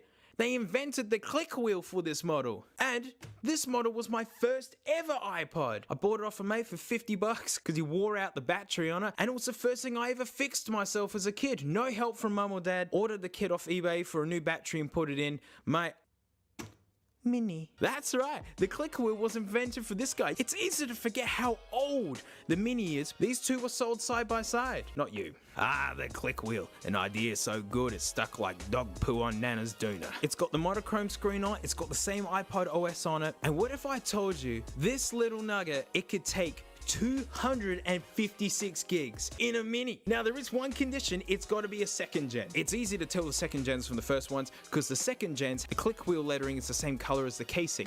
Now I've only got one 2nd gen Mini on hand to demo this, but it looks really sad, so please don't get too upset. I mean, this is how I found it, right? Alright, so if you look, you can see that the coloring. Can't look at him. What a sad little man. Oh, look at this damage. This little guy's completely cooked, by the way. I've already tried resuscitation. Who did this to you? You know what the best bit is? The dude scratched his name and phone number in the back. Damn it, Demery, I'll find you. No one's ever gonna disrespect you again. I mean, here's an example of a 1st gen. See, the lettering does not match the lovely pink. But how do you tell on one of these? Well, you look for the date on the back. If it's 2004, it's a 1st gen. If it's 2005, it's a 2nd gen. So yes, this is a 1st gen because the 1st and 2nd gens are built exactly the same way. So cool, it's got the capabilities to run 256 gigs. Is it cheap? Mate, people are throwing these away. I know eBay stores that don't even bother stocking them because they can't get rid of them. I was buying these in their bunches on eBay on big broken lots. But not only are they cheaper, these are genuine fun to open. This is a total geek project. These things are so massively over-engineered, it's amazing. See, they rate it as moderate. I mean, because yeah, it's a bit of a project, but it's not too bad, way less steps. And check out, iFixit even has all the batteries and stuff, so go to them for the guides. If you really want to know how to do this properly, they got step by step. It's super nice. So when you're opening up one of these, we need to get these plastic caps off. And so you want something really thin to kind of get in there and get it out. It is double-sided taped down, so it is going to fight you. But the thing is, this fit of the plastic against this metal is what makes it look nice. Or bad if it's been dropped. And this stuff is really soft, and you can cut into the aluminium, which is going to make big shiny spots. So I mean, in the case of a silver one, who cares? But on a pink one, it will look really ratty. So if you're trying to keep on a super good nick, maybe try using a plastic one, like a really, really thin, something made out of plastic. I don't care about this guy. I think this was water damaged. It's cooked. Here we go.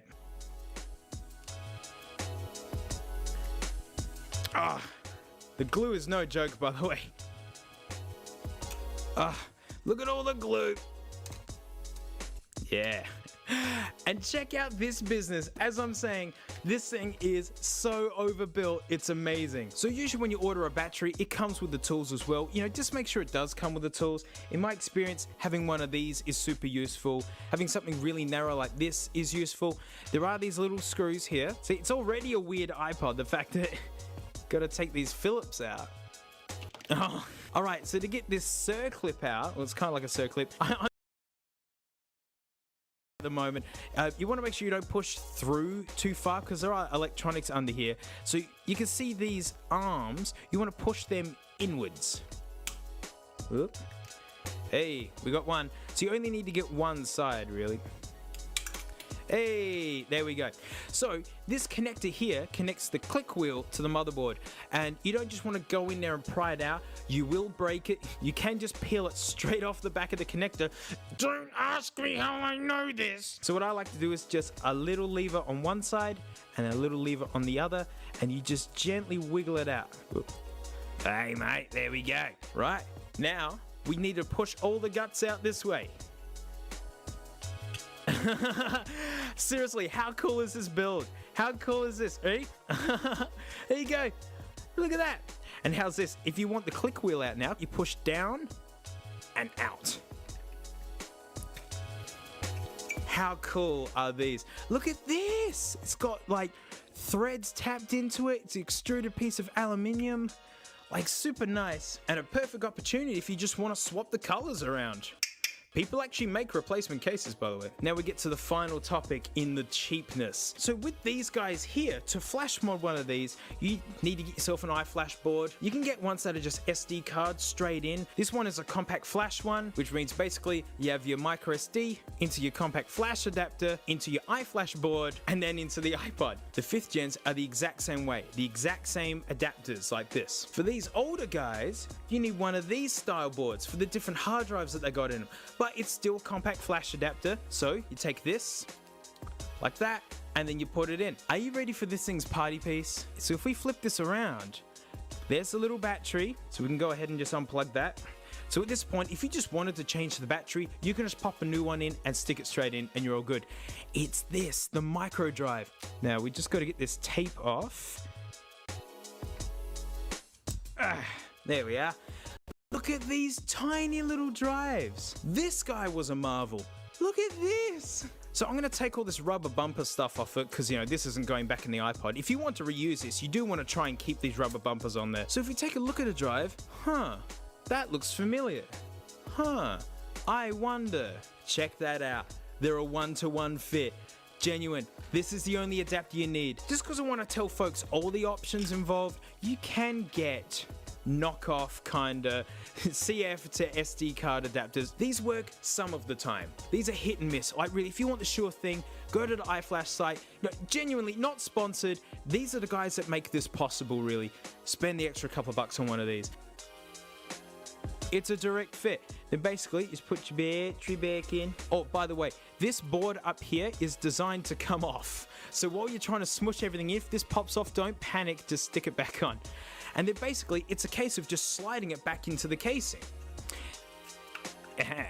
Just a word of caution when sliding this back in. See this guy here, C18? So you want to be careful that you don't knock that when you're putting this in, when you're sliding it through. It's really cramped in this little thing. And you don't want to knock it on the inside as you're sliding it through. Because if you knock that guy off, all of a sudden the click wheel will just start behaving strange. And you'll end up spending lots of time trying to figure out what the heck's wrong until you find that little guy on the floor somewhere. Don't ask me how I know. Oh man, and don't even ask me how many iPods I've ruined this exact way. You know, so basically use reverse procedures. You plug this into iTunes, you restore it, and boom, you've got a 256 gig iPod if you use a 2nd gen and not a broken one like this one. Give me my thing back. Give me. I don't have to be kind to you anymore. I'm done with you. So let me introduce you to my actual iPod right now. And it's been my iPod for about a month. I teased it in a previous video. Yes, it's got a green click wheel because the blue one broke while I was using it and I had to swap it out. And it was the only spare that I had. Blue and green must never be seen. I like the blue one because of the blue and white click wheel. But anyway, so sure, a 2nd gen iPod mini can take 256 gigs. This guy can shuffle 30,000 tracks. It can shuffle the same amount of music as a 5.5 gen. And it's got the monochrome screen and it's a smaller size. It's a dedicated music player. Man, I'm telling you, this is the cheapest way. You only need one adapter. You can still buy batteries for these. These aren't impossible to open like these guys. yet they are far easier to live with than these guys, because these guys are limited by FireWire, and sometimes these guys aren't recognized by Windows 10. It just happens every now and then. These 2nd gen minis, I haven't had any issues with Windows 10 with these guys. So you get all the retro coolness and the compact size and the massive storage of the later iPod. And then it gets even better. This is genuinely a little miniature iPod. This guy's even got extra games on it. Little backlights, get the old school iPod experience in a convenient nugget. And this is a full-fledged miniature iPod, not just in the way that it works, but in also the accessories. It's got the same remote port, so you can take the remote accessory. I use this in the car. And boom, you plug your own headphones into there and you can just skip through tracks like this. Mate, we gotta talk about the clip. Oops. With the blue and white it looks so good, and then with the green it looks awful. But just pretend that those are blue. Please pretend for me. They made a full-blown dock for it. Oh yeah, that ain't new. Yeah, awesome.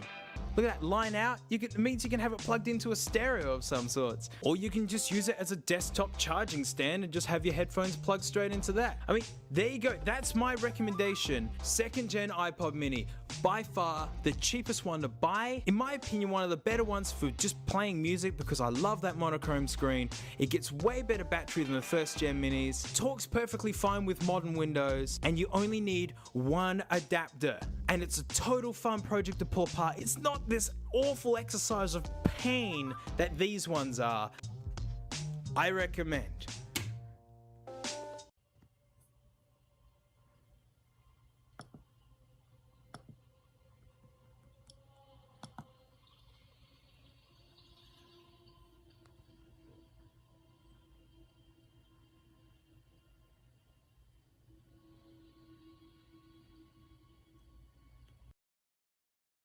Ew. So, some time ago we looked at fixing scratches on iPods. I dragged this behind my motorbike for a test between flash modding and a hard drive. And yeah, funny enough, the hard drive won. It's still in here, it's completely flat though. But with sandpaper and Brasso, matey, that's not bad. I mean, I had only a quick go as well. These are some serious scratches, I gotta tell you.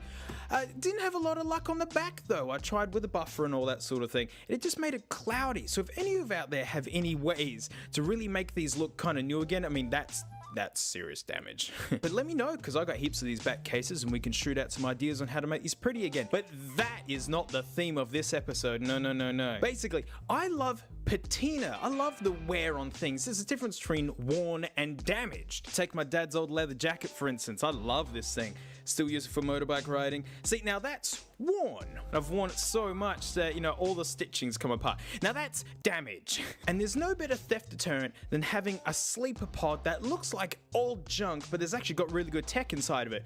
But this is not the iPod we're playing with.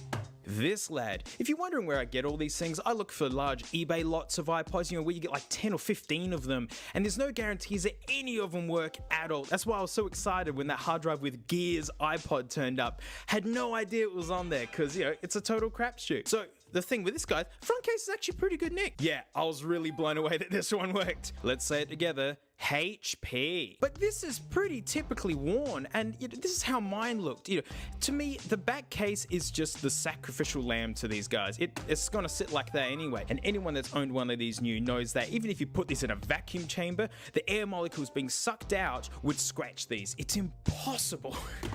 Now, relating to automobiles and motorbikes and all that sort of thing is, this back case is stainless steel. High performance exhaust systems are made out of stainless steel, and in the bends where they get really hot, stainless steel likes to turn blue, and that got me thinking, if I can't get rid of the scratches on this, what if we made it just look epically aged? And now, straight up, we're playing with fire. This is a map gas torch. I was having my hand at aluminium braze welding, trying to fix the mounting points on the bell housing of the transmission of my XF panel van. You could use butane torches. They don't get as hot as this. I don't think you need to go as hot as this, but that basically means this is dangerous, eh? So, you know, don't do this inside. Don't do this next to your petrol rag collection or any of that sort of stuff. Don't do this anywhere near flammable stuff, or even don't do it at all. This doesn't make your iPod work any better. You know, I've just got all these old guys and we're just mucking around. Ah, she opens easy. Someone's been in here. Yeah, I know that. I was in here because this one had a dead drive and a dead battery, and with a good drive and a good battery, it worked. The best thing I could do for storage is to take all that stuff out. So we're going to put this aside. We don't need. So, before we can heat this up to the point where it's literally glowing cherry red, we need to take all the plastics out. Oh, you idiot. Don't forget this guy on the bottom, because, yeah, like, we're gonna get this stupidly hot, and this stuff will melt instantly. So, we need to take this lettering off, because I'll show you what happens if you leave stuff like that on there. You might want to write something on there is what I'm saying. So I have done this before. I've had a couple of tests just to see how it worked, and I'm going to need a helper for this. So introducing the world's smallest anvil. I know it's not the world's smallest anvil, but you know, I need this, guys. Just roll with it, okay? Just be cool. Because what I noticed is the hotter spots turn the bluest, and if you just heat it up right in the middle, it sinks. It kind of like sinks inwards. And if you're flash modding it, maybe that's not a big deal. Maybe you like the look of that. And if you heat it up at the corners first, I don't know, I didn't like that very much. So what I'm going to do is rest it on top of this guy, and so it's got something underneath. So we're going to get started on trying to keep the heat even, so it all kind of has a chance to climatize, I suppose, and it's less likely to warp as much. It's probably going to warp a little bit, to be honest, because we're heating this up a lot.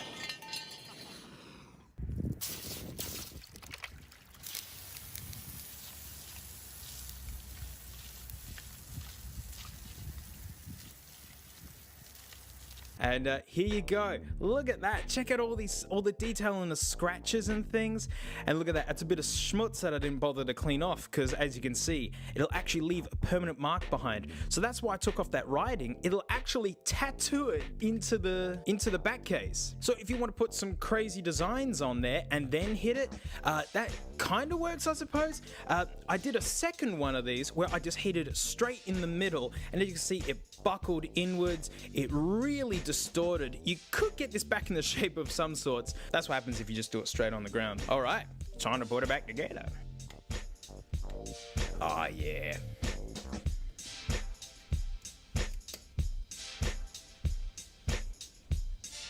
Ah, yeah, there's a little bit of warpage. I mean, you saw how it hopped off of the anvil because of the heat. But there we go. Gonna grab old mate here. We're gonna do this the cheaters way. Everyone get mad at me. Look, get mad. Get mad. Someone said 256 cards can work in the photo, so why not give it a try? No, she doesn't want to go back together very well. It's warped a little bit. Uh-oh. Come on. Oh, dear. Ooh, she's not happy. Oh, dear. Yes. This is why it's a pretty pointless mod, because it actually just makes this more difficult. Hey! Well, holy heck! Look at that! It read it! That's awesome! I didn't know a 4th gen could ever get close to 256 gigs, so there we go. And yeah, I mean, with all the pieces in there, you know, it's neat. I kind of wish it didn't have these little hotspots, but it's kind of hard to control. I mean, I've had a few goes at this now, and yeah, it's not really for the faint heart. And well, yeah, that concludes this video in where you risk burning down the house and everything dear to you to make your iPod look worse.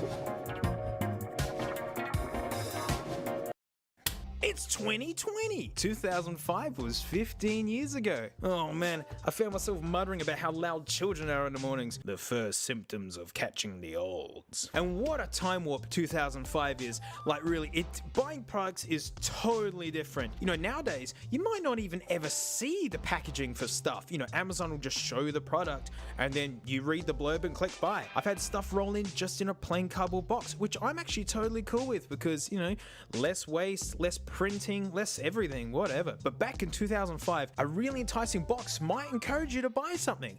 I mean, let's start off with a good example. This is how Apple sold the second gen Mini. There it is. There it is again.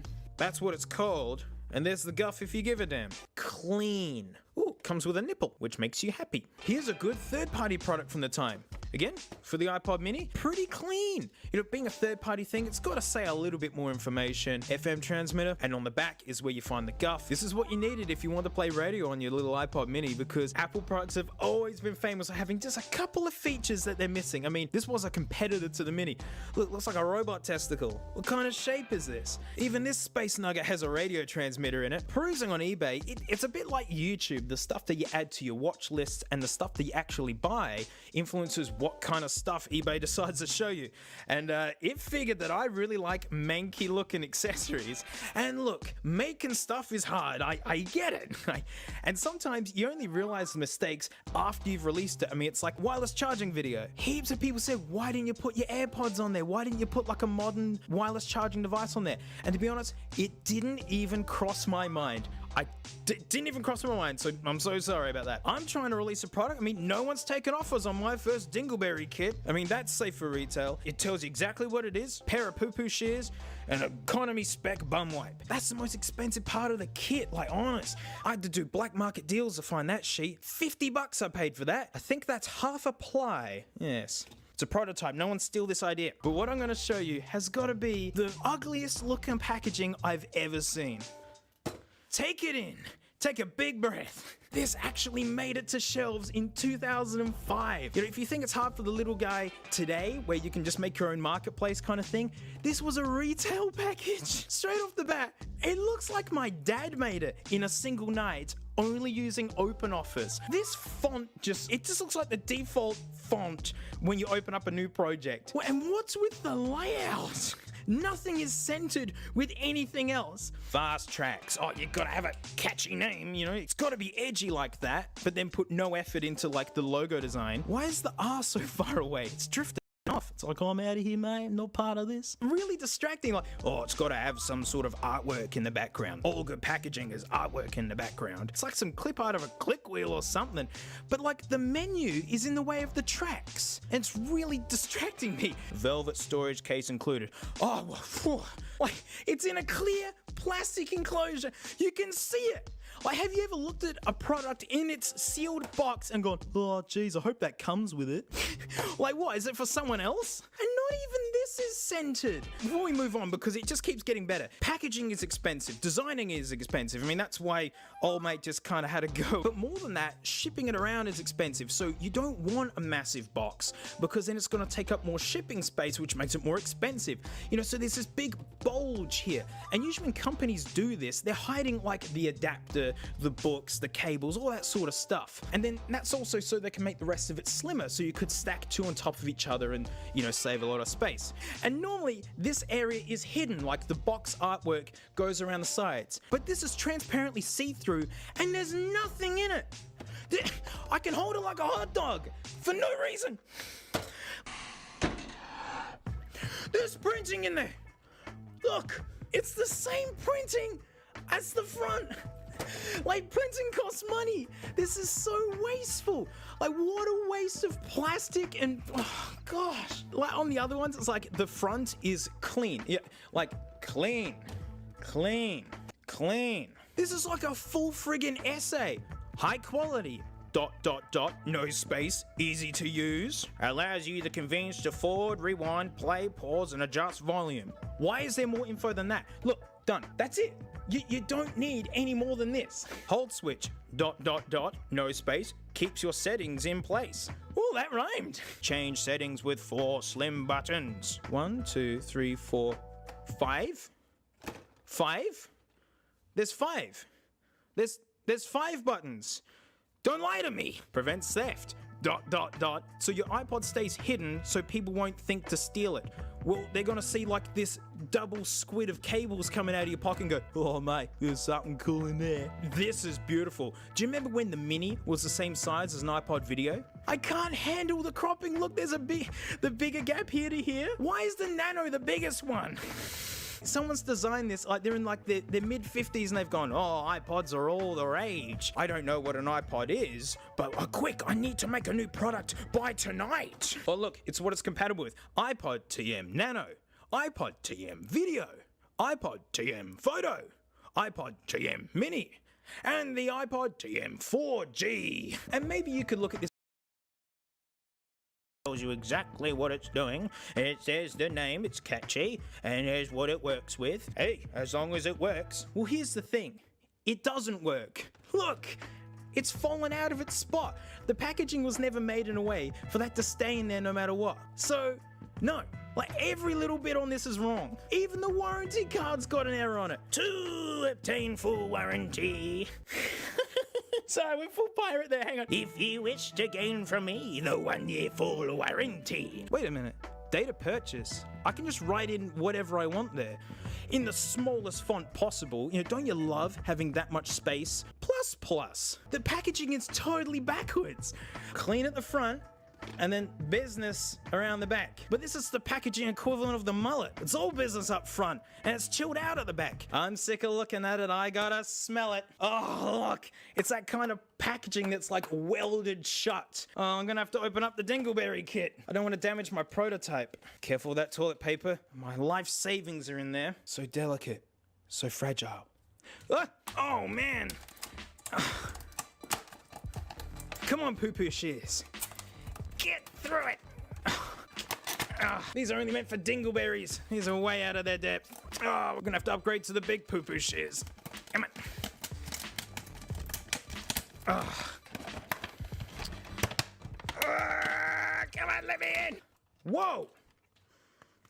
It stinks! I just got this big whiff of factory smell. It's filthy! And like, look, the print's not even on there properly. I love Penn and Teller, and there's this episode where they go to Egypt and they end up meeting this magician's family, and she's got this little bag that she puts an egg in and hits it, and then like the egg disappears. And Penn just referred to it as the egg bag. Oh yeah, you gotta make sure it stays uniform while it's filthy. Ah! That is the best egg bag I've owned today. Keep that there. Why is it dirty? It's made out of crap. It really is the cheapest feeling. You know what I mean? Right. Whoa, what the heck? Look at this. There's this inner packaging as well. What is that for? What is this for? And there's another piece of cardboard in there. Look at all this printing. What the Whoa, look. It's got the egg bag on full display. This is a bunch of people who just didn't know what they wanted to make. More plastic. God, what? Why are the... There's something interesting. It didn't list the iPod TM 3G. I think it's the first cat that we need to try. And this is fun because we get to bring the sexy speaker out again. Power on. Bluetooth mode. Oh, and when you plug it in, she goes into auxiliary mode. Dirty. Auxiliary mode. Oh, she knows. You live up there. Whoa, watch out, Shrek. Easy does it. All right, what the heck? Good start. Wait. No. No way. No way do you have to plug this up there like that. No way. No way. Nah, I'm not even gonna try that yet. Oh, that's crunchy. It's made out of crap, I'm telling you. Whoa, I'm not sure if you can hear that. Hang on. Can you hear that buzzing when I'm pressing it? It doesn't do anything. No, it's not. It doesn't work with the 3rd gen. Okay, right, fine. Yeah, it's the theme of this channel, isn't it? Nothing works with the 3rd gen. Where's gear? Gear. Let's play some copyrighted music. I'm not plugging this in yet. I refuse to believe. 90 Carly music videos. That makes sense. On the go. What was on the go for Gear? This is literally Gear's music, by the way. Okay. All right. Oh my God, if music starts coming out, I can't believe it. I can't believe it. This is how it's meant to be.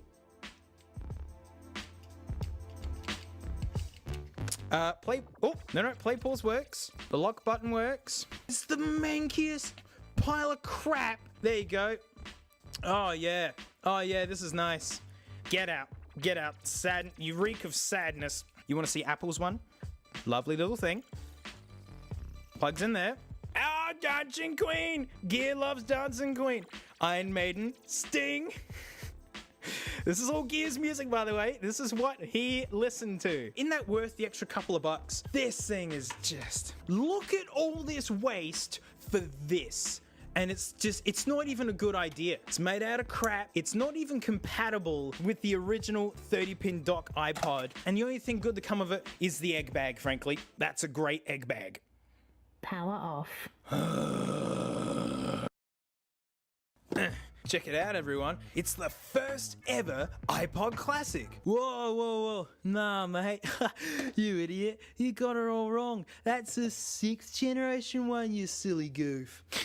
Oh, I can't believe you own an iPod channel, mate. This is the first one. You know how you can tell? The middle spins, mate. Check that out, eh? So, like, that's why you're totally wrong, mate, eh? Why you should delete your channel or something. I get to utter my favourite Australian phrase. Yeah, nah, mate.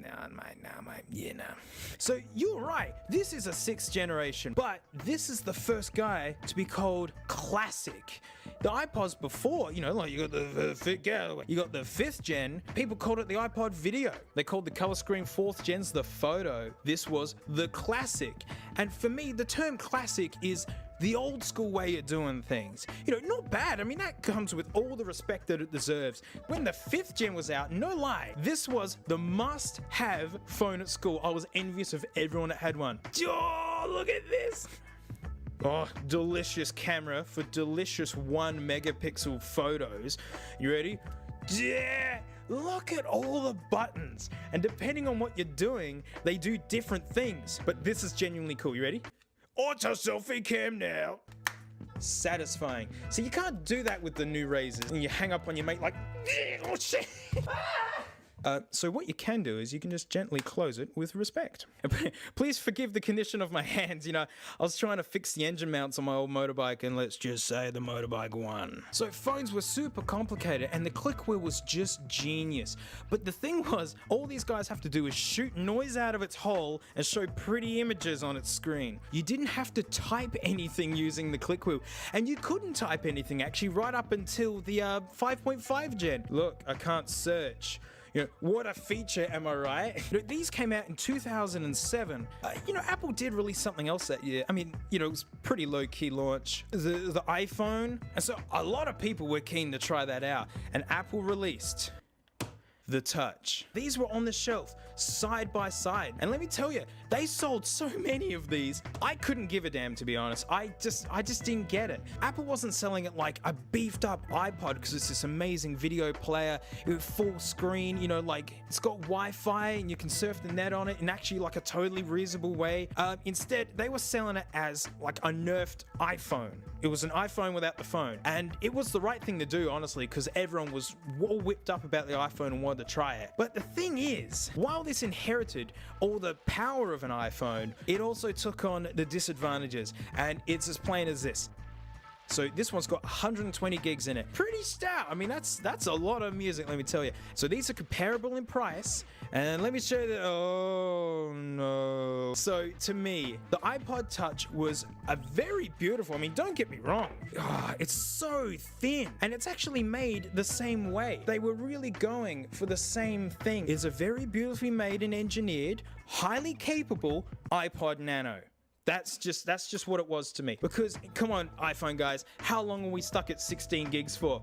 But check this out, the original bend phone, iPhone 6, man, this has 16 gig storage in it. I can hear all the Android people chuckling behind their Galaxy S3s. That was the big killer for me, was just that the storage was just too small, especially for how expensive it was. You could get these in 32 gigs, but they were literally tied for most expensive iPod you could buy brand new. So for Apple to deem this as classic. The old school way of doing things with the click wheel, it only took 6 years. I mean, they made a lot of progress. The middle spins, which is super fun because, you know, it means it's just so old and manky. But the problem was that dirt would get in there and it would get grindy. And see, the buttons, they sit proud of the surface, meaning if you lean up against anything, it will just start pressing all the buttons. And that's actually super annoying. So you always gotta make sure you have that hold switch on. Basically, the iPhone was the one that took over. Apple was really struggling to sell these. It was when they announced in 2015 that they were getting rid of them. You know, you look at the iPhone 11, it's got tap to wake, raise to wake, crazy cameras and connectivity, you know, the Face ID and such. And that's actually looking really old school now. I mean, with the new folding phones and you can have content that goes up at a right angle. You know, what is a classic? 6 years for Apple to call that classic. You know, considering that the iPhone X was where we basically still are. You know, what was 6 years before the X? The iPhone 5. This is a very poorly example. I'm very sorry. No, it does not work. Look, it's got a dedicated home button. Having a headphone jack was not up for question. Of course it had one. And the very first iPhone to give us the lightning connector. I like the lightning connector. If you look at what a chunk of the 30 was on these modern smartphones. Simple camera arrangement. It's got a flash. That was nice. You know, bringing in the really old guys, you can see the DNAs right there. And this was the very last of the line with the old school looking iOS, because after this was the 5S, and then we got the Touch ID, and then we had slow-mo cameras. Individual parts of the iPhone started doing more stuff. This was when it was just so simple. So what I'm gonna lay down now is a brand new Apple device. Only just got this, ordered 2020. It's got an A10 Fusion chip. It does augmented reality. It's got raise to wake. 100% support for AirPods and AirPod Pros because it runs iOS 13. This is, no lie, a brand new Apple device.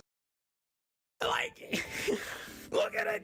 This thing is old by today's standards. This is almost 6 years old. Touch ID. This has Apple Pay, by the way. And look at the size of the screen. I'll tell you why I really wanted this. This is the very first iPod to finally knock the iPod Classic off the top. They made the 5th gen iPod Touches and the most you could get was 128, but that doesn't pip the 160 gig classics. It meant if you wanted the biggest music player that was an iPod, you still had to buy like a 12-year-old device. This guy has 256 gigs. It's not like a dinky micro SD. This is properly engineered to be a 256 gigabyte iPod. And you want to know the best bit? Because I know, like with iPod collecting, if it's got engraving on it, it's usually worth less. It's not worthless, it's just worth less. Because it's got someone's stupid phone number scratched into it, or some like live, laugh, love kind of thing, you know. I know that engravings just kind of take a lot of the value away. I had them scratch the word dingus in it. This is my iPod. I'm not selling this. And I feel I can say with confidence that this is classic because before I bought it, I checked out some reviews and the big complaints were that it's got the small screen, there's no Touch ID, and that literally this design has been left unchanged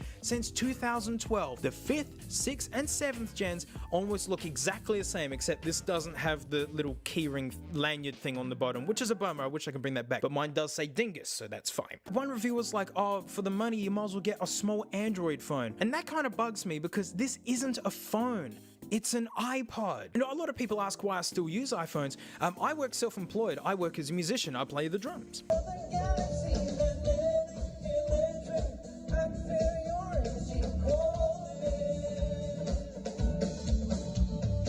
Being self-employed means you are always at work. I get gig offers at like 11:30, midnight, whatever, and you gotta be the first to answer, and many times I am not the first to answer. Working as a musician genuinely is a gigging economy. First one gets it. And so my phone is super busy. And so working as a musician, I listen to music so much all the time that usually a lot of us will sit in the car in absolute silence, meaning that when I actually do want to listen to music, I really want to listen to music.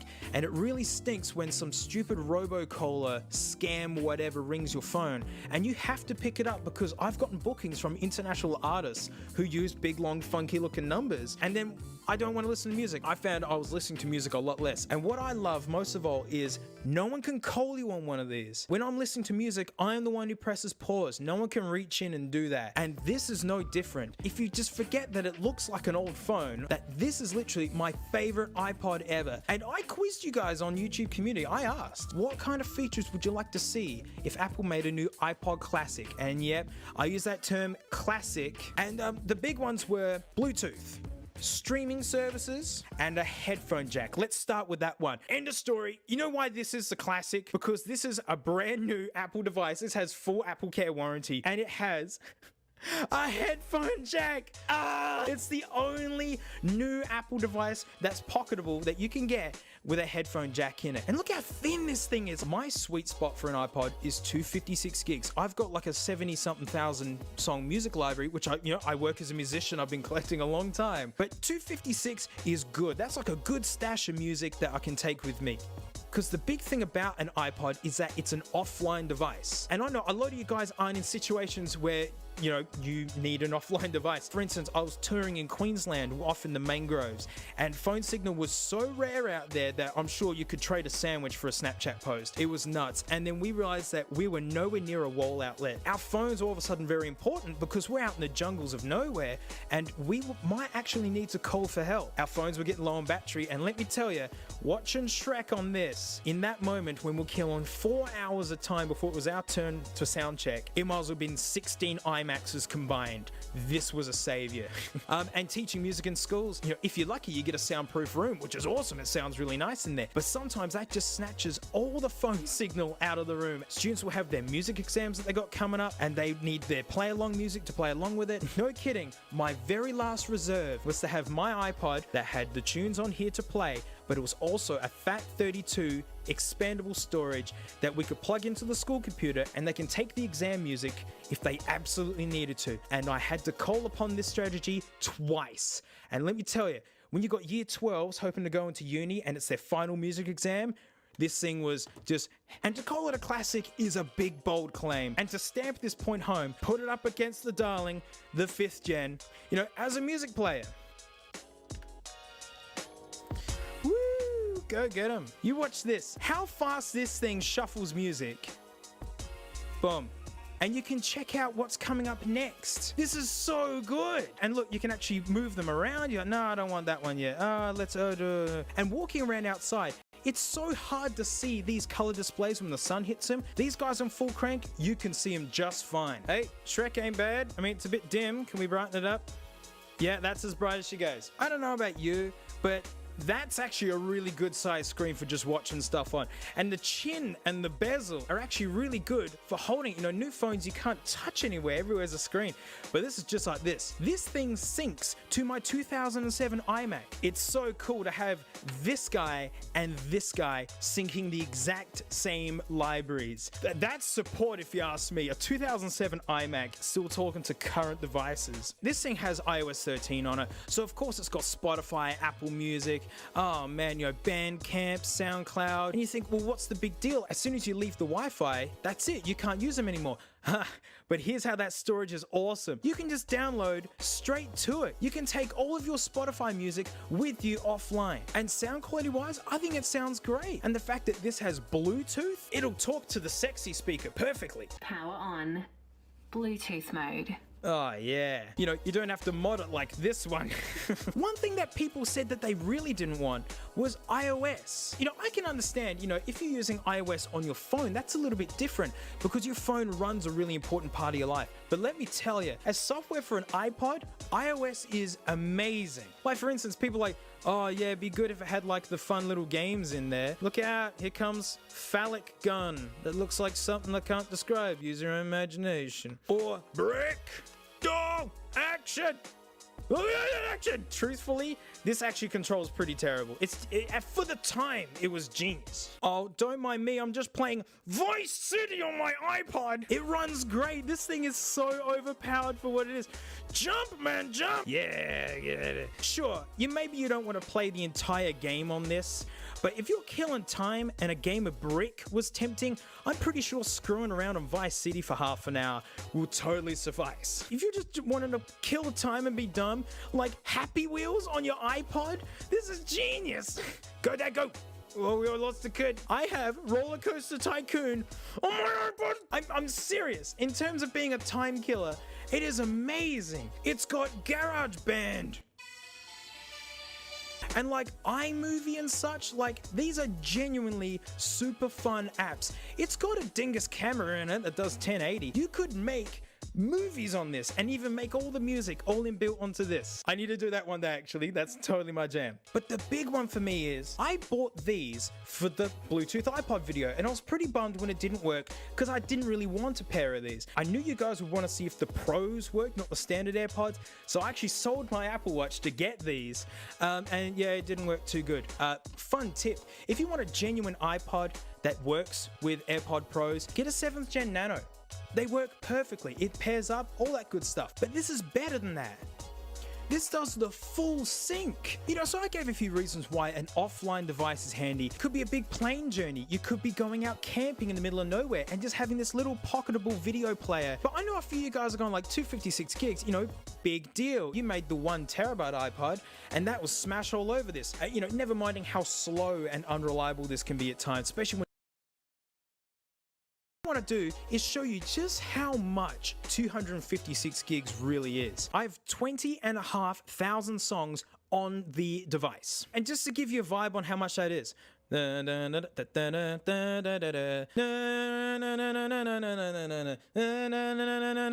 we're up to C, still going. Look how far we've got to go. You know, you get it. You know, I showed the same thing in the last video. I love pressing that home button, by the way. So you go, oh, that's super cool, man. That means you're all full of music then. No. Look, VLC. What are all these? These are my FLACs. That's right. When I said, what kind of iPod Classic would you want? People said, man, it should be able to do FLACs. This can play FLACs. Being able to play FLACs out of my AKGs, yeah, straight out of this, with the peace and quiet of knowing that no one's gonna friggin' call me. Talking about 250 FLACs in here. Oh, and by the way, you can just airdrop videos straight into this and straight into VLC Player without using iTunes. So you're thinking, all right, well that's it. That's your 256 gigs then, right? That's a lot of FLACs. No, I've got about 200 songs downloaded in Spotify. I have 226 videos downloaded off YouTube. Oh, let's just mosey into Disney Plus here. 12 episodes of The Simpsons, every episode of The Mandalorian. We've got all the Star Wars on there, and you know, Aladdin just for good measure, really. So surely you think it's full by now? Nah. Oh look, My Neighbor Totoro and Spirited Away, and the whole first season of Brooklyn Nine-Nine, and every single episode of Disenchanted, and Pokemon Detective just for good measure, really. Surely it's full by now. This is also including all these games. I have Goat Simulator on this. It loads so fast. I mean, again, if you thought like playing Brick on an iPod was a fun time killer while listening to music, don't get me started on friggin' Goat Simulator. Vice City, you know, Roller Coaster Tycoon. You can get Civ 6 on this. It'll play Fortnite, you know, and that's including, it's even got GarageBand, iMovie. Are you impressed with how much, you know, that's on top of the 20-something thousand songs on this thing and all the FLACs. And yes, you can see that this is on the internet. So I've turned off the internet just to prove to you. Completely offline. I can't play more than that, otherwise Disney will come and kill me. Do you want to know the real punchline to all this? I still have 51 gigs left. The thickest 5th gen iPod you could get was 60 gigs, and I only have one of them left over is spare. Look how thin this thing is. Getting into a big topic that people brought up, they want a high quality DAC in it, which is, you know, the thing that makes the music. I think it sounds fine coming out of them. These, honestly, I love how these sound. These are powered headphones, but I get it. You know, you want something extra. I don't know if you've heard of Fio. They make FLAC players. Look at this. It looks like an iPod. That's why I have it. Look, it's got a spinning.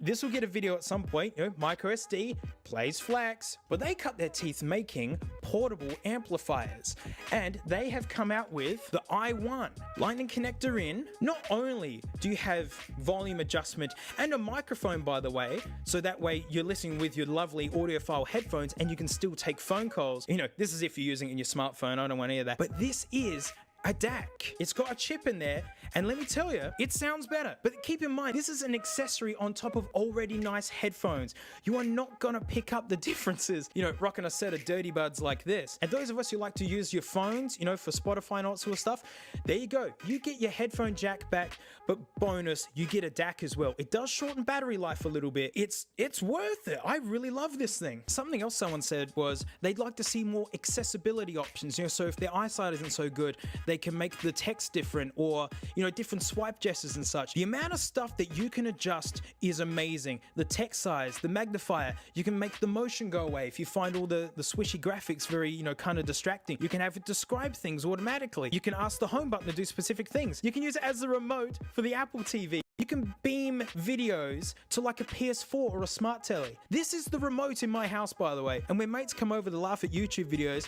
I just pass this around and you can just type in the YouTube video, find the thumbnail, and send it to the TV. I friggin' love this iPod.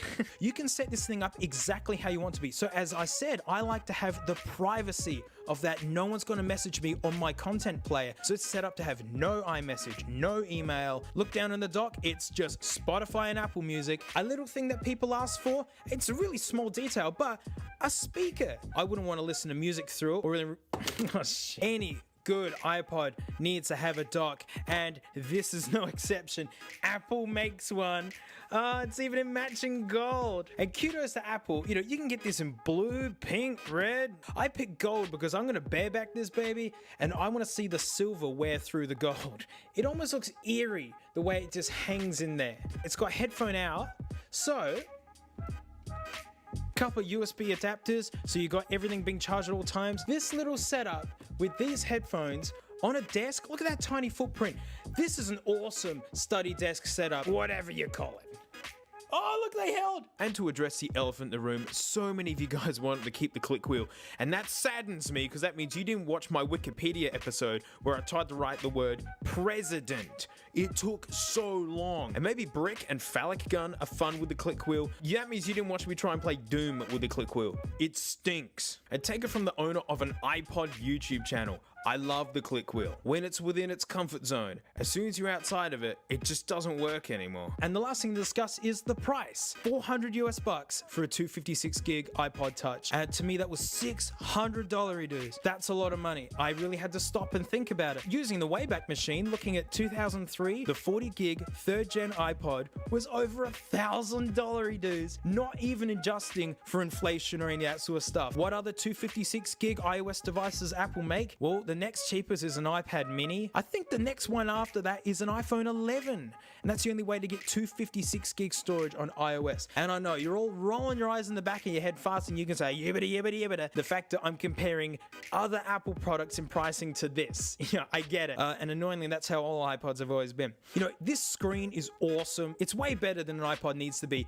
And I love the small size. It's the perfect one-handed device just to go like this. It's 100% totally up to date. You can sync it with the same libraries of 1st gen. Using iOS is endlessly expandable. You can load it up with all your favorite movies and songs from your favorite streaming services to play offline later. It is ridiculously thin and light, and it is super well built. This thing is super nice. And like a true Apple product, there's going to be bunches of you saying, hey, I really like that. I want one of them. And a whole pile of you going, I absolutely friggin' hate it. I can't believe this thing even exists.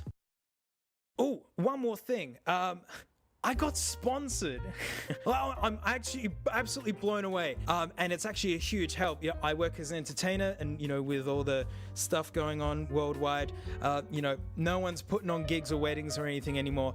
You know, so to have a sponsor jump in and want to be partnered up. The theme of this episode was privacy, the fact that no one can call you on a Dungus iPod, and the sponsor is ExpressVPN. As an Aussie, you know, like there's so much content that is not available to us. One of my favorite auto networks has V8 Supercars on it, which is the Aussie racing series back when it was fun before we stopped making cars. And for some reason, it is not available in my country.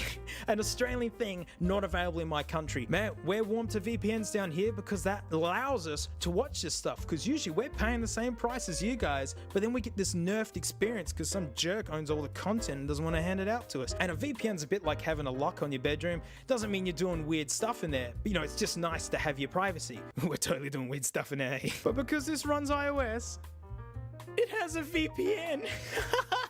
Oh man, there's nothing more fun than to use this offline and have a private device, but even when I'm connected, it's still a private device. ExpressVPN sit in the middle, you know, so it's coming out of Adelaide, but the signal seems like it's coming from Sydney. You know, it's private, you know, people can't see what you're up to. I think Facebook's kind of showing us how little they care for our personal data. If you sign up for 12 months, they'll give you 3 months for free. 3 months of private Shrek memes. I mean, do we dare to dance so close to the sun? And if you're worried about the overhead overheads of a VPN slowing down your daily interneting, you got 30-day money-back guarantee. I mean, this is your chance to go and try out a VPN and see if it's right for you. expressvpn.com/dakepods, links down below. Even just clicking and looking around, you'll be helping me out. So thank you so much, Express, and thank you guys. I know the world's nuts at the moment, but stay safe, and I'll see you all next time. So I'm sure a lot of you guys are feeling trapped in your homes at the moment, and I'm right there with you. Some of these days could be pretty long, but even though we're going bored out of our minds, we all just got to keep a cool head. And hey, while I got you all captive, I think it's time for an old yarn. So while the Shrek pod is the magnum opus of my engineering prowess, I've had successful products in the past. The Stop Rock. Mate, screen door won't stay shut as you're trying to load in 600 cans of tomatoes and 600 bottles of hand sanitizer. Put your Stop Rock there, mate, and look, she stopped. You worried about your life savings worth of toilet paper blowing away in the breeze? Mate, she stopped. Sitting out the front with no explanation, mate, even the local posties picked up on its stopping prowess. But if you see from this early clip that I showed you, this is from a couple of years ago, look, the Stop Rock used to be bigger. In its days of stopping things, she's had a pretty hard life over the last couple of years. Literally, a chip off the old block. And mate, I knew she was special because the postie was intuitively using it over my trademarked product. Stinks at the moment, but for your viewing pleasure, I've prepared a montage of the one grit doing what it does best, gritting. But we can't have cool music, we've got to have happy music. Play the happy music!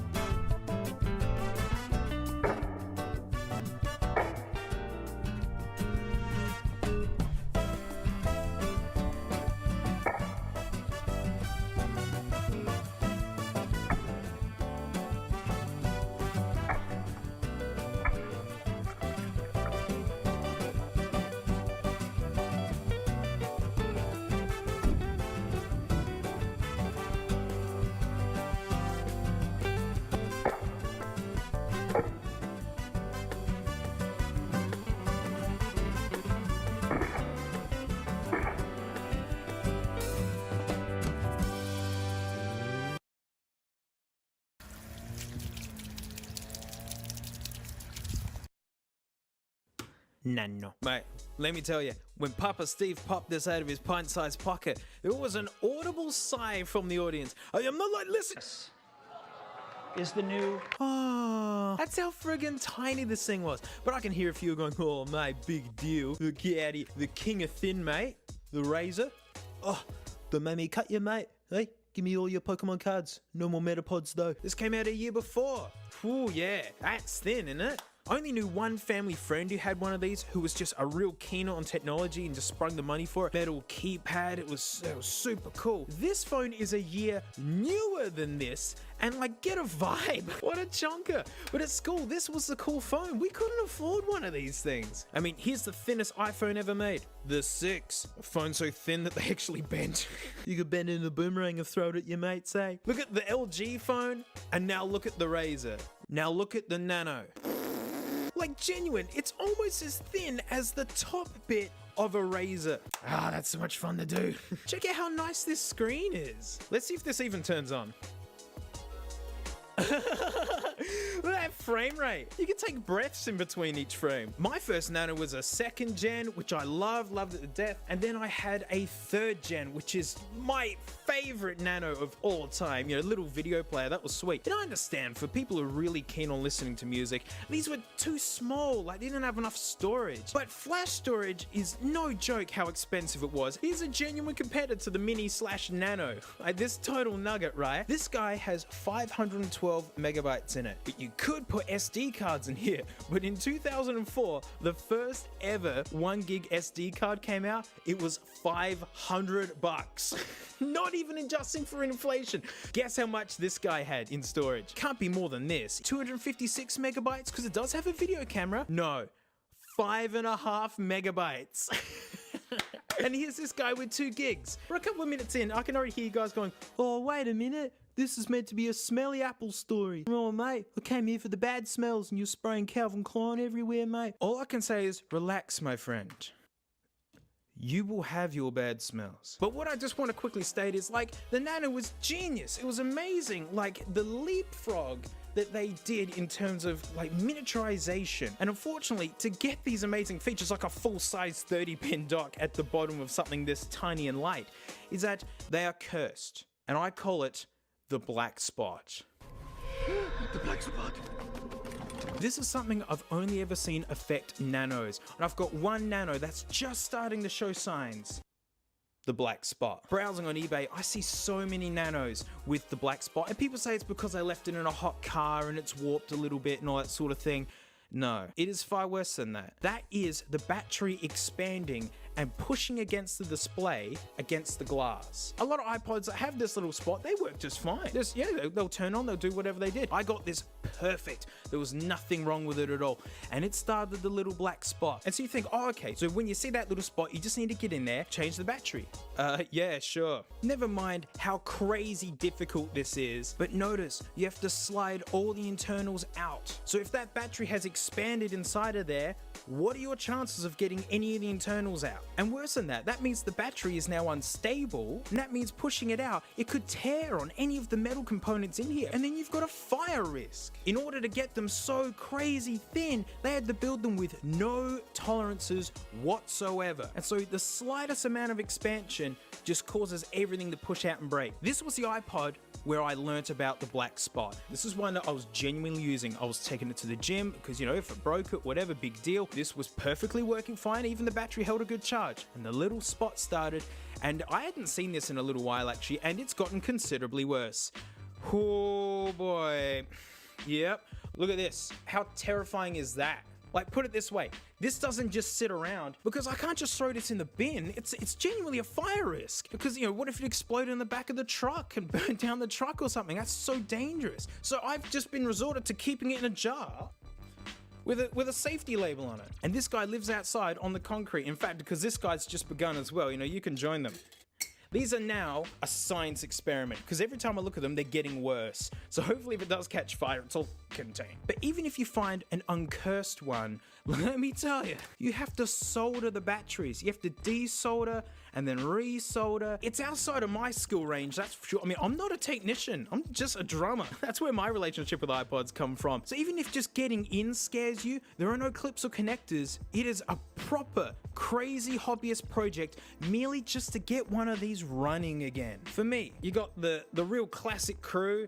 You got these guys, which are pretty friggin' weird, to be honest. I mean, that's just the same size screen, except that you hold it at a weird angle. And then you got the freaks, and we'll get to the freaks in a little bit. This guy right here, this is the iPod I used to film that episode where it was all done on this stupid camera. And funny enough, you look and see how dim that video is. That's with the same lighting as you're seeing here. This guy was so bad, I had to pick this glass out because while I was filming the episode, the battery expanded to the point where I thought the whole thing was gonna shatter and catch fire. And by picking the glass out, the display could lift up and out. It was terrifying, genuine. And that's really the problem with these guys. I don't blame them because batteries are nightmares anyway. Even with devices where you can put your own batteries in, if you leave them in there, they will leak and corrode the entire board, destroying it. I've had old Nokia batteries expand and push their way out as well. I've seen expanded batteries on these as well, but there's so much room inside of these that it just doesn't cause any issues. It was just the cost of making these so crazy thin. Was there any difference inside of them which just caused them to bulge and pop, essentially? So many of you guys reach out and say, oh, you should do like a flash mod on one of these. You should do a battery mod on one of these. You know, yeah, do some cool mods with these. Honestly, there's none. Because that's the thing. Even just changing the batteries on these is an epic project. You thought one of these 6th, 7th gen classics is a nightmare to get into? Yeah, well, at least when you get in, the battery change is super easy and you can flash mod it. This has all the terrors of this guy with just none of the rewards. And then you still have a battery you got to solder in yourself. So that's the problem, is that if they don't catch fire on you, they are nightmares to get merely working regularly again. It's the only iPod I consider dangerous in a lot of ways. But that leaves me with the freaks. This Nano is like an iPod Touch and a Shuffle had a baby, to be honest. Because it's a touchscreen with the clip. But I've seen that you can get watch kits for these, and yes, I have ordered one. And then you got the very last Nano, the 7th gen. I mean, look how little material there is around the headphone jack. These are microscopic. And it's got Bluetooth, and they work with AirPods and AirPod Pros. Although some people have complained about low volume. These These are way easier to fix. iFixit rates these as a moderate. I haven't seen any black spot issues with these guys, but these are a lot newer. Maybe their day is coming, so you're just gonna have to wait. But I understand, the siren song of nostalgia is just too big to ignore.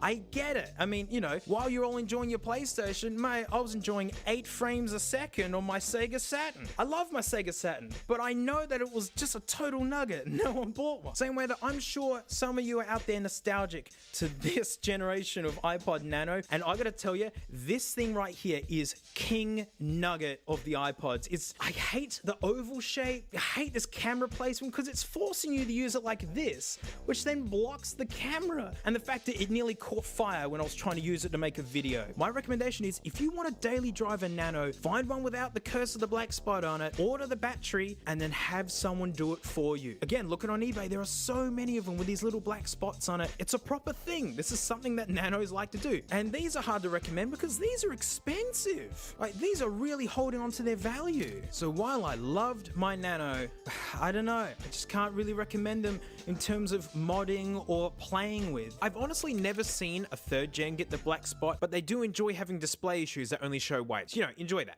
So I'm sorry if I disappointed you this episode. It's just how it is. I mean, I'm disappointed too. I want to put a big thank you out to my patrons, especially these smelly names right here. Stay tuned. Heaps more to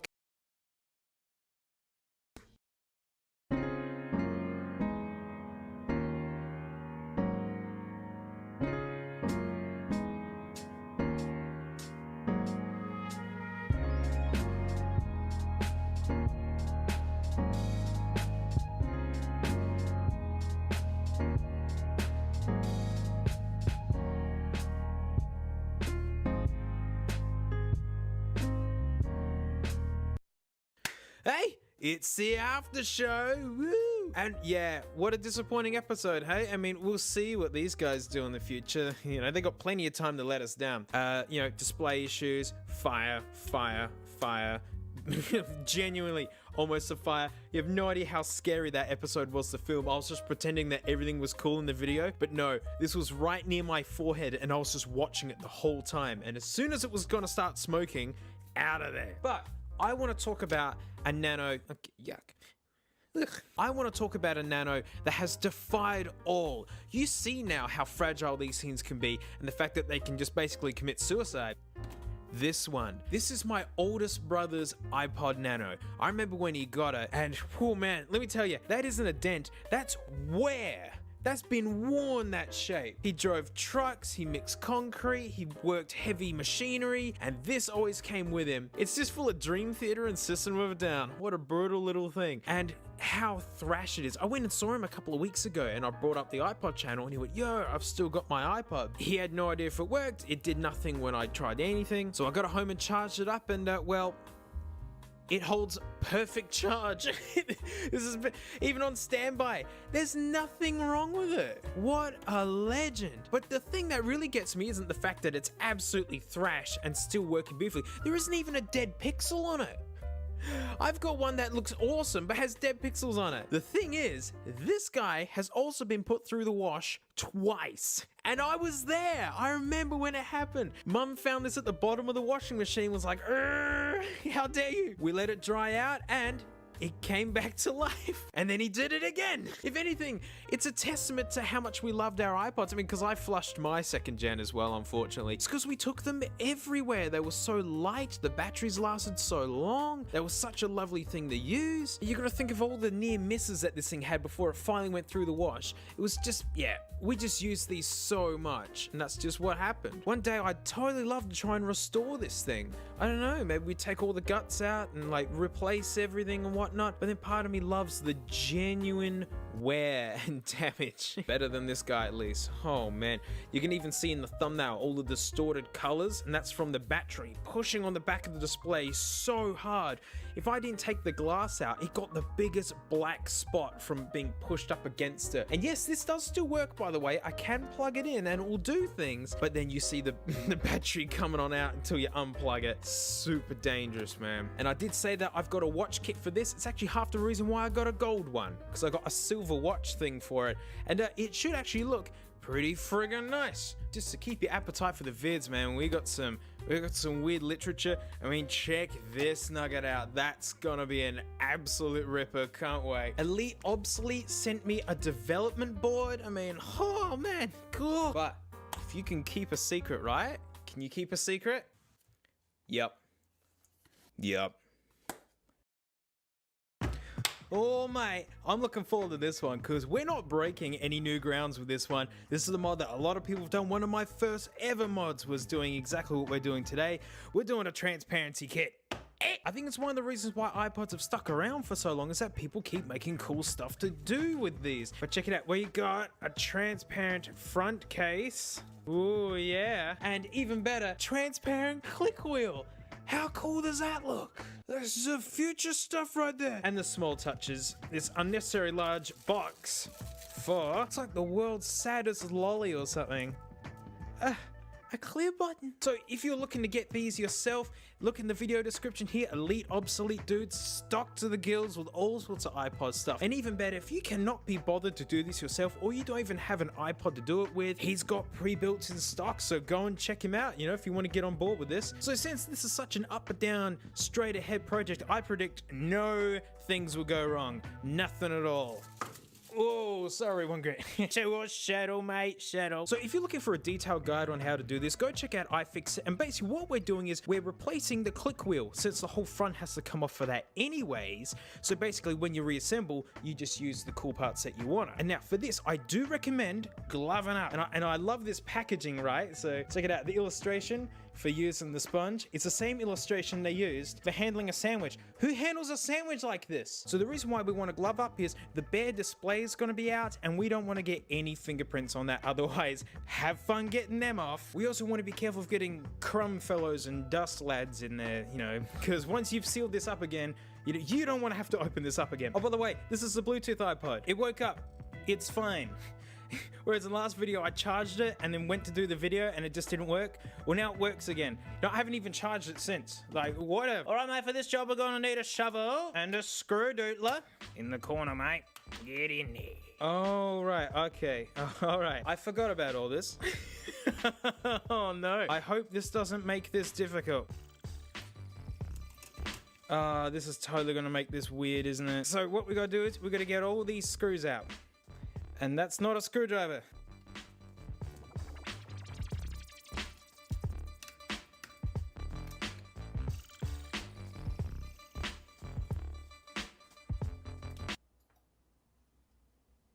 All right. That's gone.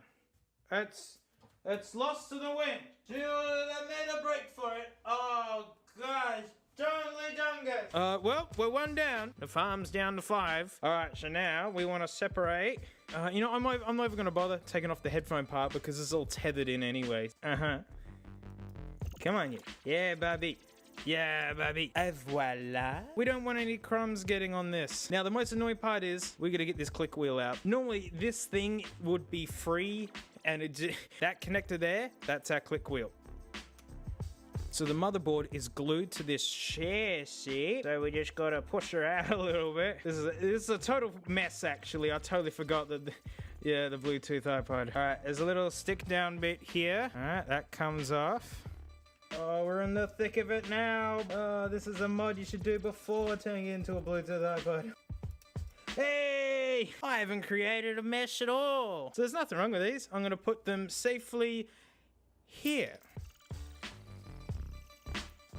Oh yeah, look at that. Look at them skills, mate. Oh, I'm so good. So I find the easiest way to get the button in is you flip it, shut down, and now flip the iPod onto it and over. All right, now we're gonna get this black section out of here.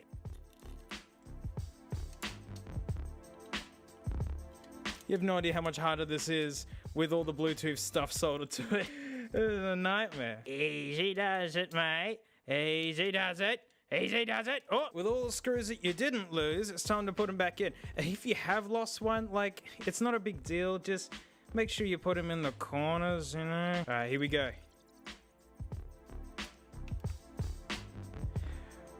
Oh, that's not good. Battery connector felt unhappy. We're gonna try again. Oh no! Damn it! Oh god, the fiasco begins. There's something about this setup that this iPod's really, really hating. I'm not putting up with that sitting down. Yeah, that's what I thought. Eh? Come on! Come on! Alright! That's not good. Oh, that's not good. Oh, what a shame. It looks so good.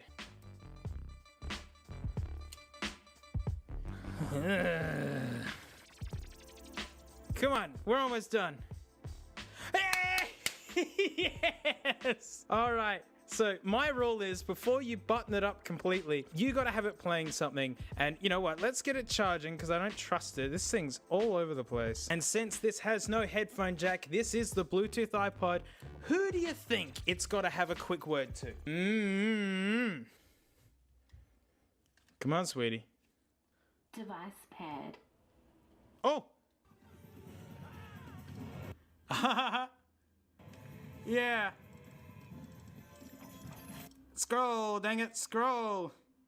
It crashed. Let's get back in there. Yes. Woohoo. Power off. Until next time, my love. Last bit to do.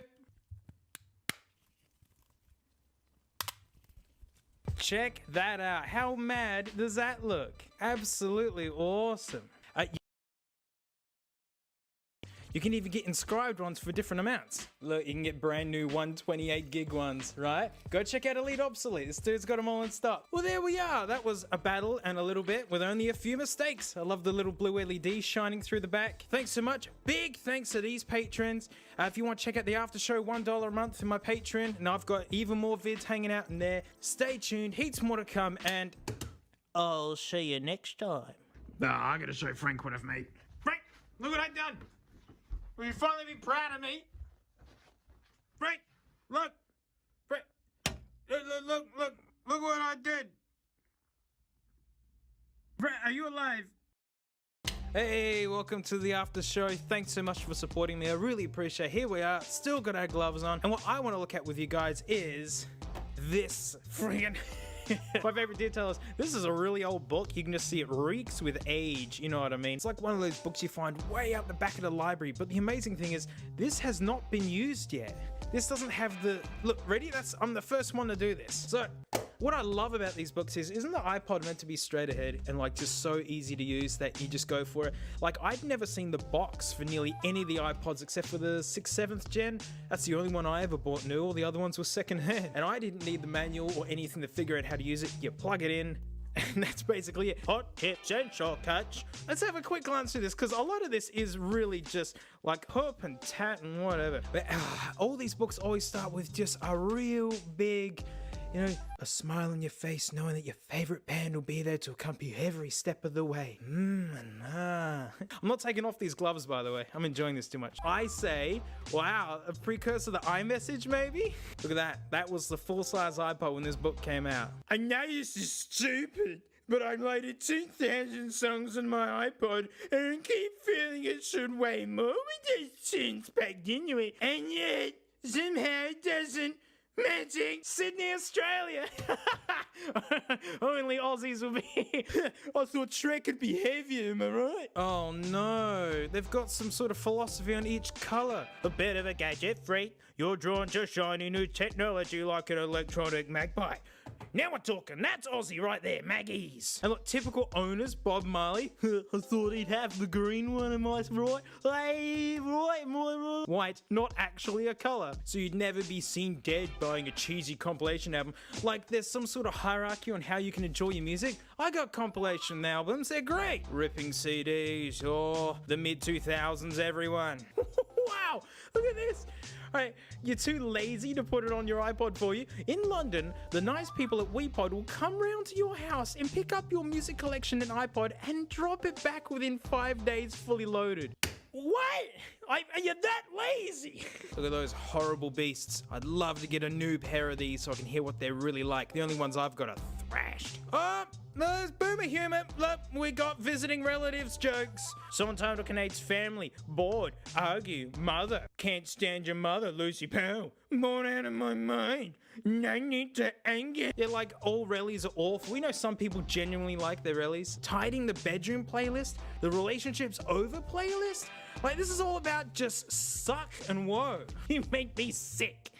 Get out of my house! So fresh, so clean. That's actually a bowling track, like genuine. That's a good one. I used to take an extra backpack when I travel just for my CDs. Now I just bring my iPod. You know, that's not even kidding. Like, that's actually a thing. CDs were, you know, they took up a lot of room. Oh, look, it's all about, like, don't steal music. Here are 10 other signs that you're an iPod owner. Bruises on your forehead from walking to walls while changing playlists. Highly developed thumb muscles. Bags under your eyes. Yes, but that's called stress and anxiety. You've taken up jogging. That's only for iPod owners. MyCokeMusic.com. Someone needs to check that, see if it still works. 10 quid a month subscription to download stream tracks and stuff. Man, back in the day, that was really forward thinking. And everybody hated the idea of subscriptions. And boy, how we've changed. Breakdance! Breakdance, do it! That looks terrifying, doesn't it? Doesn't that look horrible? Other stuff you could do with your iPod besides play music. Audiobooks, okay. Radio shows, okay. Yes, your iPod comes with a lovely white pair of earbuds that provide great sound. Lies. Oh, these docks.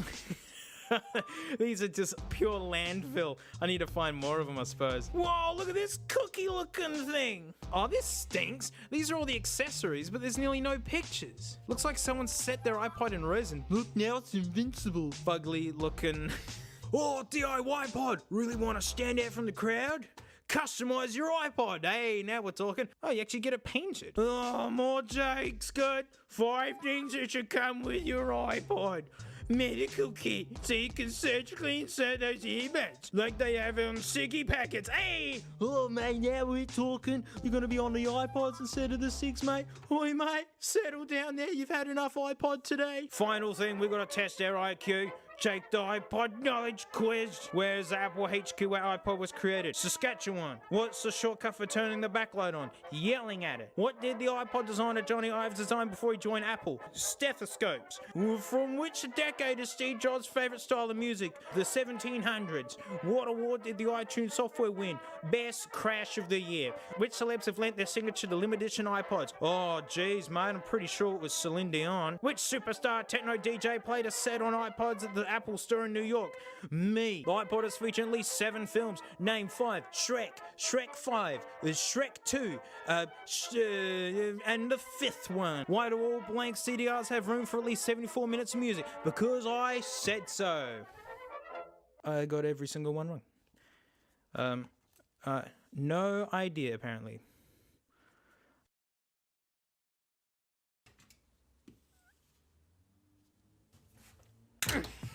3D. Ever since mankind's been able to put flashing lights on a screen, we've been obsessed with it. I mean, Master System had some sort of it. Virtual Boy much? Mate, even Sony had a go way back before getting the PSVR, and the obsession has never gone away. Back in 2001, mate. Oh boy. I like how Donkey's got the 3D goggles on. Shrek doesn't need the 3D goggles, mate. That's just how he sees all the time. That's why he's so stressed out.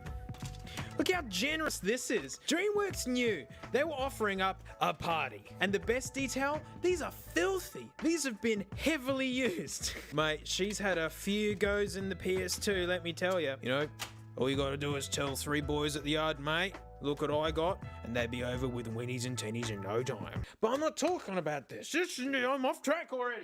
This is what we want. That is the definition of fully cooked. Oh man, I sure drank that lava lamp. Oh, but it just looks so delicious.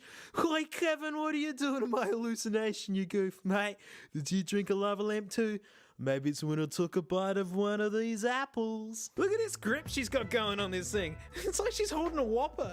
I'd like to think she's actually sitting in a Hungry Jack's and it's all just kind of hit her and she's like, oh my god, guys, you gotta look at this teleportation device. I'm orbiting the Earth while I'm still underwater somehow. Kevin's doing some mad trick over a block? Is that just, what is that? Of all the fire out stuff you have going, yeah, like radical snowboarding and like, you know, supercars and exotic animals and big gems in a bubble. You put like a cinder block. Like, all the content's going this way too. I mean, she's not even seeing any of it. That scares me. 2010 apps, what are the chances we're going to be able to get this going? Look at the effort they put in. This has got Velcro on it. This guy just doesn't fit in. This crappy CGI looking guy. Like, nothing exists in one universe. It's just like they've just rated all the 3D art. Ew! I don't want that! Ew! I don't want fish in my eyes. Ew! This is brand spankers, mate. Can you believe no one bought this? Huh. Whoa. They've only bothered to protect one half of it or something? What the? It's like plastic toilet paper. Hey guys, like toilet paper's rare at the moment. This might be what you're using. Oh yeah, it grips. Oh yeah. Dad's gonna love that. Oh man, you got adapters. More adapters. Tiny little booklet. Doodlet. Oh. You gotta enter in codes? What? What kind of lockdown system is this? Blah, blah, blah. Put the thing in the thing. Right, because it's black plastic, it's just gonna heat up like heck and cook your device, basically. Now, I got a beautiful 4th gen iPod Touch to test with this bad boy, but I want to have a quick look at the back of this. Check out Tom Cruise here. Look at this face he's making. That's the sort of face that you make when like a loved one gives you a present that's so close to what you wanted, but then it's like completely wrong at the same time. Yeah, no, I really did want a pet. 16 poorly cats. I mean, that's just what I wanted. Oh, good, one's pooing on the floor now. Works with specially formatted content only. Look at this. I don't know if you can see this. That's a sticker there. That's a really carefully blended sticker. So what are they hiding? Sneaky. Ad? That just really... Here, mate, hold this for me. This viewer is intended for viewing 3D content only! Do not use while driving! Look, this is a sticker too. Give me your secrets. Oh, it just disintegrates. Charge and sync iPod Touch without having to remove it from the viewer. Genius! Alright, iPod Touch. Get this junk out of here. Which is the one that we need? That looks right.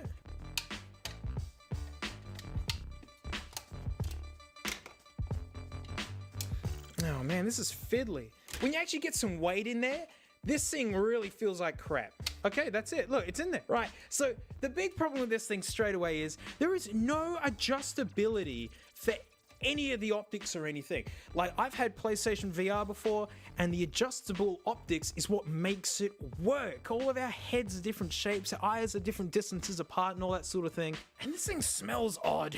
It smells really odd. It might be because it's been sitting in someone's house for a really long time. Maybe you can almost make out the time in there. Yeah, thank you. I'm gonna do a kickflip. Oh, so there's one hurdle to get over.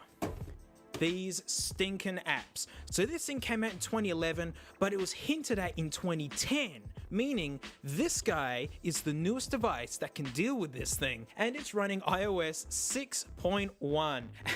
And annoyingly, dingus, this used to work perfectly, and in the interim of it just sitting in a drawer for like 2 weeks, it's decided to just explode the pixels. But hey, it still works, dang it. It still works. And yes, the App Store does work on these old guys, but as you'll smell... Go, go, go, go! Go, go, go! Come on! That's it! Yep! Here it comes. There's no editing here. We're waiting. Yep! Yay! There we go. Look how responsive it is. It's like selecting apps over Skype. It's just got this delay to it. So, we gotta try and find these guys. Get them now! We're gonna try. So, My 3D. That's what it's called. Yep. She's making the same face I'm making. Come on! Okay, gotta put it like this. Okay. Real Vegas Casino. Good, good, good. Oh, that's responsive. Okay. Horse riding tails, wild pony. Yeah, that's probably it. Oh no. Oh, what was that? Oh, that looks good. We have to get that later. There's a lot of horse stuff. And lag. Are you smelling the problem that I'm smelling? It's like, not only is this thing just not doing too good anymore. The apps don't exist. And welcome to the big... No, actually, no, I don't want to cover her face. It's too good. Welcome to the big problem of old iOS devices. They depend on the internet and there being servers and stuff being updated. I've looked for a long time and I can't find these. And I don't feel like running like weird bootloaders and having to use Cydia or something or whatever to get these crappy apps to work, because this had heaps of coverage back in the day. Like Tested had a look at it because Hasbro hyped the guts out of this stupid thing. And basically, there are two kinds of articles that haven't seen the device yet and are just using the marketing blurb saying it's gonna do this and that and whoa, and then people reviewing it going, don't buy it, it's not that good. Apparently the way it works is it uses two halves of the screen to do one side and the other, and so you get half resolution. So if you're using, watch out there mate, if you're using an iPhone 3GS or like the non-retina iPod touches, you're using half the resolution of that. You could taste the pixels. This is the best bit. See these areas here? Direct access to all controls. I hate it. I hate this control. But look, you can charge it at the same time. Got my charging cable, get in there. Yeah, got my battery pack because we're going to be gaming for 5 times this whole thing's battery capacity. We'll just wrap it around like this, get that in there like that. But look, we can still access the headphones. Sennheiser HD 280 Pros, mate. You gotta game properly after all. We're pretty serious about this. Oh, that barely fits. Get in there, you crap. All right, and then you just wrap it around like this, mate. All right, and you got your headphones. Headphones go in like this, mate. There you go. And then look, there's still one spot to game through. Oh, wait, hang on, I'm holding them backwards. And you get your fingers in there. There you go, fingers in. It's time to game, mate. This is the viewpoint of a true gamer, mate. Looking right down the belly of the beast, this thing is. Oh, look, it's all holding together. Oh no! What a wonderful pile of garbage this was. It was everything I hoped for and more. Give me back my things. Give it. Yeah. I mean, just another crappy accessory that came out for the iPod, which I adore. They're some of my favorite things in the world. So thanks so much for hanging out. Big thanks to these patrons here. If you want extra videos, $1 a month by Patreon. Every main upload, I'm adding an extra video for patrons. Thanks so much for hanging around, and fellas, I'll see you next time.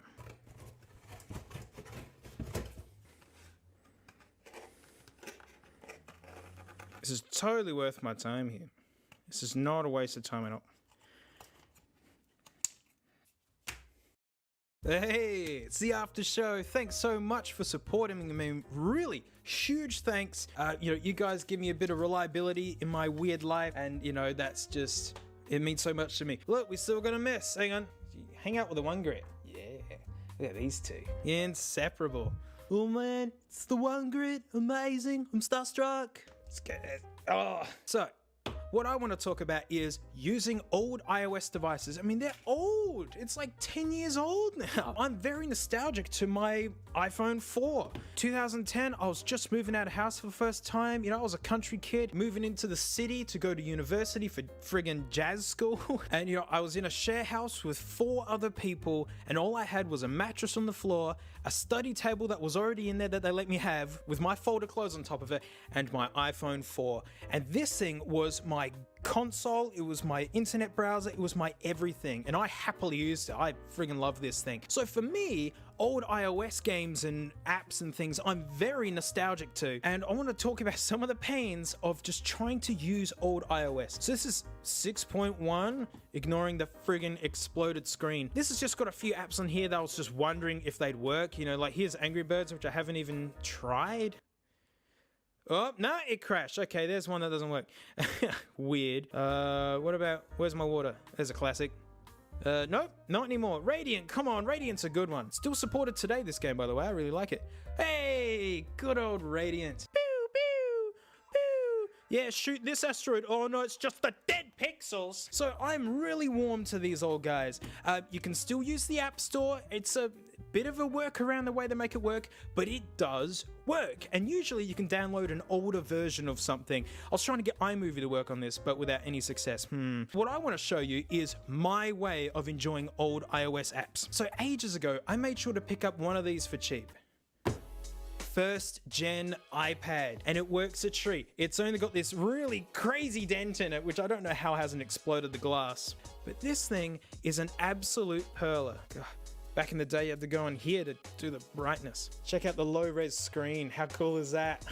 The colors are still really nice on this, but I have actually used this. I used to keep all my drum books on here as a backup for when I was doing teaching and stuff. Check it out. Look, it's a perfectly cromulent PDF reader.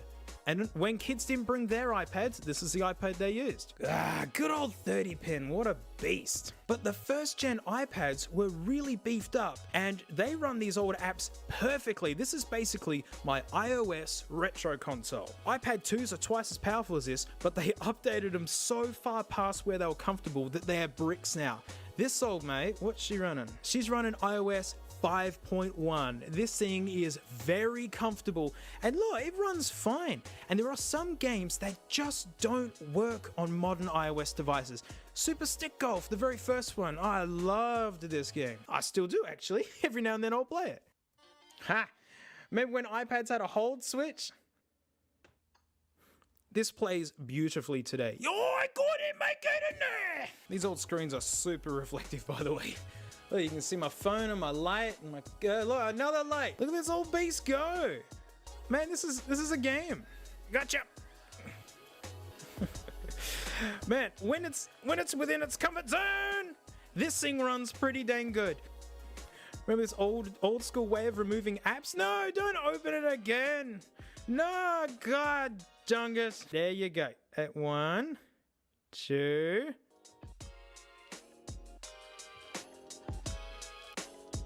Ah, damn it. Yeah, come on. Come on. This thing still updates my email. It talks to Game Center. Look at the old YouTube app. Sadness. Go, you beast. Go.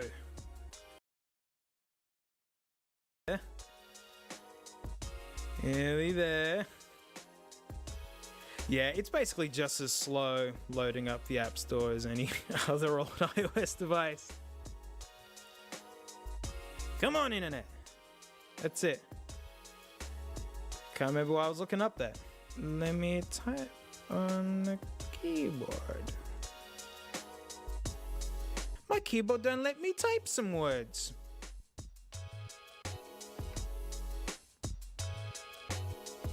Come on, you. That's it. Come on, sweetie. I mean, this is what browsing the internet on a first-gen iPad is like. My keyboard did not let me type on some words. Please help. Full stop, no space, or capitals. 2017, is the reason. And the rest of the website is blank. It couldn't load any more of it. Fantastic. So really, when it comes to using an old iOS device, first-gen iPad, very nice. Second gen iPad, well, they overly updated it and turned it into a brick. So, you know, it's pretty good. Really, it's just like either a PDF reader, which it does very well, or it's just an iOS retro console. I mean, one last go. Let's try GTA Vice City. Let's see what happens. Oh, and there you go. Well, thanks so much for supporting me. I really, really appreciate it. Heaps of stuff coming. I'm gonna play Line Rider for a while. No, my boy! Oh no, we can't end the video like that. Hang on. All right, now this is send off. So, thanks so much for. Oh gosh, no. Oh, he's good. Yes. All right. Yay! Thanks so much for supporting me. I'll see you on the next one. He's gonna fall for forever.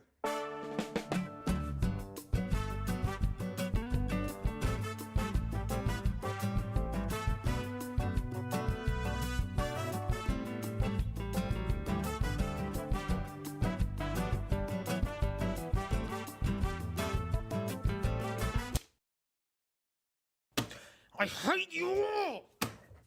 So many people have asked how to get into one of these, and the reason is simple. This is the hardest of the iPod Classics to get into. This is a friggin' fortress. And I drag my feet doing this, because I hate it. When I did the 1TB video, did you notice that the 7th gen was already open? That's because I loathe opening these things. The only iPods I've ever drawn blood to was from one of these. The big problem is that it's made out of metal, whereas the plastic ones are flexible, so you know, you can really flex into these guys and it'll spring back into shape. Whereas these guys don't. You bend them too far, they stay that way. And this fit is so precise. And I actually recommend gloving up, and I'll tell you why.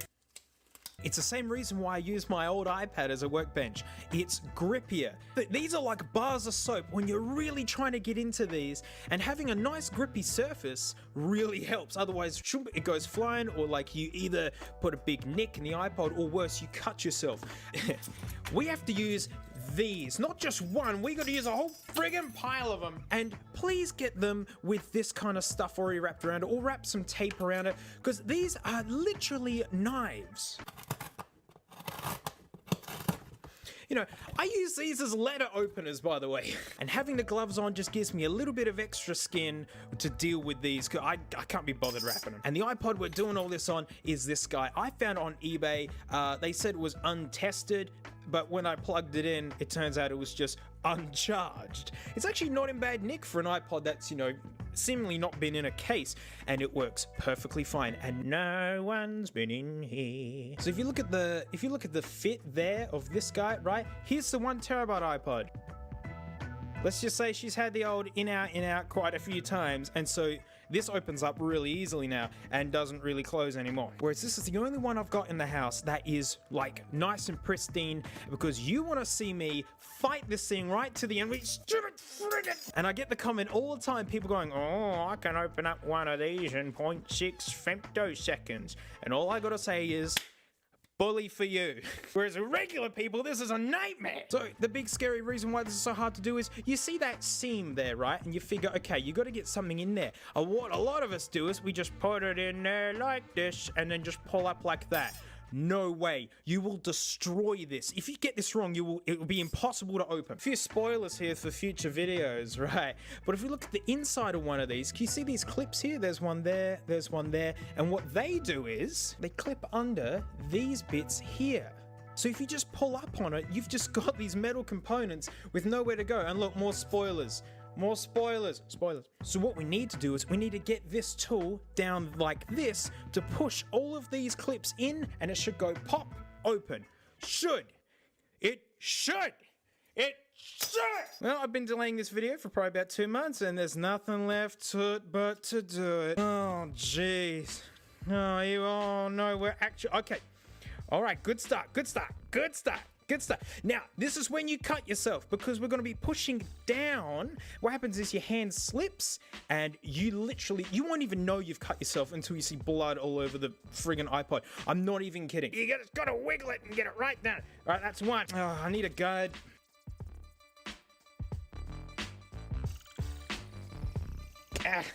More blades. Oh, hot dungarees. Oh, hate this. Yes, okay. All right, now we pull this middle one out, and now we got to try and get the top ones. There's one right in the middle.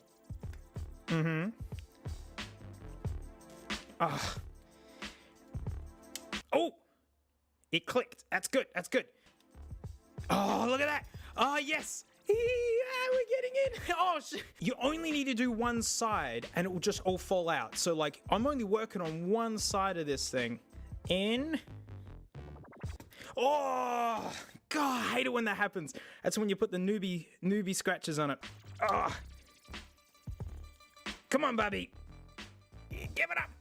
Oh, whoa, I just bent the tool. Oh, man, there you go. How many episodes have I done with this? And look, I've just bent it. This is no joke. Oh, this is hard work.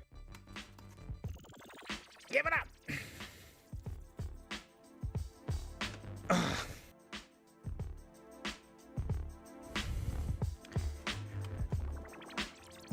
Oh, yes. Oh, I think we there, fam. I think we there. Release. Oh, it's these last guys down here. Okay, all right. Oh. Give it up, you swine. Oh, it should just pop right out. Whoa, yes! Oh, we're in. Okay, and then move that side towards. There we go, all right. Whew. Oh. All right, if you've gotten this far, the hard bit's over. If you want to do a full case swap on this, like a red one on there or a black one on there, that's easy to do. Now it's all just like screws and whatevers. Now we just need to get the battery out. No one's been in here. Beauty. Oh, it's a painting spatula. From painting along with Mr. Bobby Ross. It's good fun, you gotta give it a try. And I figured if I'm gonna open up this thing, I might as well put a new battery in it. It'd be nice to have, like, this guy for, like, a reference, you know, for battery tests in the future. Just have a standard one of these. I'm not pushing very hard, by the way. I'm just wiggling. Aha. Dum dum dum dum dum dum dum. We got a new one. Oh, it's just all bent and oh well. Look, it's the easy bit. You stick it in. Oh wait. I didn't do the double side tape. I burned the Chinese fake knockoff new iPod for the same reason. I nearly fell for it too. Not that it really matters. I'm more likely opening this up again anyway. Now, don't clip it back together yet. Don't. You gotta make sure it works first. It's the rules. Oh, ho, ho, ho. Yeah, mate. Yeah, mate. Yeah, mate. Yeah, mate. Do it, do it, do it, do it, do it. Hey, what's on it? Of course this is on there. What'd you expect? Looking good.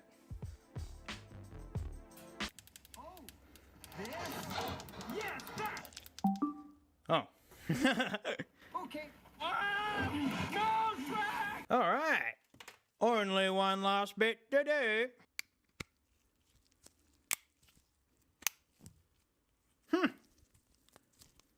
All right.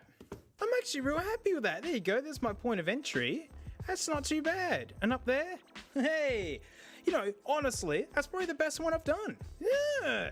And there we go. We've got a nice, fresh 6th gen one of these. So if we do future tests and whatnot, we can do battery whatevers.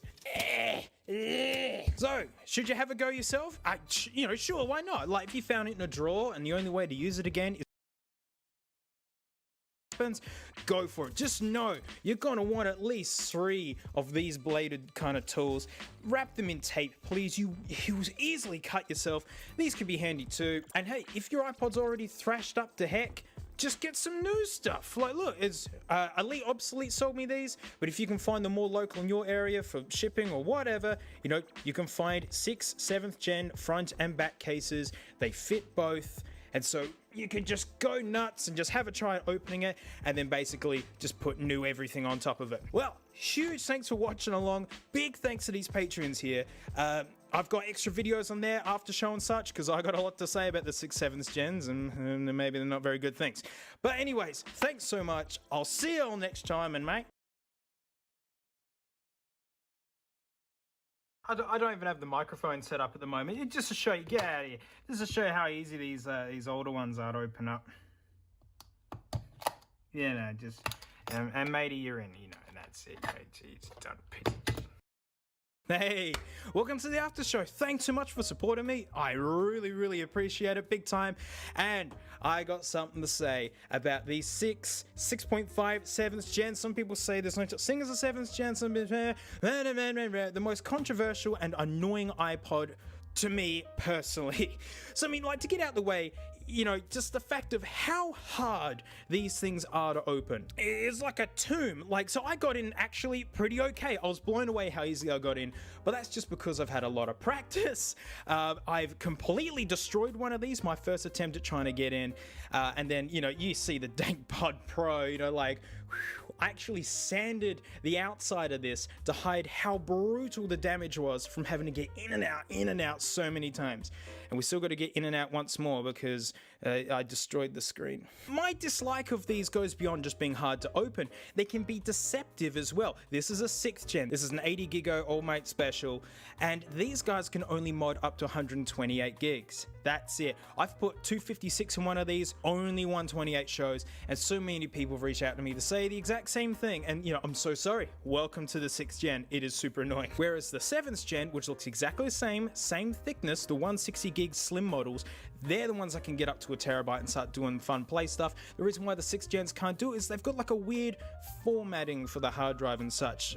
I've never really understood it. I know with Rockbox you can get around it. I'm not the biggest on Rockbox. I usually just like to run them as they are. But there's actually a bigger thing about these that I hate. So not even modding them, just general usage of these.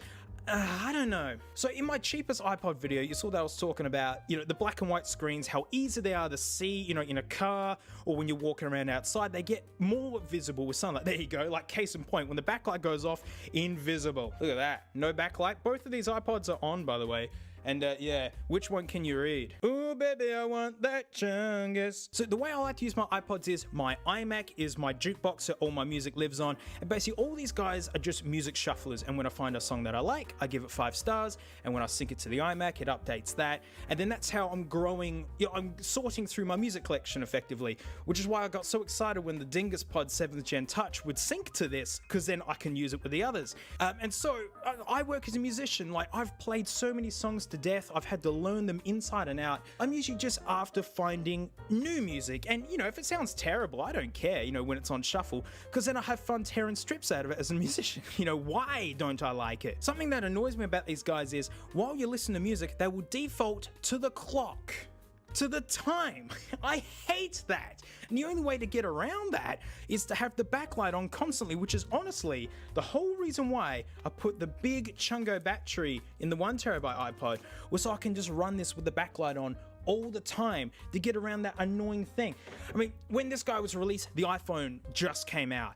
And so for some reason, they tried to give this thing more functionality by, you know, always displaying the time or something. It's just the most annoying thing to me. I hated it. I can't find a way to get around it. No, I don't want to use Rockbox just to get rid of a clock. But basically, I mean, while you're driving along and you find a song that you like, you basically got to press it like 2 or 3 times before you can even see what the song is that I've liked. That's dangerous while driving. And then it's the durability side of things. So these are anodized aluminium. So when they get scratched, that's it. That top layer gets shaved off. These guys get big, bright, shiny spots. This one's not so much. I mean, you know, whereas, I mean, I showed you with this guy how the plastic ones, you can buff and sand them and actually bring them back. I mean, this whole thing looked like this. I dragged it along the road. like a freakish keychain. And yeah, I could do the whole thing. I don't wanna. I love this two-faced vibe on this iPod kind of thing. But yeah, that came back fine. You know, the 5th gen ones, they're plastic front as well, so you can use the exact same tricks to get these going. Only these guys can you not do this trick because they're anodized aluminium. But it is cool that you can get like kits for red ones and such. Oh, it's gonna look so good. And the black back and 1TB. Yeah. And on top of all of this kind of like, you know, drama with these old guys is the fact that like, they sold these for 7 years. The iPod was 7 years old when this came out. That, like, half the iPod Classics lineage is right here with this model. I mean, I had one. It's the only iPod I ever bought brand new, was one of these, I think, in 2011, because it was $250 brand new for a 160 gig music player. Yes, please. Lots of people bought them. These are actually very common, and unfortunately it means lots of people need to open these to get them working again. Or they got piles of 6th gens and people don't realize that you can't actually mod them very far. That said, 128 gigs worth of music is a lot. In terms of darkness of the screens, these are the darkest. The 5th gen ones, they're nowhere near as dark. Like, you can actually see, just even when it's off, you can see it looks a little bit lighter. They did that to make the blacks better, so the video quality is better. I mean, yeah, this one is a lot brighter, but I think that's backlight technology more than anything. But let's face it, nowadays, you know, who's watching videos purely on this? And that's my whinge about these. I don't know, what do you guys think about these model ones? I mean, they look good, they feel good, I like how heavy they are. The metal is nice, it's just a shame that it doesn't wear very well, it's just prone to damage, it's hard to open, and all that. But anyways, thanks so much for the support. Heaps more vids coming. We're just getting started, let me tell you. And I'll see y'all next time.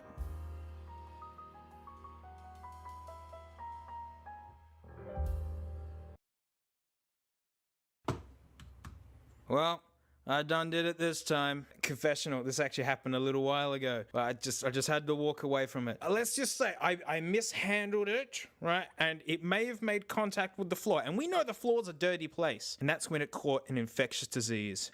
The SADS. All right, look away if you're squeamish. Oh, my poor boy. He's still alive in there. You can almost make it out. Yes, when you dropped me and I hit the floor, I caught the SADS, which in turn has made me sad. Oh, jeez, my iPod's all sentient, hey? What a Wednesday this has turned out to be, eh? This glitching you see are my tears, for I am sad. Oh, come on, mate, I didn't mean it. I mean, how was I supposed to know I couldn't juggle 6 limes while trying to select music in a playlist? Like, come on, mate, put the past behind you. I'll never put this on you again, I swear. I will never forgive you for every... That voice is not natural to do. Alright, let's cut straight to the biscuit. Basically, this is a case of a display that is broken, but not cracked. I mean, I've never seen this before, actual. Like, there's no dead pixels. The display isn't cracked, but it is freaking out something bad. I've got a spare display here. But the scary thing is, I had 2 of these. I just checked my wares, and it turns out I accidentally broke the other one, because I'm not lying. I accidentally dropped my anvil. But the scary thing was, these were stacked on top of each other, so let's hope this one works. Man, people are gonna start thinking I'm like a stupid...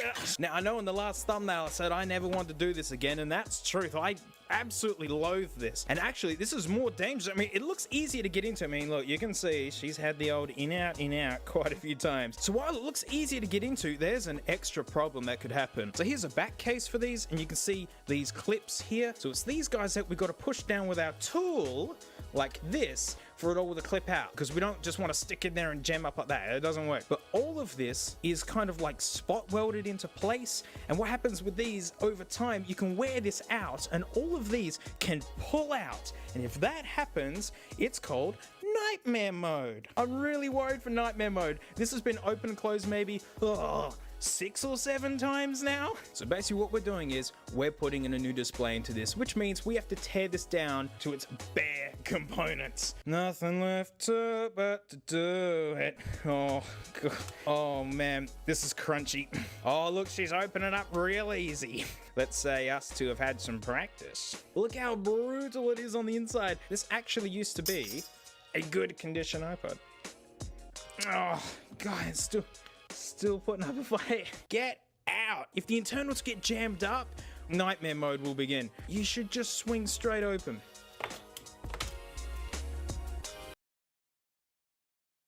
Managing it, but this is actually harder to open than the pristine one in the last video. You quitter. Oh man, this is so dangerous. I hate this. Come on out, you swine. Look at it. Look at it. It's open. Why won't it open? Oh no. Oh no. Oh, the nightmare's beginning. Look. Look, you can see the chassis has broken. See that? Broken chassis. Nightmare mode is beginning. No wonder why this isn't coming apart. Oh, it should just pop open. Can you see in there? I can see bent over components. Oh my gosh. Oh my gosh. Oh my gosh. Oh my gosh. Oh no. That's it. That's it. We're gloving up. This is getting real serious. This is putting up the big fight. You want that big fight, huh? Well, mate, you're gonna get the big fight. Get that big fight. Out the way, innocent civilians. This is when the big fight begins. Dun dun dun dun dun dun dun dun dun. Ah.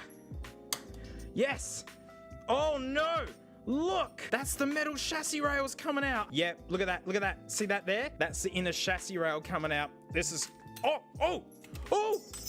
Yay! Come on, sweetie, give it up. This is really when you cut yourself. Look at this, that's the chassis rails in the way. Nightmare mode. This isn't opening. This is absolutely cacked. We're just gonna have to pull it. We're just gonna have to rip it and grip it. Sorry, 1 terabyte iPod. Forgive me. Come on. Oh. There you go. You see that? See that there? That's one of those metal clips that got stuck and has just pulled itself through. That is absolutely cooked. This is bad, guys.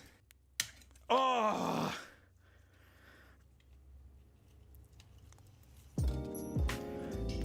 Oh, that blue tack did a good job.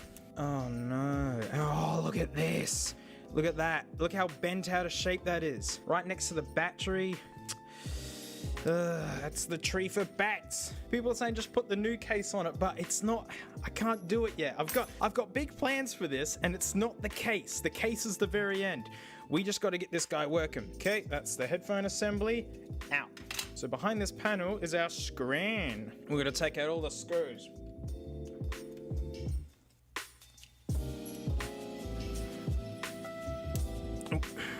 Give it up.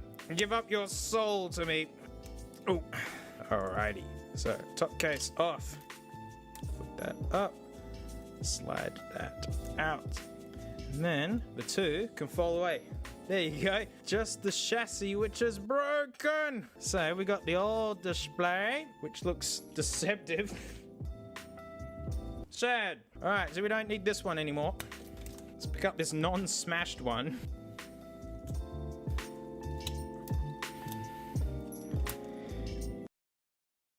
Update at minute 20. The chassis is so bent and distorted and ruined that this is not going back together very good. Everything's metal. It wants to, it only wants to fit together in a particular way.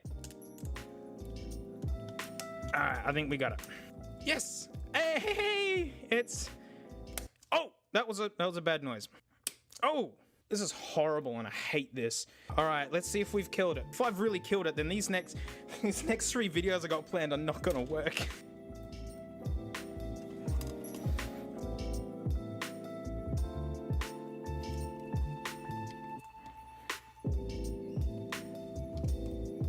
That is not a good start. Oh. Oh no. Oh no. Oh no. Oh gosh. Oh, this is the worst. This is now officially the worst. That screen is not in very well. Oh. This isn't a 7th gen screen, I don't think. Whoa, okay, I've seen this before. What you're seeing here is what happens when you put a 5th gen screen into a 7th gen. It's the exact same, like, plug, but it can't do all the colors and shading.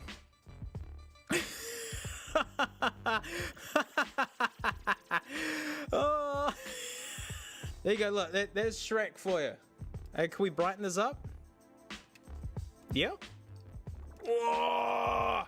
That's as Shrek as it gets. Look at that. Oh, gosh. No, this isn't good. Well, I broke the other one, and this one's sad too.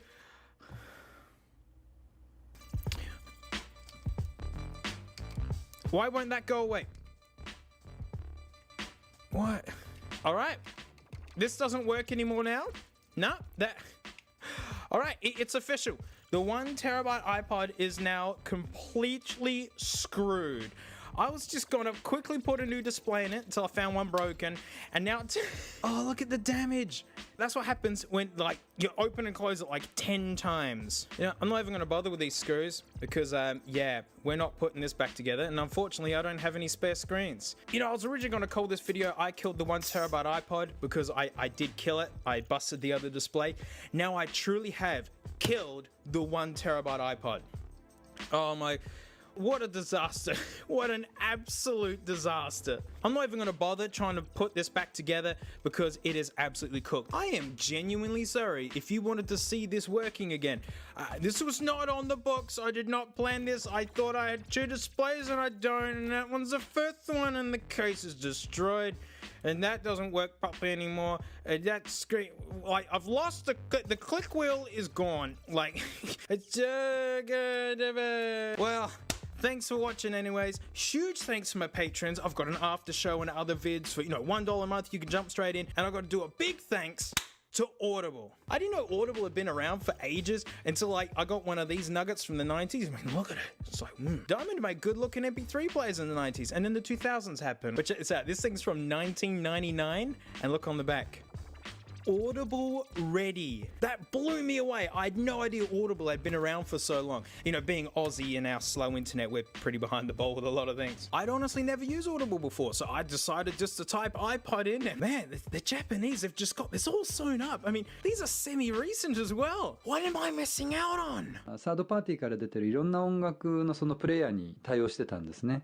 で、iPod が画期的だったのは Astounding! I don't know how many of you guys knew this, but Shrek was a children's book way before it became a movie, and it's on Audible. Sign up for a free 30-day trial to Audible using my link, audible.com/dankpods, or text dankpods to 500 500 and get unlimited access to each month's collection of Audible originals, which is like a lot of stuff. A lot of us are stuck inside at the moment, so here's an opportunity to enjoy a whole bunch of stories. I mean, stories are one of the oldest forms of entertainment, so whack in some headphones and drift away.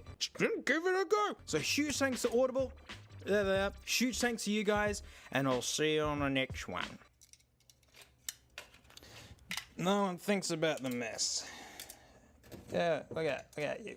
No one thinks about the mess. It's all just the fun, isn't it? Haha, so fun. Oh, I put them in wrong. This is all your fault. Hey, it's the after show. Thanks so much for supporting me. Right, really big thanks. The mess is still here. I blame the mini anvil for ruining this display. This would have been the golden ticket and friggin' this is a total mess. And basically, I'm just gonna unplug this. Let's get that out of there. Let's get that out of there. I need to order some parts and then I'll put this back together. But for this after show, I want to show you something I found on eBay, which is basically this whole channel, isn't it? I found this. I've been trying to find my first ever MP3 player. It was like the cheapest Dick Smith branded 128 megabyte MP3 player. And the problem is, you know, they just fall apart. It was cheap. It barely lasted for me, and then you just huck it in the bin and you're done with it. But I found this, and it is so close to my Dick Smith branded MP3 player from when I was way back that I just had to get it. Because before this, I had a cassette player. The iPod was out, but man, I couldn't afford one. And this is brand new. Look how lovingly it's been packed and how it's turned gross with age. It's just like us. The only difference is that this has a cap, whereas mine was retractable. But the retractable felt awful, so you know, whatever. Oh, 128 megabytes. Let's just hope it works. It is disgusting to hold, by the way. Fugly headphones. Can't wait to put them in my ears. Beautiful instruction manual. Looks like the font for Donkey Kong or something. Whoa! Wow! I don't have a mini disc reader. Oh, what's this? Oh boy, free cardboard! Oh, and the Unimax warranty card, which is stuck in the bottom. Use the CD to get it out. Come on. Get out! Oh, there's nothing on here. With flash disc, amazing. None of the things have been ticked, it's like no one cares. But then they put a magnetic latch in here. I don't get it, priorities all over the place. Ooh, registration card. Warranty. Jank. I live in Jank house. So I'm running out of space. Shop phone, that's 049ZQ and 3 U's. I'd love to find a date on this. I can't find a date anywhere. Locating the controls. There they are. This looks like my nana's old clock or something. So to turn it on, you press play for a long time. This is all in perfectly fine English. Oh wait, operating steps refer to auto off L. This sentence is beautiful. Many MP3 users are puzzled by the problem of information disclosure and private data access by others. When others borrow MP3, you may have to delete the private information, which may cause big bother.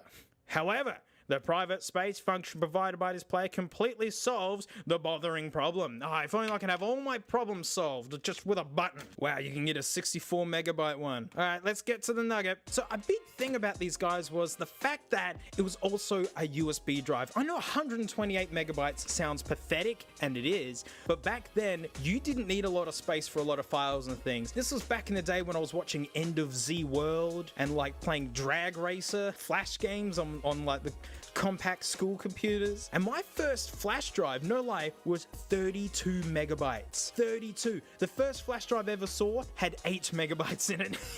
8! This was a monster. I rolled up to school with this going, "Oi boys, 128 megs, mate." And they're like, "Oh my god, mate, that's like so much." My friends at school had these. These were super, super cool. This was the flash drive essentially. So, you know, we all kept our homework on these, which was great. Friends of mine had 512 megabytes ones of these. This one's actually a gig. Like, no one had a gigabyte one of these at school. Way too much. So basically, that's the whole music player there. And this is just the battery caddy. I remember the instructions. We've got to press it for a long time. Whoa, it just turned on its own.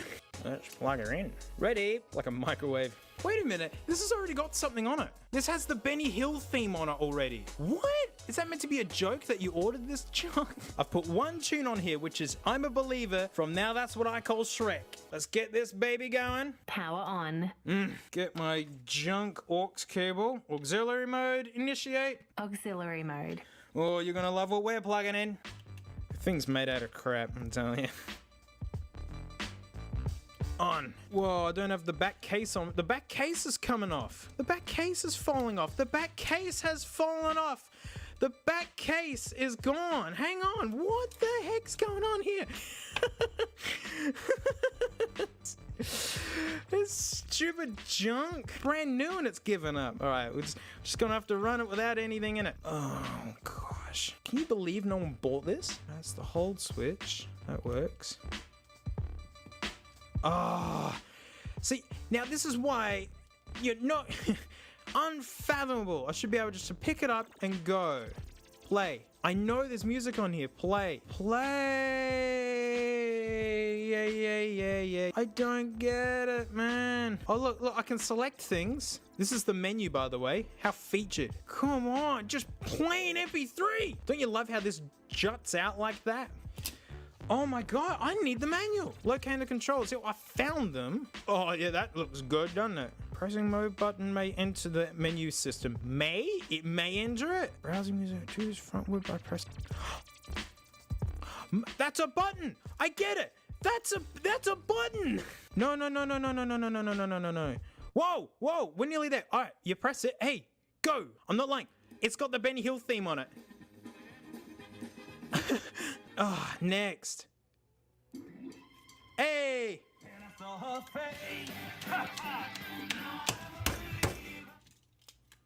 Oh. Oh, it said error when I punched it. Hey, oh, it's still going.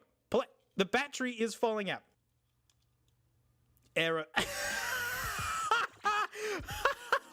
I punched it and I broke it. That's it. It's over. Error. I just killed it. Give me my battery back. That's still good. Yeah, I think there's only one last thing to do, really. Thanks for being a Patreon, and I'll see you guys. I'll see you next time.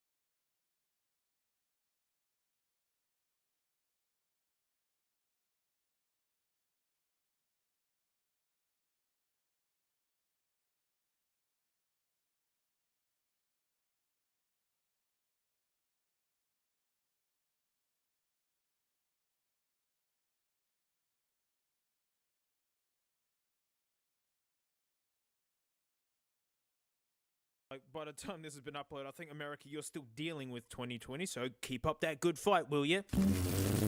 And to kick us off on the right foot, mate, I want to do something real fun. This is something I do for my Patreons. In fact, I'm going to glove up already. Ooh, why do I need to glove up? Because, ladies and gentlemen, it's the Nugget Lucky Dip. Bro, like a year ago, I ordered this bulk lot of MP3 players. Like, I mean, you can just get a little look at the treasures. Ooh, not too many looks. It was genuinely...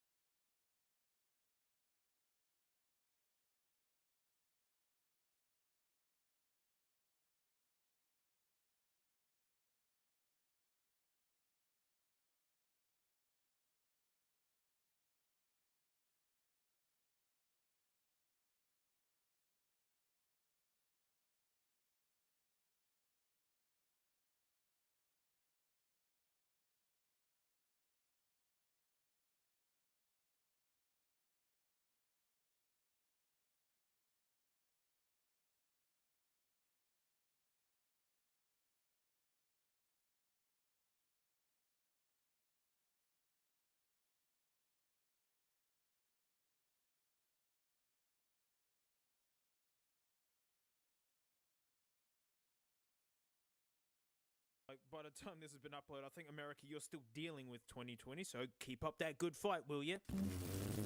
And to kick us off on the right foot, mate, I want to do something real fun. This is something I do for my Patreons. In fact, I'm going to glove up already. Ooh, why do I need to glove up? Because, ladies and gentlemen, it's the Nugget Lucky Dip. Bro, like a year ago, I ordered this bulk lot of MP3 players. Like, I mean, you can just get a little look at the treasures. Ooh, not too many looks. It was genuinely mailed to me in this disgusting shopping bag. And every now and then I look for bulk lots and I keep adding to this bag. Like, guys, it's actually gotten bigger since the last Patreon one of these. And we're going to pull 3 of these out, one at a time. Number 1, will it turn on? And number 2, does it have treasures on it? Oh boy, this is always fun, mate. What? Oh man, there's so many nuggets in here. Okay. All right, I got one. Oh gee, I lost them. Oh, my fortunes. Ooh, it's a good nugget. I mean, that shows you how rough the bag of nuggets is. If this is the good one, oh no. Look at this crease in it. What's happened to you? This is a creative. This is actually a branded thing. 6 gigs, man. It might have a hard drive in here. Well, I mean, look at this crease. Like, could be shattered into glass. Ooh, those controls don't feel good at all. All right, eyes up, everyone. We are arming the nugget, and she's a rough one. Here we go. This is already more than I thought from this guy. Hang on. I don't know if it's meant to have a hard drive in here, because if it does, I'm not hearing it spin. And let's investigate. Oh, what a sad life this nugget has led. Like, who did this to you? That's the battery. And there's crumbly bits. Don't use metal on batteries, I don't care. Oh, right. I don't think there is a hard drive in here. This guy fell out and I don't know where it goes. Oh, who designed this stupid thing? Well, let's let this guy sit for a bit and see if it, like, recovers from its, like, coma, frankly. I mean, it's like, it's dead, Jim. If this first guy doesn't turn on, it doesn't count, you know, right? So we need working nuggets. Oh, my Puxo. Whoa. Oh, it's an Agpatek. Those of you part of my Patreon are very, very familiar with the Agpatek. They keep turning up, don't they? Ooh, microSD. How vogue. It's filthy and it weighs literally nothing. If there's a battery in here, I'd be blown away. Whoa, that's up to date. Look at this. Micro USB. We got a chance here. Oh no, I don't know if you can see it. The screen is already shattered. Oh no, this is a bad omen for this. Oh, wait, hang on. All right, we're recording on the old iMac here, mate. Look at this. The Agpatek A20. Come on. Carrie Underwood? Oh, what the heck, man? This thing's full. Major Lazer, Little Big Town. I can't play any of this, by the way, because, like, you know, Google will banhammer me so quick. The Greatest Showman, of course. All my students back when I taught music, they always wanted to play Greatest Showman. Zendaya. I'm pretty sure those are the stock images that probably came with it. There's recordings. Treasures. Is turning Deadpool pink to take on cancer. He's given away a special Deadpool costume completely in pink. Someone's been recording the radio on this thing. I've got to talk over the copyrighted material. Right on. Someone has been recording the radio on this. Wow, it's 4 hours, isn't it? The titty player. What? Was it software? All right.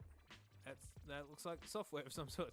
Video. Well, someone was really using their Agpatek. Hours and hours of radio recorded on it. It's a shame that, yeah, the screen's gone and it's a piece of pop. Oh, wow, the grit's really shredding it at the moment.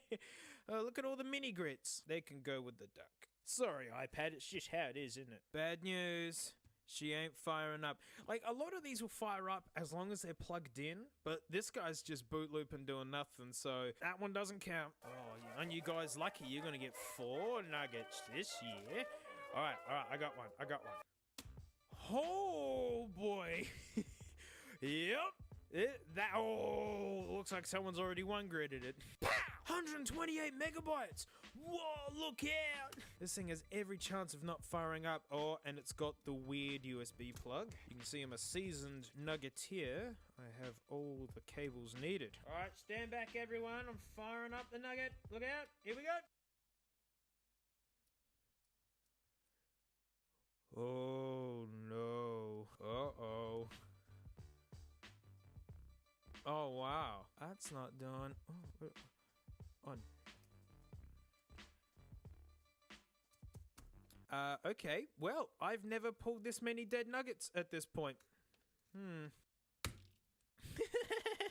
there's nugget shards everywhere. Is this whole bag full of crap? Is that what this is? All right. I got one. My Puxo. Wow. It's a looker, isn't it? Yes, it looks like Among Us.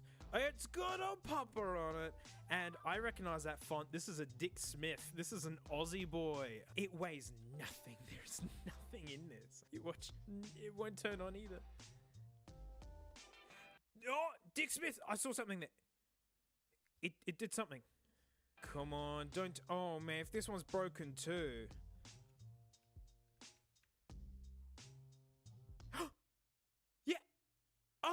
Oh, I'll put it down carefully. Oh, we got... Is that Internet? Hang on. That's Internet Explorer. Shows up on the computer. It's full of stuff. That's so funny. Oh, I can't play any of these because these are all like really, really popular songs. But when were these put in here? 08. 08. 08. Wow. Oh, there's folders. ABBA. Here comes the drums. Choo choo choo choo. Nickelodeon Kids Choice. Total Girl Summer Hits. Hey, hang on. Total Girl Summer Hits 2011 added end of 2010. I better call the police about this. All right, let's eject it. Will it let me play music out of it? Because if I have to have it plugged in, well, then it's doomed. Oh, those controls feel very... Uh-oh. I don't think it's gonna let me. Nah, it's not gonna let me. Oh, well. I mean, I couldn't play any music anyway. Let's see how quickly it turns off when I unplug it. Yeah, it's instant. I'm mad. You guys are getting so many nuggets out of this, right? All right, I got one. Wait, no, I don't like the feeling of that one. All right, I got one. E-matic. Oh, the plastic's almost translucent. It's so... I don't know, it doesn't feel awful. It's not good. All right, let's armor up. We're gonna arm it.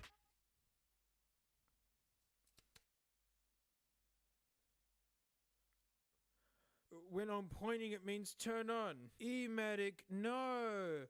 All the amazing memories we've had together. Alright, let's armor up. We're gonna arm it. When I'm pointing, it means turn on. Get out. I'm not lying. Ask any of my patrons. I've never had this many dead nugs. Like, unbelievable. Ooh, it's gross looking. Ooh, micro USB again. It's an Agbatech. It looks like one of the SanDisk clips. Micro SD in, that's cool. Drink. Here we go. Oh, God, jeez. Oh, man, she's cooked. Oh, that's so sad. Does it appear on the computer? It appears on the computer. Look at that catchy name. Agbatech. And there's nothing on it. Ah, God. This is straight up sabotage, all right? This is sabotage. Never had this many nuggets go wrong. Like, God, clearing out the whole bag in a single episode. Last one, hopefully. MP4. Ambiguous. Wow, look at these zany controls. Do you hold it this way or this way? Yeah, that looks like... That's a Nokia battery. If this battery works, this would be good for my old Nokias. Ooh, that's handy. Oh, it's got the weird connection. I'd say arming the nugget, but at this rate, it's gonna do nothing. Oop. Oh, that's a good start. Oh, okay, you are meant to hold it this way. All right, I've seen this UI before, so my patrons look at that going, that looks familiar. It's got no name, but it's full of stuff. 50 Cent? Akon, Aqua's Barbie Girl, fantastic. Avril Lavigne. This thing's full. 2008, 2008. This nugget's been hanging around for like 12 years. All right, hopefully it lets us use this thing without having to be plugged into the compute. I hit eject. Get out. It's locked up the computer. Oh no, there it goes. Whoa! This one's worth cleaning now. Let's go. Wow, that is so dim. Can we make that brighter, please? And these controls are borderline unfathomable. Oh, left and right is up and down. That is so dumb. Can we make the screen brighter, please? Yeah, crank it. Crank that brightness. I don't notice a diddly thing. How do we go back? Oh no. Yeah, they've all got the same tortured... Alright, let's get straight to it. I just want to see the videos on this thing. Alright, here we go. Empty disc? Oh, Dixie Chicks works. Lucky us. Oh, God, that's why I hate these stupid nuggets. Oh, we've got to show something on the screen. Hang on. Right, you dim idiot. Oh, it can't even show a picture of Bitey Frank. Oh, well, before the inevitable happens, I have to test the recorder.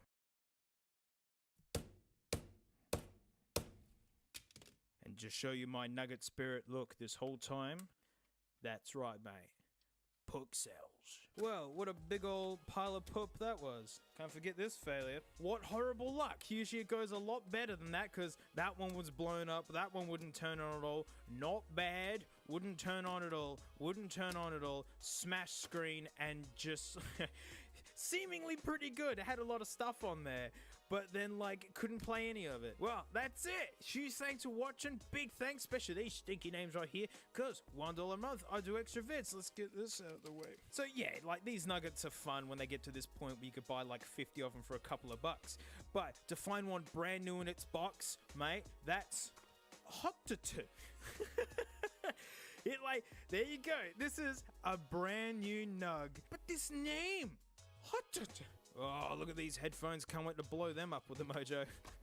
But yeah, we're going to open up a brand new nugget, see what all the fuss is about. So, huge thanks for watching. Happy New Year's to you, unless you're still dealing with 2020. But anyways, but hey, I'll see you all next time. Franklin want the food.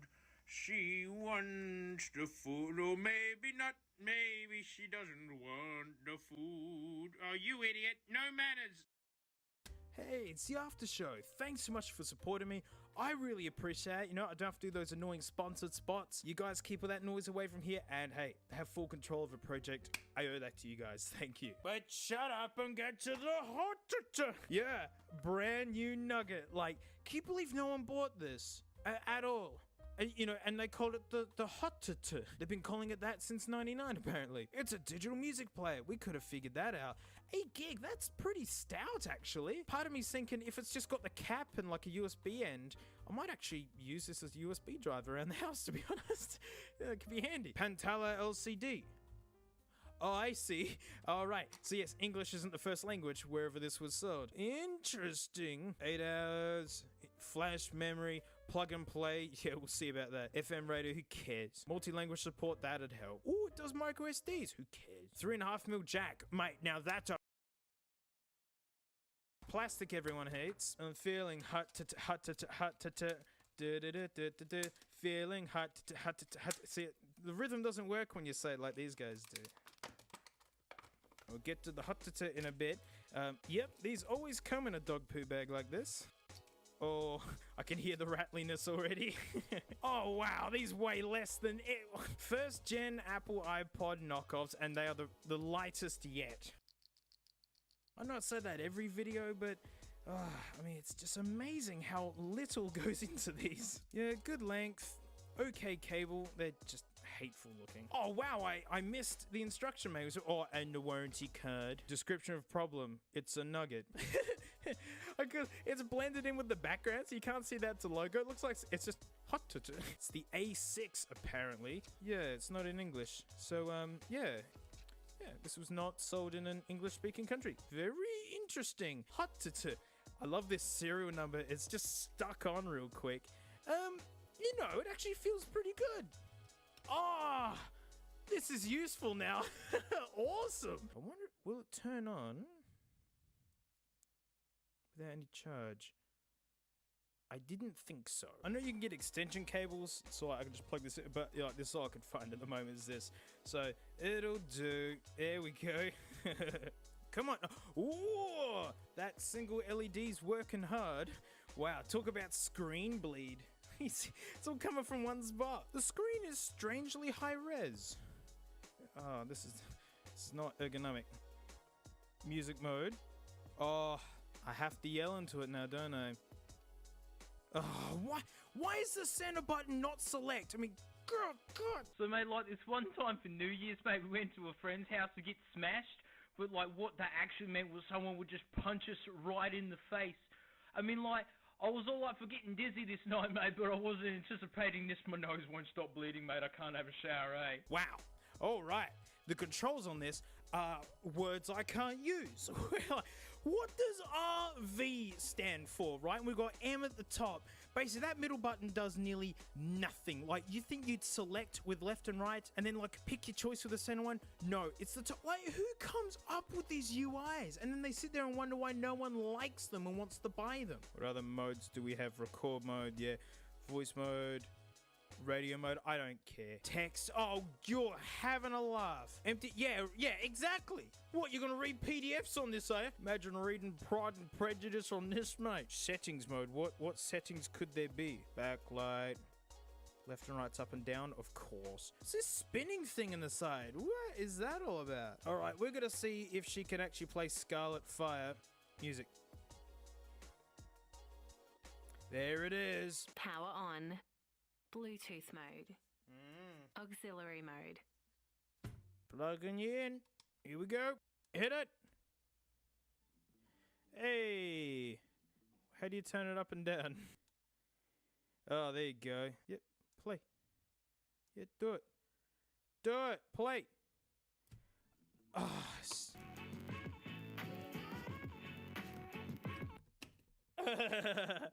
Yeah, she's not feeling hot at all. As a flash drive, that's actually kind of neat and handy. I might actually keep that around. Yeah. But we gotta smell these headphones. Of course, we've got the Mojo. Gonna give these the best chance possible. Oh yeah, that's what you want. No way. No way. What? All right. I'm not speaking in awe as a good thing. This is like, are you kidding me? These have so little volume coming out of this. Like, what are these, 1,000 ohms or something? These are playing at a lower volume than a set of T1s or something. What? Hang on. All right, now we're going to try and pop them, and you watch, there won't be any noise.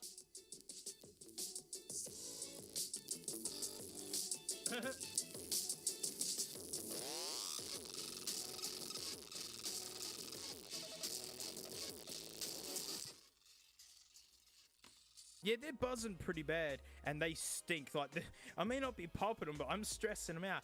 That was such a weak volume. I mean, I wouldn't want to, but I could almost have put them back in my ears and probably just listened to them. Like, wow, these have really moved me. I mean, like, these have led me to take an extra step in like preserving these forever.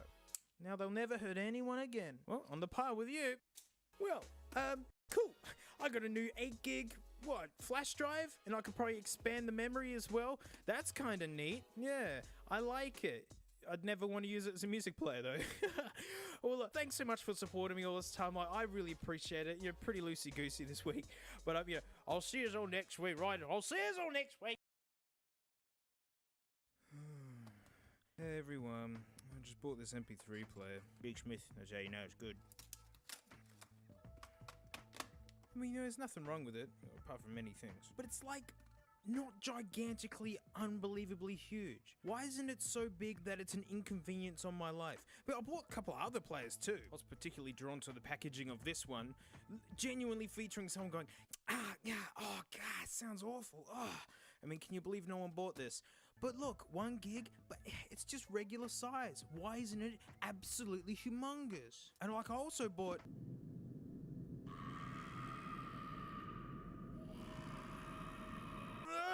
Mate, I don't even know where this thing has even come from. Why hasn't someone created this inconvenient product for my self-destructive needs? Oh my gosh, mate, I can't believe it. It's the colossal MP3 player. It's so big that this is actually going to be a problem to film. Look at this spectacle. Like, it's got a kickstand. You have perfectly working technology right there. But nah, mate, that's got to be like a giant iPod Nano that's like completely inconvenient. Bezel! Bezel! This is king of the bezels. This is it. You can't go more bezel than this. Any more bezel than this, then it's just a flat surface with nothing on it. Well, mate, I'm getting a slight vibe that this might be a very cheap product. Supports MP3 music files, also known as the bare minimum. Built-in speaker. Oh, can't wait to smell this thing. Oh no, we need 4. And they're not included. Thanks, boys. Stereo earbuds.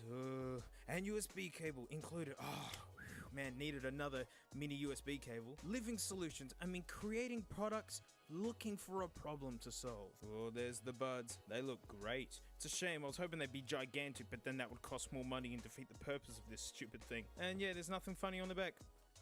Alrighty, it's in that packaging everybody loves. Well, I just want to say I'm very sorry for the condition of my hands this week, mate. I bought an old Mercedes, and let's just say old mate Merc and me ain't getting along, and old mate Merc's winning so far. Oh, we're in. Alright, we'll get to this in a... This is incredible. We'll get to this in a second. We need to look at the treasures first. That is taped on... You... God, Living Solutions, you jerks. Look at that. Oh, look at this. Oh, here's your instruction manual. Well, we've gone ahead and just taped it straight to the crappy cardboard back. Don't worry, this is just like thinner than toilet paper, mate. She won't tear it all getting it out. So, alright, here we go. Oh, actual, like, considering we got out of that pretty good. I mean, that's not bad. All right, this is a very crappy manual. There's the bezel. 1, LCD display. 2, speaker. Nah, guys, you forgot to mention the bezel. Warning, only adults should handle batteries. That's right, mate. The power these pixels punch, mate. Or the kids will just explode. Please save these instructions for future reference. Oh, look, a mini USB cable. Just what I needed. That's a lie. I've got so many of these. Actually, I'm not even gonna bother. On the headphones. Oh, these are always great. Yep, as usual, they straight up sound like percussion. Well, they'll be fun to blow up later. But seriously, everybody, for one moment, I need you all just to stand up for me, right? As we just pay respects to what is just simply the largest nugget in the world.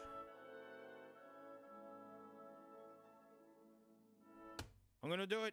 I'm gonna peel it. Reveal not the screen. I want to see this bezel. Here we go. Oh, it's beautiful. Oh, guys. God. Credit to him for not hiding the bezel. Nano. Look, you can always fit a nano in the bezel. That's amazing. It weighs nothing, by the way. This is just a big plastic. Sounds like a VHS tape. Oh, the kickstand. Oh no. Oh no. Oh no. Oh, that is awful. Oh, there it is. What an unusual perspective of this thing you have right now. Give it. There we go. Come on, Puxels, you're needed. Hey? I don't just keep you around because of the name that I find funny for some reason. I've only got 3 of them. But we'll back it up with an old favorite, mate, a Kirkland. Whoa! Yeah! Man, it's got a backlight and everything. Wow, look at our options. Music and setting. Setting.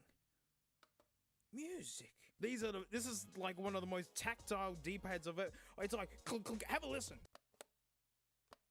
Well, I guess we should plug it in and put Scarlet Fire on it. Yeah. Oh, the picture doesn't look anything like the Super Nugget. All right, so I got this plugged into iMac here. There's a song on here. It's from 2008. The song was first created in 2002. It's called Grandma Dola. So look forward to that in a second. Power on. Bluetooth mode. Auxiliary mode. Every time. Plugging in the Nugget. All right, let's take a listen here. Play. Oh, his menu. That Grandma Dola. Is this copyrighted? Do I need to talk over this? Well, I'm talking over it because I don't know. What? This is... Wait. What? I don't get it. Is that what the clientele for this kind of product want? I mean, it's what I wanted, and I guess in the end of it, I did buy this and it was brand new. Where's Scarlet Fire? What does that say? Is that Scarlet Fire?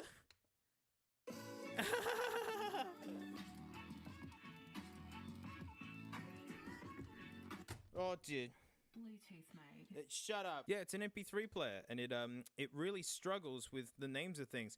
But the beautiful thing is, it's got its own speaker. Oh!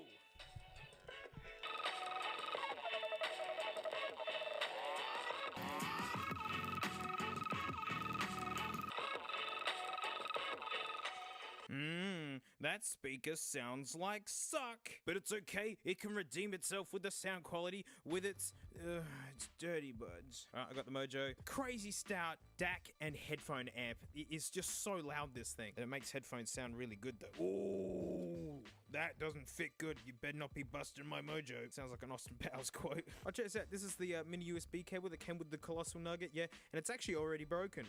Like, is it any wonder no one bought you? Hey, look, check it out. K-Bear Stellas. Actually what these guys are knocking off. I mean, these are made in China too. But look at that. The exact same looking. I mean, these feel really cheap as well. But they were really cheap. Look at the egg bag they give you. Like, yeah, it's identical. Oh wow, yeah, okay. These actually sound alright. So, oh wow, those are headphones. No problems at all. These sound like dog spit, like dreadful, and no volume as well. What are they, 1,000,000 ohms or something? But actually interesting because these were cheap, so cheap. Ooh, lots to think about. All right, let's stress these out. Yeah. Yeah. Oh. Oh man, just all this stinking bad. Holy God. Oh.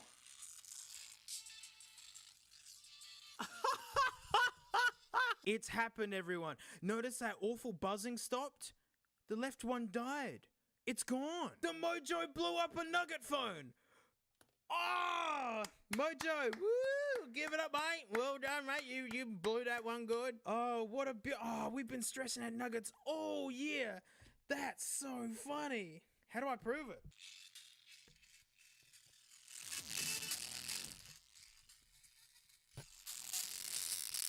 Ooh. Oh! Oh! Oh!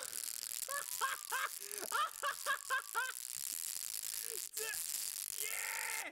Oh! Get on the Yes, Mojo! Mojo, you did it! Thank you, iMac, for chiming in there. Guys, wow, what a racket! What a colossal blowout for the colossal nugget. Oh, this is my favorite nugget video yet, I'm telling you. Ah, beautiful. And they're still warm. All right, mate, give them back. All right, you know what I mean? Like, give it. That's it. Oh, my pixel. All right, I know you're just like me, and you're definitely curious what's actually inside of this thing, so I'm gonna take all these screws out.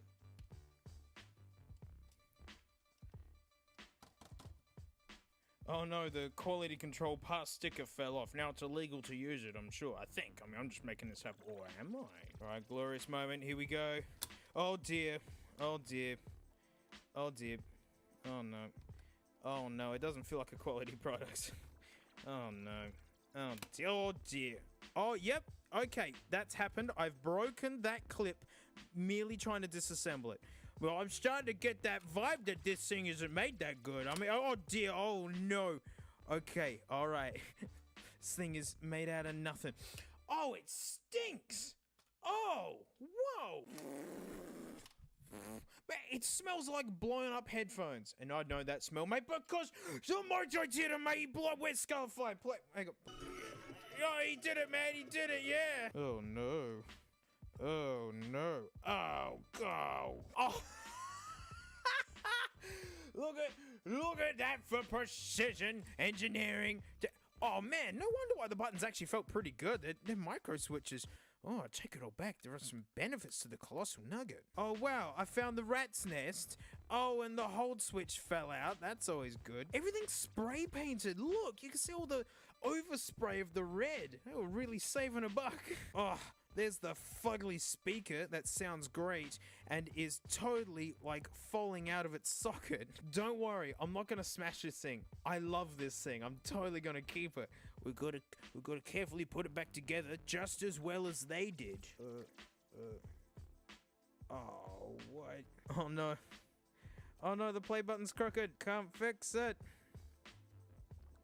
Oh gosh, no, it's beginning. I can hear things falling out. Oh, the hold switch fell out.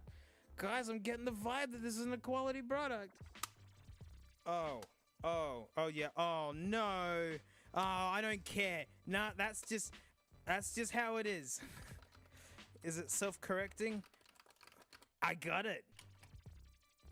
Well, yeah, what a beautiful thing. I really like it. It's a piece of junk. You know, do I rate it? Not even a little bit.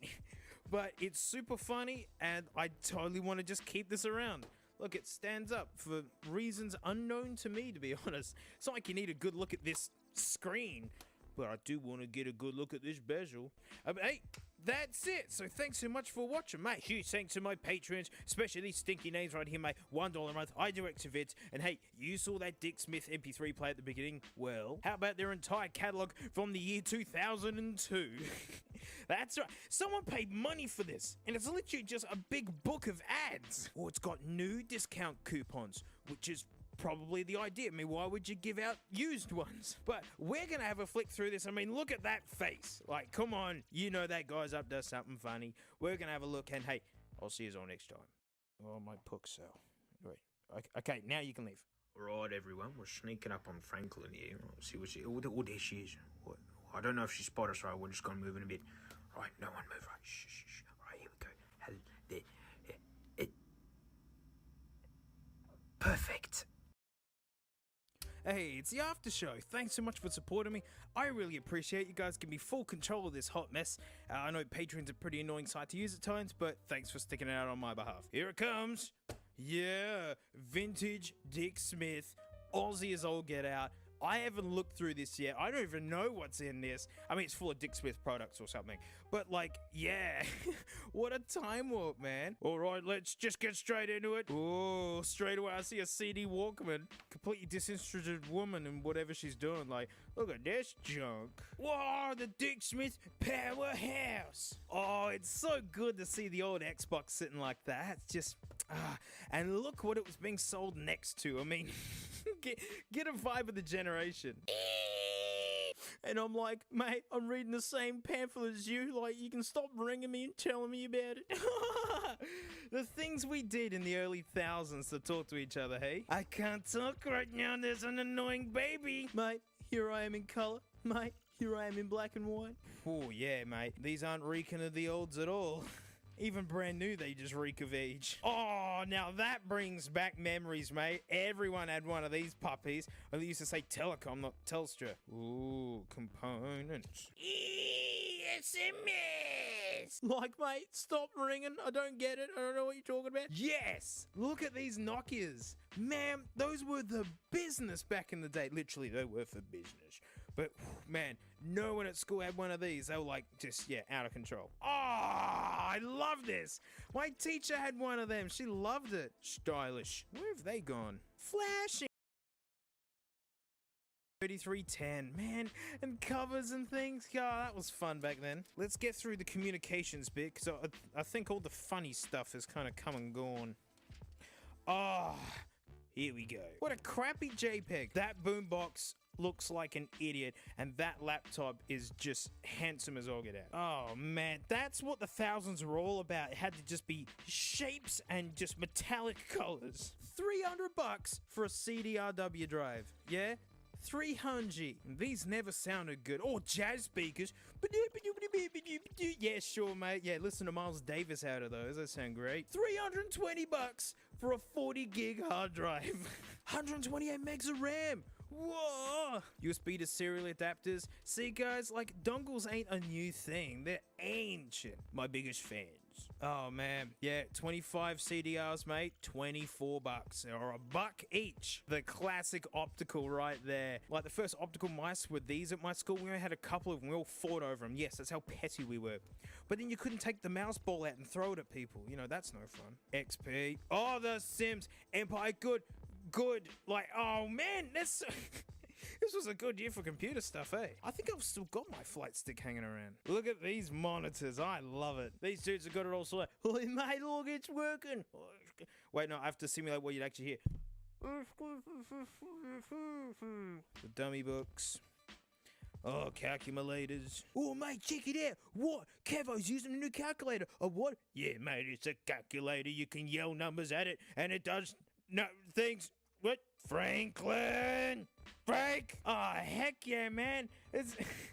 Look at that, man. That's just what you carried around. Cassette players. Like, year 2000, I got my first cassette player. So even the cheap ones, $90, 120. Sony's 180, 200, 300. So I had a cassette deck because, you know, $20. So, ooh, $100. I think they're still selling the same ones to this day. Need I say more? Need I say, look, everyone's having a good time. The movie doesn't even need to be going, mate, and everyone's all smiles, yeah? That's an awesome looking remote control. I actually want that. 250 Aussie bucks for that slab of plastic and glass. 500 bucks for this handsome brew. It looks ogreish as it is. Oh, heck yeah, man. I love remote control cars. I need to get another nitro car. That's the way it's gonna be, little darling. Like a Australian pub, right? It's just horses all night. Darryl Braithwaite. All of that stuff is in the landfill. Guaranteed. Oh, back in the day, you can get proper little globes, right? It's all LEDs now. Yeah, mate, look how many. Like, back then, that's like, mate, that's a week's worth of Game Boy right there. Remember as a kid saving up money for freaking batteries to run out of my purple Game Boy Color. Yeah, and I made that face like, yeah, I'm happy, but I'm actually kind of mad. You guys nowadays, you just plug it in. Like, oh, the coupons. Oh, no, someone could copy these and use them. I should cover it. They're still selling the same ones of these. Electrical components, most of this is just, you know, tools, the same stuff they're still selling today, to be honest. Oh, wow, look at this battery guide. Oh, wow. Huh, literally every type of battery. That's actually pretty cool. Oh, man, look, there's proper learning business in the back of this. Actual learning. Wow. What a slammer book. I mean, like, this middle bit was the best. I mean, that like the computers and the entertainment stuff. Somersaults and bucks. I mean, they're still selling those. And seeing those $20 cassette players, like, you know, I've got a whole stack of these, all brand new in boxes, by the way. The things I'm hiding from is you have no idea. Franklin! But hey, thanks so much for supporting me. I really appreciate it, mate. I'll see you on the other one. Here we go again. So, common comments from the first episode was that, oh, Raycon's gonna sue you, mate, or you're a goner. Well, that's a way to never get sponsored and have Raycon never reach out to you. Well, the funny thing is, they reached out to me. Yeah, they were, I mean, I never thought I'd get a reply from Raycon after that vid. The corpse of the first one's still hanging around here. But they were actually all like, hey, thanks for reviewing the headphones. Would you like to try our new improved ones? Well, it's nice that they're good sports about it. But I actually declined. Honestly, I wasn't really interested. I appreciated it though, but they asked if I'd at least just try them. Like, they didn't want a video out of me for it. And so I was like, hey, you know, why not? But here I am doing a video about it. So these are the E25 Pros. So yeah, this is the new improved version. Same marketing guff on the inside. AKG do this as well, and I don't like it when they do it. I mean, it's like, you know, I already bought them. You win. Like, stop selling them at me. I haven't even looked in this bit yet. Oh, there's that sticker. Oh, I really don't want to waste this one. I want to be me. Oh, it's a booklet now, not like just a big... yeah, this is actually a way better little manual than the last thing they gave, where half of it was just marketing, really. Hey, technically an improvement, even if I don't like this mushy kind of talk. Look, I opened it properly this time. Oh, look, you get a little lanyard because, yes, they put a lanyard on it. I didn't know that was something people wanted. And yeah, look, bud bits, a cable, it's all basic stuff. So while basically looking exactly the same except for this little loop there on the end, these genuinely have improvements. Look, it's USB-C now. Nice. And wireless charging. That's something I think earbuds are really good for. You have your wireless charging pad at the front door next to your keys, you just go doink, and that means they're always charged when you're ready to head outside. Now, since the last video, I've actually been handling a lot of wireless earbuds for future vids. Yes, I have Sony XM3s, which has a case so big that, like, you could put a FLAC player in here as well. But, you know, these are properly acclaimed. You know, there you go. Nice buds. You gotta respect just how tiny the Raycons are. Honestly, one of the smallest regular buds I've handled. Like, I've got the Bose Sleep Buds, but you can't play music through them. Regardless of sound, that's pretty neat. And it's just got a physical button, no crappy touch. So neat. Now, I only bring this up as a good thing because, like, you know, I can't sleep with earbuds in my ears. I just can't do it. Like, I even struggle with the sleep buds. But these have the best chance of being earbuds for naps. Just because of how tiny they are and how well they fit, like, right into your ear. You know, that's a bit harder to do with these chunksters. Case still doesn't open all the way, but you know, according to this paper, the old ones were bass heavy. And yeah, boy, were they. But no, the new ones, the upgrade ones, mate, these are balanced sound. Better water resistance. And a lanyard. Their ads are proclaiming it too. Like, the whole Raycon vibe is that you pay less for good sound. So are they balanced? No, not even. They are still super bassy. Now look, they're not awful. They're just mediocre. Because, you know, it's not just how much bass and treble there is that makes them sound good or bad. Like, you know, example, here's my K712s. Lovely things. Yes, I know these are audiophile headphones, but I love these because of the soundstage. You know, that's how, oh my pixel. You know, it's how 3D and wide music sounds. Any headphones can do left and right. Headphones like these start doing forwards and back. You know, what I mean is, like, you know, you listen to a live album, you can almost point to where instruments are. The Raycons just kind of squish it into left and right only. Like, not slightly behind you to the right, it just comes straight at you like that. You know, I mean, that's my best explanation for something that you got to experience in person. And like, look, I've tried bootleg headphones, like actual bootleg headphones that are a total scam that come with fake iPods, right? And these are way better than that. Dude, these aren't a scam, they are cheap feeling, but they do work, right? They're just bad value. And as I said before, their whole vibe is that you're paying less for great sound. And I can just completely blow that apart with, oh look, KZs. Really nice cheap in-ears. I brought these up in the last Raycon vid, and yeah, I very much preferred these over them. But since the Raycons are upgraded, it's only fair that we do the upgraded KZs. Look how good these look. That's metal, by the way. You can see all the guts in there through this beautiful clear plastic. They ain't hiding nothing. They want to show you how much work they've put into these. Look at the metal fittings. Oh, it's beautiful. So yes, they have a cable on them because, hey, if you're gonna go cheap, don't be greedy. Because wireless headphones have to have their own amplifiers inbuilt to send the sound. Whereas with a cable, you can just hand that over to your phone, your MacBook, your whatever. And that helps make these cheaper. The KZs absolutely smash the Raycons.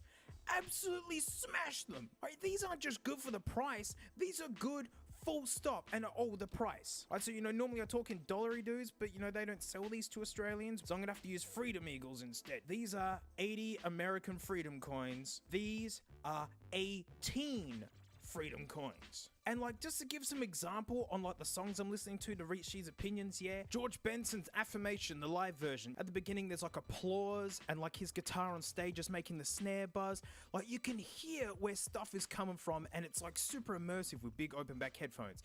With the Raycons, it just straight up left and right only. MJ's PYT, it's tight and punchy like Michael Jackson's Raycons. Everything has a sub boom to it. It's like, you know, I love bass, yeah, I love it, but only when it's meant to be boomy. Not something like this where it's meant to be tight, because hey, if I want bass, Beanie Man's Who Am I? It's got big stinky bass, right? But good headphones can still give clarity in the voice and the percussion and all those sort of things, like the reverb on the vocals, which is the room sound. You know, if you're in a gymnasium and you yell, you pick up all of that with big stinky bass. This just crushes all the top end stuff together, and so it's just heaps of sub bass and everything else feels tiny. It actually makes the track feel small. Because if it's nothing but bass, like bass is one instrument, guys, and a bit of bass drum. That's it. Vocals, piano, synths, guitars, the rest of the drum kit, that's all up in the top end. So if you have nothing but bass, it feels tiny. Earth, Wind & Fire's Let's Groove. Huge kick drum, like it's super thumpy, awesome bass line. It's super stereo. Supportive vocals are out here, main vocals are in the middle, it's got heaps of stereo stuff jumping around. It's a really beautiful mixed track, and honestly, nearly every headphone sound good with this track. Or Earth, Wind & Fire's September. Listen for the bongo man. In the right ear cup, there's just a guy with some bongos, and he's going at it the whole time, and really nice wide headphones, right? He feels like he's really far away. It's almost like he's in the room with you, just in there. You can't unhear the bongo man now. Something more unconventional. Thundercat's Dragon Ball Do-Rag, right? It's super lo-fi, and the kick has a huge sub kind of added to it. Out of the Raycons, it just sounds like mush. It's just... but with nice headphones, you know, like these, like you can hear the textures and the synth, like the lo-fi crackle and things, and the sub bass is still huge, but it feels like it's meant to. That just crushes everything together. Last one, I've got a whole bunch of tracks, but look, Curtis Mayfield's Pusher Man. At the beginning, it's all like tight percussion and like acoustic instruments. It's super crispy. It's a really old school tune, and sometimes Curtis gets really low in his voice, and with this, it can start getting boomy. It feels like the mic is feedbacking or something. But look, they're tolerable. They're tolerable, and due to their nappable, sleepy time potential, thanks to their literally tiny size, they really do have like a possible use with some people. It's just a shame that they're just a redesign of a pair of headphones you can get for half the price. So if the shape is all you want, why would you pay double to have Raycon written on it? But in the last video, a lot of folks also said, yeah, well, these are like their cheap ones, mate, so like you shouldn't judge it all until you try their expensive ones too. Oh look, it's the expensive ones, the E85s. Not 80 US bucks, these are 150. I've already taken them out. Just want to see if anything's different. Hey, it's a different Raycon sticker. Okay, now look, that's actually a cool looking sticker. Now I'd really not want to waste it. Again, good book. Like, yeah, it's nice documentation. Way better than Samsung's beans. So honestly, I didn't ask for these either. These were just in the box. I mean, they actually gave me other little gift things. Genuinely, they gave me this Raycon bum bag. I haven't used a bum bag since like 2003. Check it out, mate. I can keep my dirty buds in here. That's actual, yeah. I unironically love my Raycon bum bag, and no matter my standings on the headphones or whatever, you betcha I'm going to be wearing this at some point. So right out the gates, these are AirPods Pro clones, like straight up that shape. So yes, you read that box properly. Active noise cancelling, and yes, these have active noise cancelling, and it works. It'll take the aircon out of a room, you know. Still cheap feeling. Like, I don't hate the case, you know. It opens up nice and wide. It looks like it's using a lot of the space. It's got the magnets. That okay. Ooh, what about this one? Oh yeah, oh shit. Sorry, mate, I hit you with your brother there. Yeah, they stay in, these don't. They sound marginally better. A little bit. I mean, they have to for almost costing twice the cost. They don't sound twice as good. But there's actually a problem. Like, my pair are busted out the box. Right? If I'm pushing them into my ear, right, the left one makes really loud buzzing distortion sounds. If I turn off the noise cancelling, it goes away. So it's like, that's the problem. And then basically, if you take away the noise cancelling, these are just very, very average, cheap earbuds for 150 US bucks. But hey, that kicks the conspiracy theories I keep reading in the comments about, like, yeah, well, like, Raycon, I bet, only send their good pairs to reviewers and all the rest of us get crummy ones.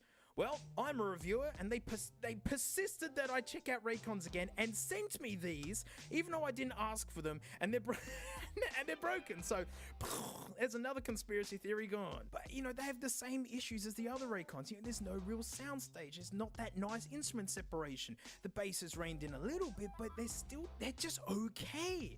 Like, the noise cancelling is cool. Shame mine is buggy. I don't hate the case. But again, absolutely destroyed by the $18 KZ. $18! They're built nicer, they sound so much better, and they still cancel noise. Like, these ones aren't active noise cancelling either.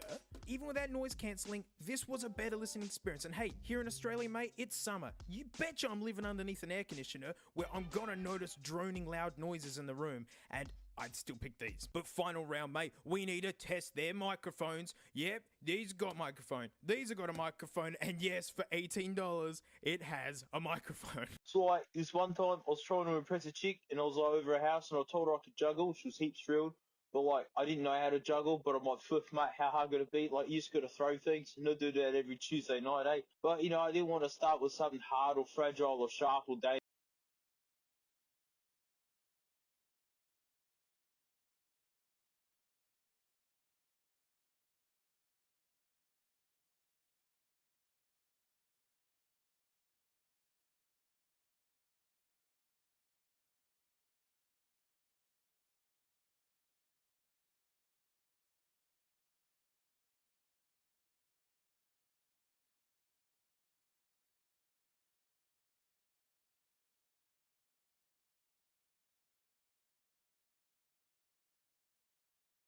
Ayo, Andy here. It's been a hot minute. I know, alright? It's been over a month.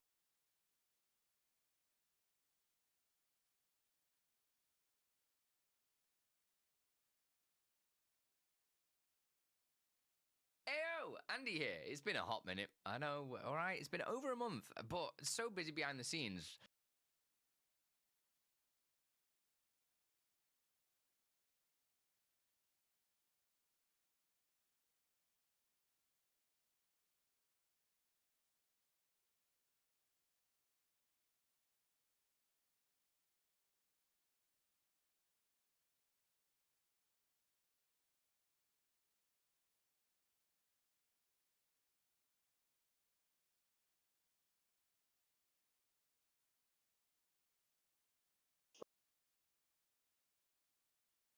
Fragile or sharp or dangerous, right? So like, you know, I just tried to juggle her cats, eh? So like I'm a good 6 seconds into my cat juggling routine here, mate. It's harder than you think because like the kitten's way less than the full-grown cat, mate. So it's all a bit daddy wampus. And like she's just screaming, mate. I'm like, oh mate, she's loving this. So I get the pug in there too, mate. But they're dense, mate. They really threw it all out. Look, needless to say, mate, the pug got thrown out the window.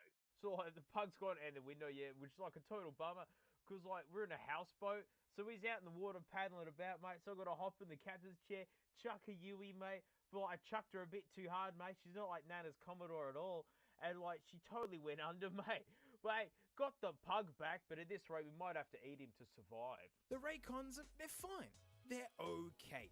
You can hear the voice, and I guess that's all that matters. Funny enough, the KZs usually have rather nice mics. I think the cable helps. It's one of the perks of, like, sending a hard signal, yeah? Which is why a lot of people are super bummed that the headphone jack's gone, because there's just some things that wireless don't do better, like latency. But despite the improvements, and there are some USB-C wireless charging, that whole vibe, I reached the same conclusion. They're just bad value. They're not a scam. Like, these are nowhere near bootleg standards. And hey, I had problems with my AirPod Maxes, so, you know, every company can have problems. If you own these, you have headphones that work. Way better than your phone speakers. They just really remind me of the Beats by Dre. Just super mediocre, where you can literally get twice the sound at half the money. I mean, Taotronic Sound Liberty 79s. I hear they have a few reliability issues, which is a bit of a drag, but they're half the cost and just double the sound of this. And hey, if you don't mind a cable, for a quarter of the money, you can get these, and they're awesome. There you go, KZ, ZSN Pro X's. Yes, I say Z, just deal with it. But just to finish, I want to do a quick do about people attacking YouTubers for being sponsored by Raycons. And I hate to see it. You know, remember that not everyone is hardcore into audio and music like I am. Like, since the age of 9, music has been my entire pathway. I've worked in studios. I like to make music. I've got so many pairs of headphones to reference against. And if you don't have a point of reference, you could put these in your ears and go, hey, these sound alright. Hey, these sound good. You know, when I give folks the tour of my headphones, we start with the cheap ones, and people generally say, oh, they're not bad. But then after trying all the cool serious ones, oh my lovely, at the end of it all, we come back to those. The headphones haven't changed, just their perspective, and I'm sure many YouTubers are just happy to have a small pair of earbuds that play music with a bit of extra bass. You know, if you don't want to support Raycon, just don't buy them. You know, please don't attack people over it. But that's it. Thanks so much for watching. Hey, big thanks to my patrons, especially these stinky names right here, because $1 a month I do extra videos, and yeah, this one's a bit of an interesting one. So someone reached out to me to tell me that they have prototype iPods. Yeah, prototypes, and they offered to lend them to me so I can check them out. I didn't realize he would send me a whole box of them. I haven't played with any of them yet, but I pulled 2 of them out, and we're gonna check them out like a first point of contact. Yeah, regular iPod, yeah? This has got a cover on it. But what's that all about? And yeah, this serious looking sticker, and look, that's a different color as well. This is super neat though. Look, it's an iPod Touch with crazy gibberish on it, and what the heck is that camera placement? What? So, you know, we're going to plug these in and see if they do anything. Don't worry, I'm going to do a full main vid on these because I want to learn what all these codes mean so I can actually discuss a little bit. Because, yeah, apparently it all means really specific stuff. So we're going to plug these in and see if anything works. So thanks, and I'll see you. Look, please,